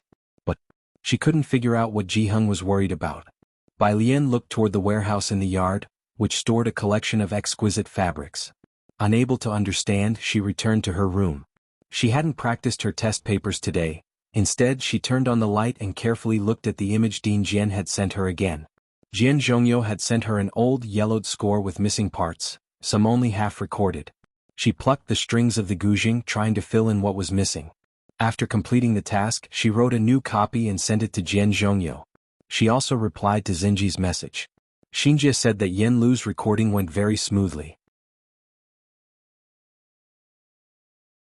After dealing with all that, Bai Lian went out unhurriedly to remove the needles from Lance. After taking them out, she sterilized the silver needles again. Lance waited for Bai Lian to remove the silver needles from his head before complaining to Ji-hung. She didn't even tell me. Oops, wrong, I was supposed to drink this tea. The next day, early in the morning, Su-en's car arrived at the entrance of Purist Street. Is this the place? The assistant looked at the intersection and then at the address on the file. Mr. Su, we've arrived. Su-en got out of the car holding a gift box. Purist Street was rather old, and although it had been renovated in several places recently, the environment still wasn't great. The assistant, visiting such a place for the first time, thought to himself that it was no wonder Ji Mulan had always made excuses not to come here. Mr. Su, let me carry it. The assistant parked the car and hurried forward to take the gift box from Su-en's hand. It contained tonics and tobacco that Su-en had brought over from Jiangjing. No need. Su-en avoided his hand and looked up at an alley. Is it here? The assistant wasn't sure either. Should we call the missus? Ji Mulan had a maintenance appointment today and would arrive later. Su-en knew that Bai Lian wouldn't be at home in the morning as she was going to the library to read and do homework, so he deliberately came over early in the morning. For his first visit, how could Su-en not see Bai Lian? Su-en, worried about not being able to see Bai Lian later, called Ji Mulan to ask. After confirming it was this alley, he walked inside. After some twists and turns, he finally reached Ji-hung's house. Checking the house number shown on his phone against the yard, and hearing the sound of a guzheng from inside, the assistant nodded and confirmed to Su-en, Mr. Su, this is the place. Knocking on the door, of course, was not something the assistant could take upon himself. Su-en reached out to knock on the door. The door was opened by Ji-hung, who looked groggy and was holding a towel. Seeing Su-en, he was very surprised. I came especially to see you today. Su-en handed over the gift box. With the wedding date approaching, I wanted to talk about the details of the wedding ceremony, Su-en said with a smile. He and Ji Mulan were planning to get married at the end of the year, and that date was drawing close. The wedding would be held in Jiangjing, and he wondered if Bai Lian would attend. Ji-hung stepped aside to let him in. We can discuss it slowly, no rush. After escorting Su-en inside, Assistant Su-en left, as he didn't dare to involve himself in the boss family matters. Alien. As Su-en entered with Ji-hung, he greeted Bai Lian. Bai Lian was cleaning her guzheng with gauze. Hearing the voice, she turned her head slightly and lazily greeted back. Morning. She showed no curiosity as to why he had come so early. Ji-hung went to the bathroom to wash his face and gestured for Bai Lian to make tea for Su-en. Bai Lian put down the gauze and brewed a cup of tea for Su-en. Su-en hadn't expected that Bai Lian would make tea for him. He quickly took it and remembered the matter at hand. Will you come to Jiangjing at the end of the year? When I marry your mother. The end of the year? Bai Lian picked up the gauze again, remembering Jiang Fulai had mentioned a special training camp at the end of the year, and she said unhurriedly, I might not have the time. Hearing her say that, Su-en was somewhat disappointed. Okay. Bai Lian finished wiping down the guzheng and took it back to her room. Su-en watched Bai Lian's retreating figure and sighed when his phone rang. It was a call from Ren Xian. Su-en picked up, quite surprised. Mr. Ren? Mr. Su. On the other end, Ren Xian chuckled. Do you have time today? No. Su-en sat down on a stone bench under the banyan tree, lowered his head to gently blow on the tea in his cup and took a light sip. Ren Xian wasn't surprised and laughed like a sly fox. That's unfortunate, we've just welcomed Miss Yu. Are you sure you can't make some time? Miss Yu? Su-en was startled. Someone from the Yu family? He knew Yu Hongyi had come to Xiangqing, but Yu Hongyi and Mr. Chen were not the same. She wasn't in charge of Xiangqing's affairs but was supposed to be responsible for Bakhtur Street. How had Ren Qian and his people managed to invite her? If it were any other time, Su En would certainly attend, but today he was there to see Ji Heng. Not in the morning, Su En pondered for a moment. I might have time in the afternoon. Ren Qian had thought that by saying so, Su En would surely come, but the latter still said he had no time. Su En hung up the phone, surprised and also quite taken aback. Then he felt regretful. Why did it have to be today? As he was thinking, the door that had been closed was knocked on again. Uncle Ji, who would visit so early? Su En just had a sip of tea and now put down his cup again to go and open the door. Su En opened the door casually. Since the person outside had called for Uncle Ji, he thought it might be a neighbor of Ji Heng's. Until he opened the door. Outside stood a middle-aged man in a black casual jacket, holding a fishing rod and a fish basket, with a beaming smile on his face. Su En was somewhat stunned. Chen, Mr. Chen?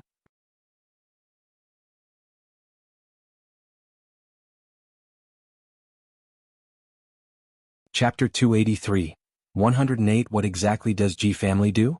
Video_1 Chen Yongquan didn't recognize Su En, but Su En had seen him before.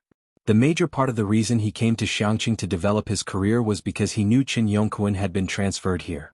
Unfortunately, as a businessman, Su En had sent his business card many times through others but never got to see Mr. Chen face to face. Su En wasn't surprised by this. After all, it was Mr. Chen, especially since he recently heard that Mr. Chen's status had risen, gradually gaining some say within the Chen family. Su En was always calm and composed, a sly old fox in the workplace, but now he found it somewhat hard to maintain his expression. He was about to give up on the connection with Mr. Chen. Why did he have to see him in the Ji family's place right now?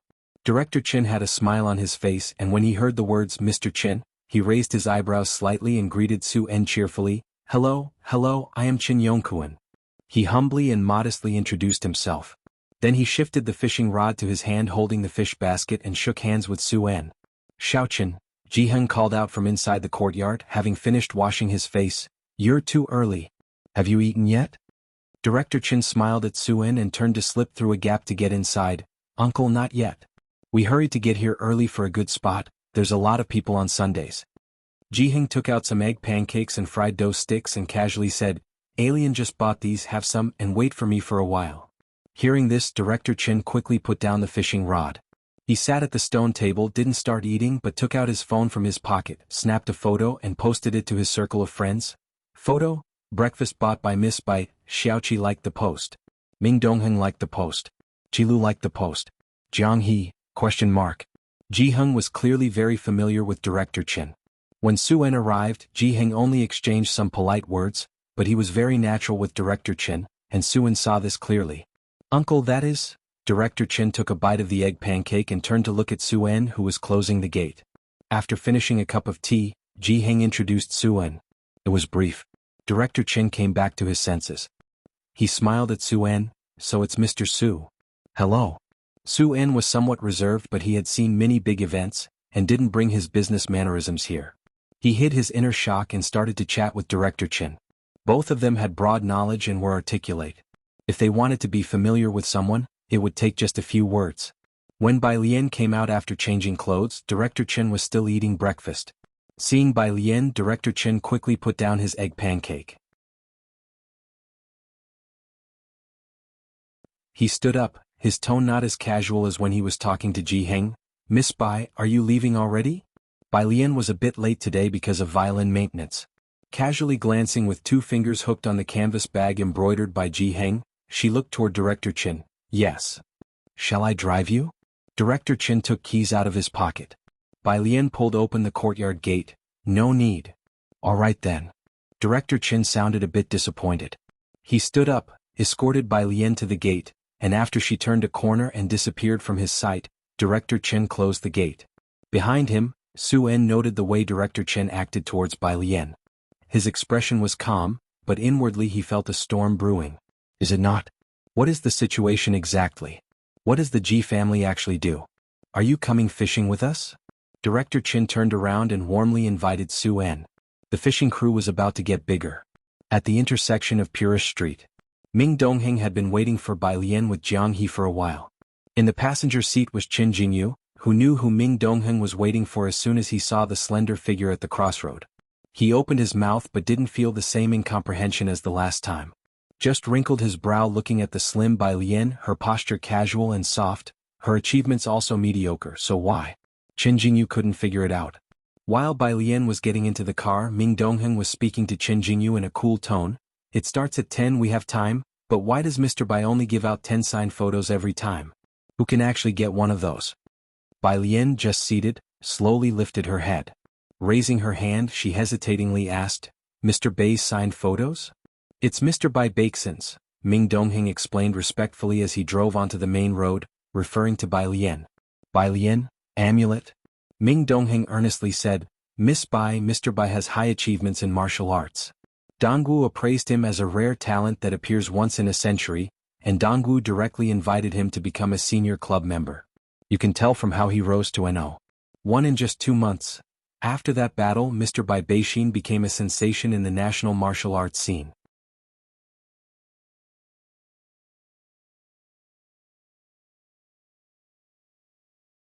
Chapter 284. 108 What exactly does Ji family do? Video understood by Lian. Respect. In the eastern part of the city, the old district, Bai Lian led Jiang He out of the car. In the car, Qin Jingyu didn't dare to speak in front of Bai Lian. It wasn't until she got out of the car that he turned his head to look at Ming Dongheng and lowered his voice. What's the use of explaining so much to her? Could this Miss Bai understand? He had recently been recommended by a surplus god and was making a name for himself in the Chen family, also eyeing Ming Dongheng's bodyguard position, feeling extremely inflated inside. Almost forgetting himself. Ming Dongheng's expression was cold. Qin Jingyu, be mindful of what you say and do. Bai Lian arrived early today. The Calligraphy Association hadn't opened yet. Only a few street vendors had opened their stalls by the roadside. Bai Lian bought a sugar figure in the shape of a crane for Jiang He and waited for him to eat the sugar while waiting for the martial arts gym to open. Finally, when Hall Master Jean came out, she intercepted him and got straight to the point. Hall Master Jean, do you have any plans to reopen the martial arts gym? Bai Lian had been formulating and planning this idea ever since she found the martial arts gym. She had researched many gyms over the past 2 months and asked people like Jianzhe for information about Xingyi Martial Arts School, having a preliminary plan for the gym's closure and subsequent development. Upon hearing Bai Lian's words, Jean Kai's expression didn't fluctuate at all. He just looked up at her. He was only around 40 years old, with deep wrinkles at the corners of his eyes and brows. Sorry, but I have to get to work. This is my initial idea. Bai Lian handed a piece of paper to Jean Kai and she just smiled lightly. You can take a look when you have time. She had a pair of lazy almond eyes, black pupils and gentle lines. When she smiled, it seemed casual and carefree yet carried an inexplicable tension, making people involuntarily believe in her. Jean Kai accepted that piece of paper. He then silently continued on to work at the construction site nearby. Not far away, next to the bus stop sign, a sedan was parked. In the back seat, a man's eyes, looking through the window and landing on the girl, were gloomy. He leisurely pulled out a cigarette. I was wondering why Jean Kai had always refused to sell the martial arts gym. Turns out he found a new backer. The person in the driver's seat was surprised. Secretary Zhou, do you know her? I'm no longer the secretary of the Ren family. Zhou Jian lit the cigarette, his lips slowly curling. She's Su En's stepdaughter. And who is Su En? Su En. The new big boss in Xiangqing. No wonder she's so arrogant. Zhou Jian sneered. Let's head back. He lowered his head, took out his phone and sent a message to a number. Rest assured, miss, no one can shake your position. He looked up. If Bai Lian were here, she would have recognized this person as the former Secretary General of Ren Qian. Afternoon. After fishing in the evening, Su En finally went to the Ren family's dinner party. President Su, Ren Qian and Qin Gang raised their glasses towards Su En, and after drinking one, Ren Qian spoke up. You were really unlucky today, otherwise you could have met Miss Yu. The person on the side filled the trio's cups with wine again. Su En pressed his brow, finding today's alcohol a bit strong. He glanced at the person pouring the wine, whom he seemed to have met before. It was Ren Qian's secretary. Regarding Ren Qian's comment, Su En remained composed. I had some urgent matters. If there's another opportunity, I will inform you in advance, said Qin Gang with a smile. From Saturday night to Monday morning. Jian Zhongyo, who hadn't replied to Bai Lian, finally responded to her message. President Jian, the song recording is complete. President Jian, let me have a look at the abbreviated musical score you restored. By Jian, one Jian Zhongyo sat in his office. He hadn't rested much these past days. The people at Jiangjing Music Academy were striving for perfection, not tolerating a single flaw, and finally finished the song before Yen Lu's release. After all this, he listened to the music for a long time before he opened the chat window with Bai Lian. It was a picture of an abbreviated musical score. Jian Zhongyo clicked to open it. Bai Lian had added several fingerings to the score. Jian Zhongyo was a bit stunned. He couldn't care about resting anymore and went to the music room to play the fingering sequence Bai Lian had supplied, according to order. Sister Lian, the official account, commented on my video. In the front seat, Pu Xiaohan opened the video for Bai Lian to see. Look quickly. The others in the class crowded around too. It was a video Pu Xiaohan had just posted this week. The video featured Grandpa Tao and his puppets. Bai Lian watched attentively. Pu Xiaohan had a flair for editing. She spent more than half a month creating this video of less than 2 minutes. It started with the classic music of the great sage's entrance, matched with Grandpa Tao's manipulation of the great sage.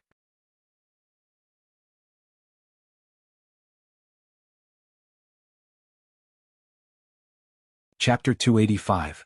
108 What exactly does G family do? Video under 3. In this vast world, who has ever frightened me, old son? Chills ran down Wang Qi's spine as he stood beside.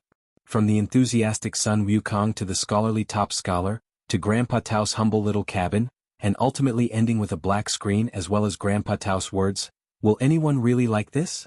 Hot comment. Grandpa, I really love it, teary-eyed.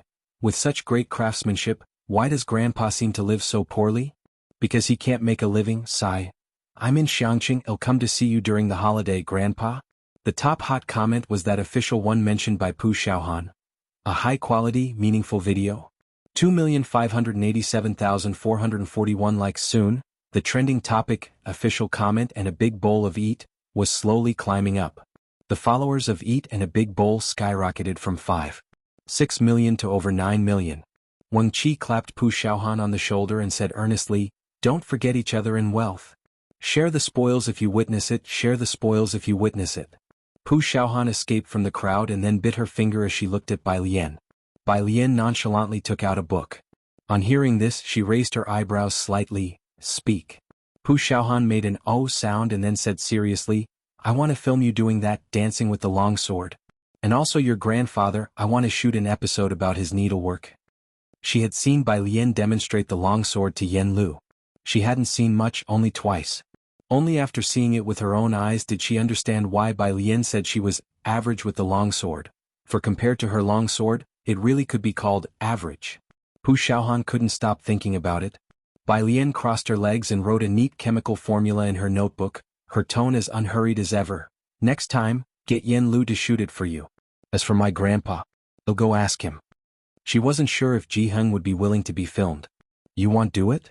Pu Xiaohan was a little disappointed, but upon hearing that Bai Lian was willing to ask Ji Heng, she perked up again. "Hey, it would be great if there were special effects, like a bang and an explosion upon collision."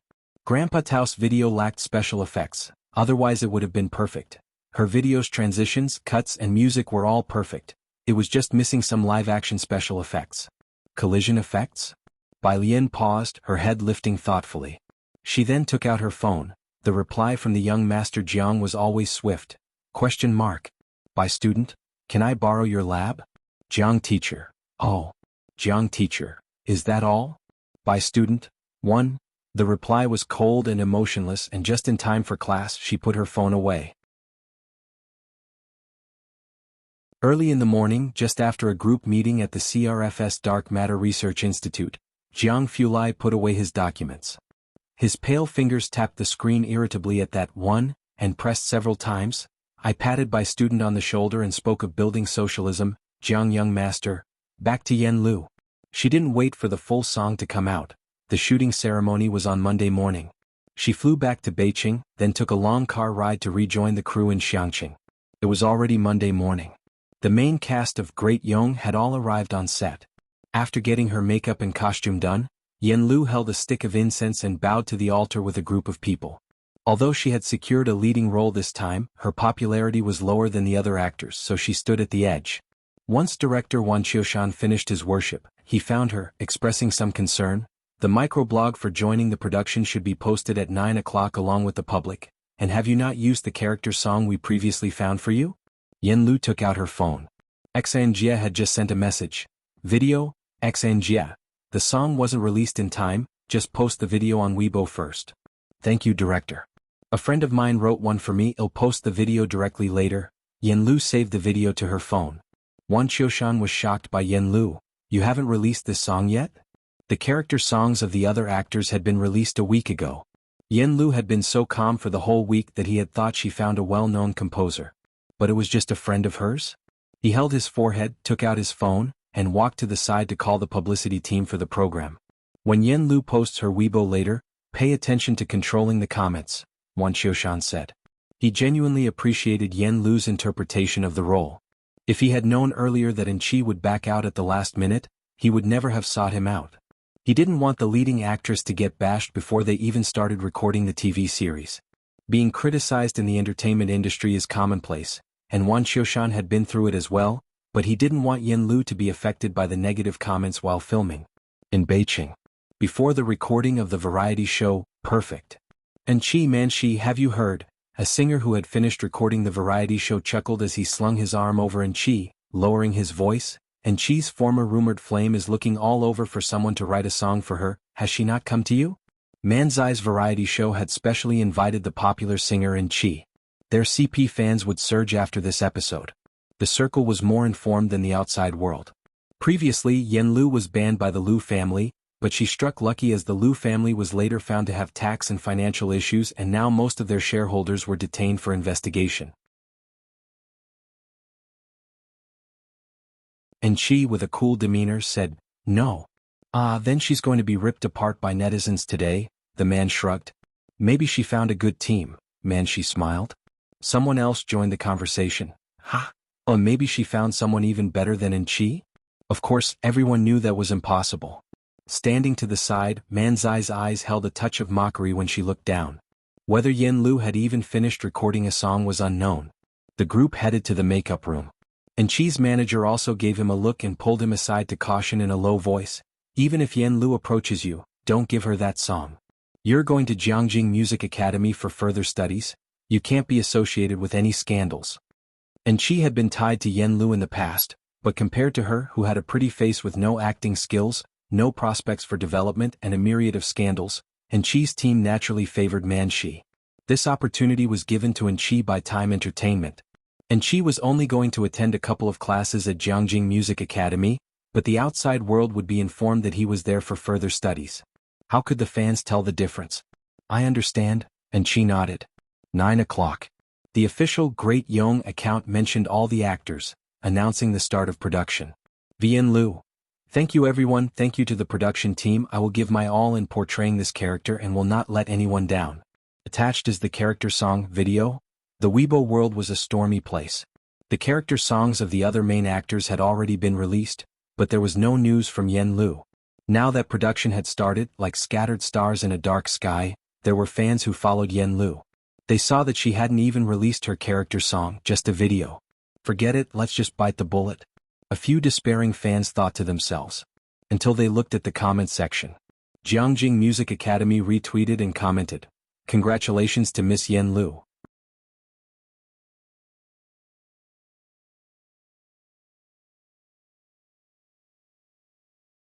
Chapter 286.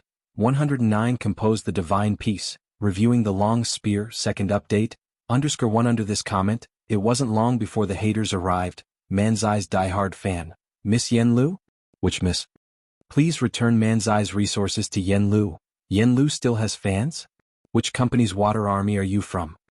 Come on, how much did Yenlu pay you? Passerby 1. Manzai's fans have gone crazy? They see a water army and everyone look clearly at who you're spraying. Passerby 2. I thought it was a high-quality imitation account, but after checking the homepage, I'm kneeling in awe, kneeling. Passerby 3. Just asking timidly, did nobody listen to the song? Great Yong crew. The first scene started, and since it was the first scene, Wuxia didn't want any mistakes. He hoped to get it right in one take, so he directly filmed the scene for Liang Zuan, with 2 seasoned actors. After the shoot, he remembered the issue with Yen Lu and inquired about the control of comments in the publicity department. You haven't checked Weibo yet? The publicity department staff was taken aback before suggesting Wan Qiushan check Weibo in a tactful manner. Wan Qiushan hurriedly opened Weibo. The usually smooth Weibo was a bit laggy today. He clicked on Yen Lu's account, and in just half an hour, Yen Lu's Weibo post had already garnered 230,000 comments. Wan Qiushan's eyes immediately landed on the top-liked comment from Jiangjing Music Academy. His fingers trembling slightly, he clicked on Jiangjing Music Academy. V Jiangjing Music Academy following. 6 fans.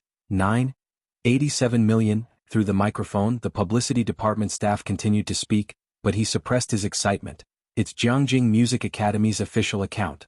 How did you find Miss Yan? Director Wan, do you know gambling with liquor? Every music platform is asking our crew if they can buy the copyright outright. Did you introduce this song for Yen Lu? Even Jiangjing Music Academy has entered the fray. Jiangjing Music Academy, the musical palace not just in the country but across Asia. Anyone in the entertainment industry who can be associated with this institution is considered a scholarly elite worth hyping, but who could have expected the official account to directly promote Yen Lu? Director Wan ended the call and clicked on Yen Lu's video. The clear sound of the guzheng started from afar and came closer, as 4 lines of text slowly emerged. Gambling with liquor lyrics, by Jian composition, by Jian arrangement, Jian by Jian? Jian? Nobody had any impression of these 2 names. But immediately after, the sound of the pipa captured everyone's attention, and with a drumbeat, Yen Lu's slightly deep and distinctive voice rang out, "A cup to the past." The video was composed of simple scenes, but along with Yen Lu's voice mixed with the beats of drums, the guzheng and the pipa. The song perfectly blended the national style, and it seemed as if everyone could see a life of epic grandeur. Good music doesn't need promotion. One person passed it on to another, and by 9:30, the Weibo trending search had climbed to a terrifying number. Trending number 1, gambling with liquor, exploding. Trending number 2, Yen Lu, exploding. Trending number 3, Who is by Jian, exploding. Trending number 4, Great Yong starts filming. Trending number 5, Jiangjing Music Academy before even filming the drama. Yen Lu was slaying all over Weibo with just one unpublished song. Haters wanted to find something to criticize, but after repeatedly listening to the song from lyrics and composition to arrangement, they found there was absolutely nothing to pick on. Of course, no one knew that the arrangement had been done by Jian Zhongyou, standing at the peak of the musical temple, and that every instrument was accompanied by well-known teachers from Jiangjing Music Academy. Especially the composition, which was by the original author of the 1,000-year-old, The White Robe Journey. With such a combination, how could it not explode on Weibo? This wave drove the entire Weibo crazy. Because of one song, Yen Lu became famous. Countless people on Weibo were searching for Bai Jian and his compositions. Yet this Bai Jian seemed to have appeared out of thin air, having written just this one song. Another topic's popularity was rising. I seemed to be witnessing the birth of a legendary composer. Bai Lian didn't go online. She was oblivious to the fervor of the song on the internet. When her manager called her, she spoke with utmost respect. "Miss Bai, every major platform wants to buy the rights to gambling with liquor. I've discussed it with Yen Lu, the royalties will be given to you and Principal Jian." "No need." Bai Lian walked with the crowd heading out, and seeing Jiang He squatting on the roadside waiting for her, she walked over to him. "Give the normal amount." Her manager was surprised by Bai Lian's response for the first time. "Miss Bai, this is the copyright fee, not a cabbage." Of course, her manager wouldn't really give just the standard price, and she went on to ask about another matter. And Principal Jian. Since Principal Jian had done the arrangement and helped Yen Lu record the song, her manager naturally wouldn't forget about these 2 benefactors to Yen Lu. You're tuning in to the Han Li's Wuxia Chronicles YouTube channel. We're so grateful for your support, and don't forget to subscribe to join us on this incredible journey through captivating stories. Your generosity through donations truly makes a world of difference, as it's the primary source of revenue that allows me to expand and enhance this channel for you. Thank you from the bottom of my heart for being a part of this adventure.